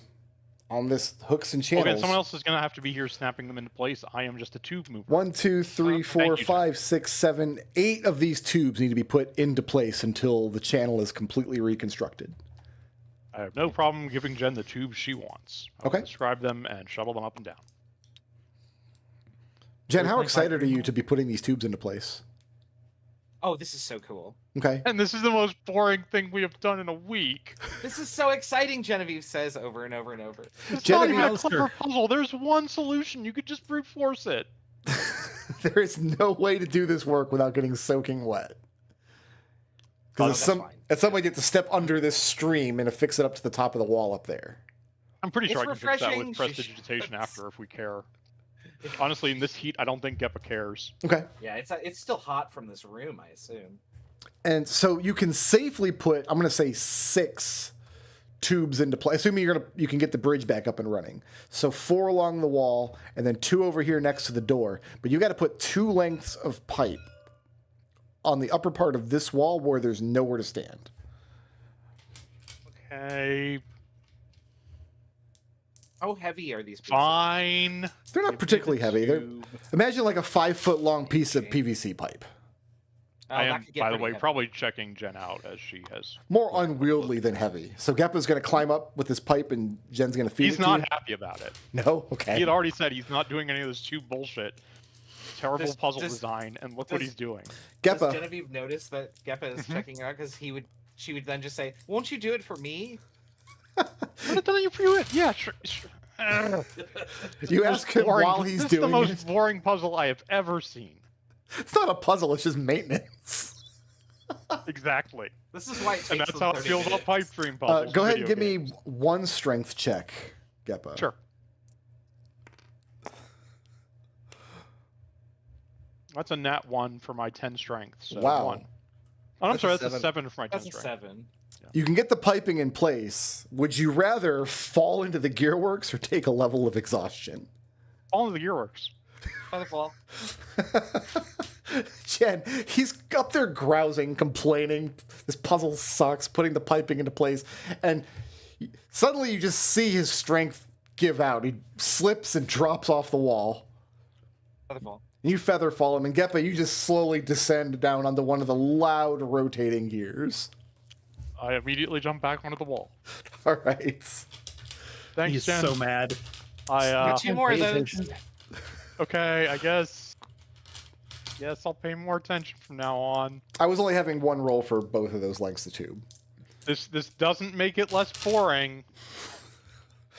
Falling into a giant clockwork mechanism that would definitely kill you is not boring at all. Yeah, but the pipes are. So to get all that All right, so I'll completed, I was assuming you guys had put the bridge back into place so Genevieve Yeah, could I get over there to the door. I can go bridge it up. Okay. So you've got the bridges extended, you've got all the tubing in place. What's next? See if the water is now cooling the giant hot thing in the other room, I guess. Yeah. The water's not doing anything right now, it's just pouring into this basin in the floor. We Oh, haven't Do I actually go? activated. Do I need to go engage this piece? When you go and engage that piece, all the same mechanisms on the south engage, but this time the tubing is in place and rotates it into the wall. As it does, part of the tubing catches the flow of water and it flows around the edge of the wall up to this corner. And Hugo, you hear where the water, first of all, you hear a gurgling sound of the water draining away somewhere into some sort of recess out of sight, off to your left in the wall. And then you hear an intense hissing sound as the whole room starts to fill up with extremely hot steam. Ooh, spicy, but I think it did something. It's going to exfoliate you. Oh yeah, yeah. It's, And after a few everybody moments, needs a good sauna. you blink, you kind of wipe the steam, and you're sweltering hot. Now, when you look, the manhole cover is no longer red hot. It has been completely, not completely, but it's been cooled down enough to where it would be safe to handle. Hugo will step across, I take a good lap around it. Okay. And there's 2 And then, catches on either side that would have to be undone before the thing could be slipped up and out. Hugo will slip over to one side and undo one catch. And the then metal other. catch is extremely hot to the touch, but it's cool enough that it's not going to scald you or leave you with burns. And then pull it aside. And when you pull the manhole up and out, it reveals another runged ladder down a darkened shaft. We're gonna get to the end of this dungeon, and there's just gonna be like 4 levers that say easy, medium, hard, and then we're gonna find out that ours is just set to hard. The cleaning mode of prestidigitation, would that be sufficient to dry someone? I think so. Because it basically just makes you. Is wetness a state of not being clean? If the Like water if it was is dirty water. Well, I could remove the dirt from the water. Could I remove the water itself? That's a good question. I'm inclined to allow that as long as there's no mechanical benefit to being dry. Or before we go into the steam room, I'll dry off both myself and Jen. Okay. I'm going to go walk ahead into the and steam room. Thank you. show you the first room of part 2 of the dungeon. There's gouts of steam blast all around. I need to make very carefully sure, because these walls are so weird shaped. I'm observing. You drew this. So you climb down There's like to here. carpets Monkey. and stuff. There's no floor. It's crisscross of thousands of just pipes all over the place, crisscrossing very tightly together. So the spacing in between the pipes that make up what effectively is the floor of this area, it's not enough for anybody to slip and fall through, but it is enough that if you're walking across them, you might catch a boot and trip. You might twist your ankle and roll it. You might get a leg stuck down there. Like, it'd be a good place to break your legs accidentally. Fortunately, somebody has laid out a series of heavy rugs, kind of making a slightly safer passage through. There are mechanical parts strewn all over the place. You see like messy workshop desks with old tools sitting there. And then over to the side, over here, a relatively comfortable chair sitting kind of catty corner because it's trying to balance on this rug on a not even floor surface. And in front of it is a mechanical schematic. And it is at this mechanical schematic where we are going to leave our adventure for today. Because if I I was say, going to ask if this room is as hot as the other one. if you're going to ask what? If this room is as hot. Basically, if somebody removes that pipe, are we all going to suddenly burn up in here? It is very hot down here. And there are like gouts of steam you can hear all over. It's very hot and it's very loud, but you're not going to take damage just from being down here. Your vision is not obscured just from being down here. As long as you have some kind of light source, you can see fine. And so there are some, like there's a little, some kind of mechanical candle sitting on this little desk at these schematics that you guys are going to get to check out next week. Okay. If I speak another word, I'm going to damage my throat. So why don't we go You dark sound for a like- minute? I feel like I have Or Keep Brickroad. chugging that water. Keep chugging that barely, water. barely That's the way to dumb do it. fucked my way through running that encounter. I managed to hold this dungeon together with duct tape and prayer. I'm gonna go dark for 2 Well, I mean, minutes, and I'm gonna look at the dungeon. It is made of duct tape. refresh my tea, and then I'm gonna add up your experience. If you guys want to think about your blips, I'll be back in just 2 minutes. Okay. Who's the most creative today? I want to take that one for I trying to really replace liked your the missing idea. part. Yeah, I really liked your creation idea, even though it didn't pan out. Yeah. I think that was immediately what came to mind. Yeah. Who furthered the party's goals the most today? Genevieve. Dawn for doing the knob thing. No, it's- Honestly, Who's San? Or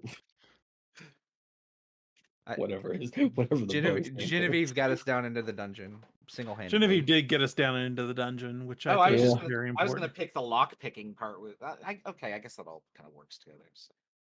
Alister plans to create missing piping. And Genevieve got us down into the dungeon. Who was a badass?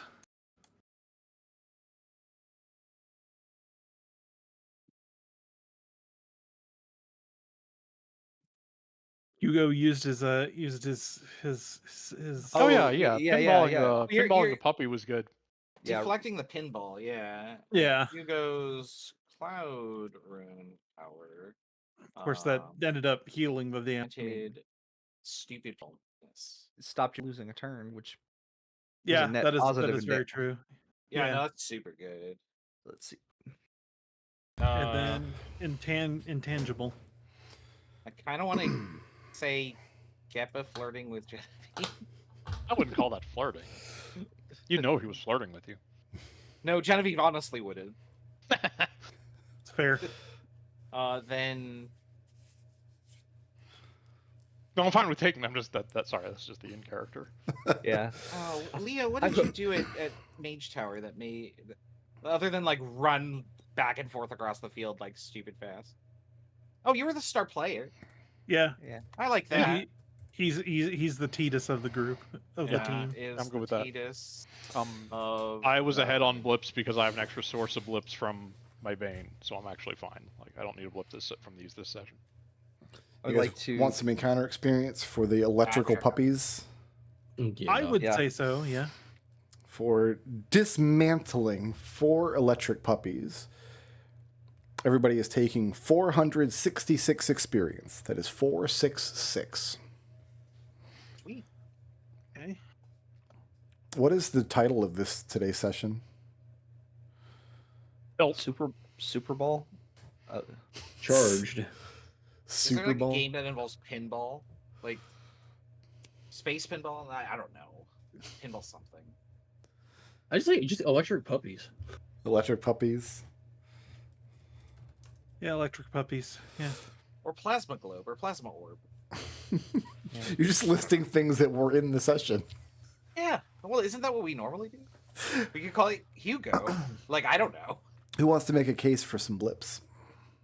I can go. Or What does Alister have for me? Alignment, chaotic good. Good needs his own reward. That'd be for helping Kenny get over her shock and awe. Okay. Ideal, the glass is always half full. That would be urging Genevieve to go stake out the tree because it's her time to shine.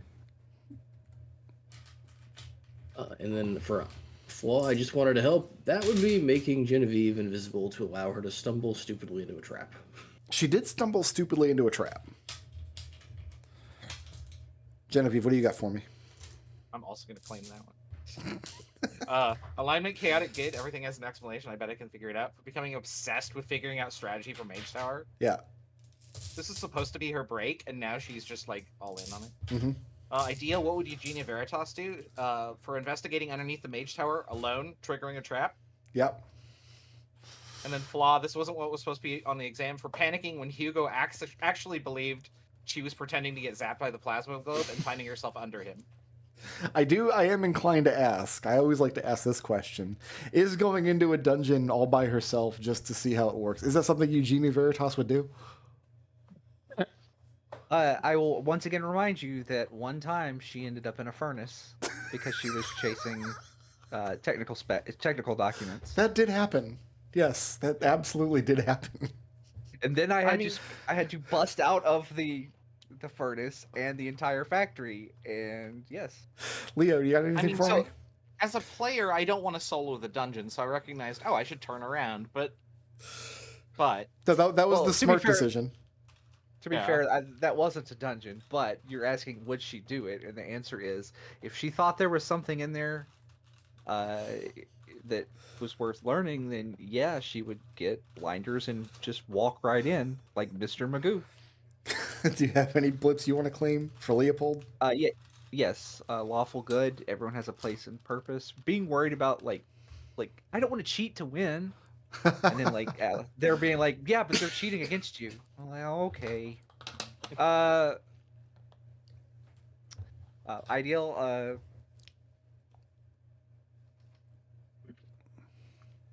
I had something for it. I lost it, so I'm gonna skip it. Flaw. Only one of us can be the best, and it's clearly me. Arguing with the coach about the magic of key. Yeah. And Checks that's out. it. Just take those two. I had something for the ideal. Can't think of it. Okay. My Hugo, what do you got for me? Let's see. Hang on. My wife is in there making beef stew for my dinner. Okay. Looking forward to it. Got my. No, that's rad. Simon made that the other day, and we did it with bread bowls too. It was kind of a mess, but it was Oh, still that good. sounds great. I have my alignment neutral good. Just be excellent to your fellow man for insisting that we're breaking the rules to even the Mage Tower game. Mm-hmm. I have my ideal. The piece hard one must be preserved, and the piece hard one is the one that does not include Alister or what's her face in the drama club. Okay. So that has been preserved. And then my flaw and the biggest marker for Nisco for tackling Genie into a secret passage. Or not Genie. Oh, you called her Genie. That would be the way to her heart. Jen. Jen, yeah. What does Geppa have for me? So I have my ideal. When I set my sights on something, nothing can stop me for just going into the room and immediately opening the first valve we saw. Mm-hmm. I have my alignment. Why shouldn't I do what I want when I can? Chaotic neutral for just magic missling the largest student when I got on the Mage Tower field. Yeah, why not? And I've got my flaw. When I'm bored, watch out, and I'm easily bored for wanting nothing to do with the REM tube puzzle and carelessly falling off the wall because of it. Now, Was that REM tube or REM 2? Because both are correct. this was not a REM 2 puzzle. Let's get that very clear. But we're underground and doing shit in like. I mean, I caves. feel like it's one of those ones where the pieces all have to be in the dungeon. Isn't that one of the core tenets of those games? Is it like it's a big working clockwork thing where all the stuff is actually there? You can't add or remove anything. Are you speaking of our games with disdain, sir? No, I'm asking. I legitimately don't know. If this was a REM 2 puzzle, Geppa would not have said this puzzle sucks. Yeah, There would- probably. He might have actually. There were- I think a lot of people would say that. There were 2 It's steps us to this. insane people. REM would have had you solve a puzzle to find a secret passage to go around the backside of this fountain, which is where the controls are. And then you would have to engage the controls to move the bridge and the ladder and everything else without being able to see what you're doing. No, the solution to this puzzle over here would have been on the back of the manhole that we climbed down here. Like on the other side, you just wouldn't have noticed because you don't. Right. When don't Hugo look at the opened this underside. manhole, you would have lost access to another clue, which means you got to find a way down into the area where you are now that doesn't involve this manhole, so you can close the manhole, fire it back up, and then read the clue from the underside. Yeah. There That's you go. sort of shit that REM does is check the back of everything. And if you can't check the back of everything, find out how you can do something so that you can check the back of everything. Who had the most creative solution to a problem this session? We said Alister planning to use the creation ability to make the missing piping pieces. Yeah, that would have absolutely worked. That's exactly. There would have been no problem with that. Yeah. Who did the most to further the party's goals this week? We said Genevieve getting the party into the dungeon. Mm-hmm. Who was the badass? That was Hugo preventing pinball action from happening to him with his Cladron power. What happened is sometimes I pick a monster out of a book, right? And I almost never use the monster just as it's printed. I make changes to it based on the encounter I want to design. And this monster just ended up with so many changes it wasn't even the monster anymore. I don't even know why I bothered referencing it. What chimera have you created? Yeah, and who was intangible this week? We said Léopold, who is the Titus of the Mage Tower Blitzball whatever team. Blips are currently worth 126. Hugo, Genevieve, and Alister, you just earned 4 blips. You're rolling all those over because you're at 6. Geppa, you earned 3, and Léopold, you also earned 3, but you're only at 5 blips, so you're only rolling 2. So everybody can come in next week with 6 and roll over the amount I told you, and we should all be squared up. Yep. All right. That's it. When we come back next week, we'll do the second half of Pinball Dungeon. Yay. Hooray. Thanks for playing, everybody. I'll see you next week. Thank you for running Brickroad. I understand you're having difficulties today, and It was the hardest day of my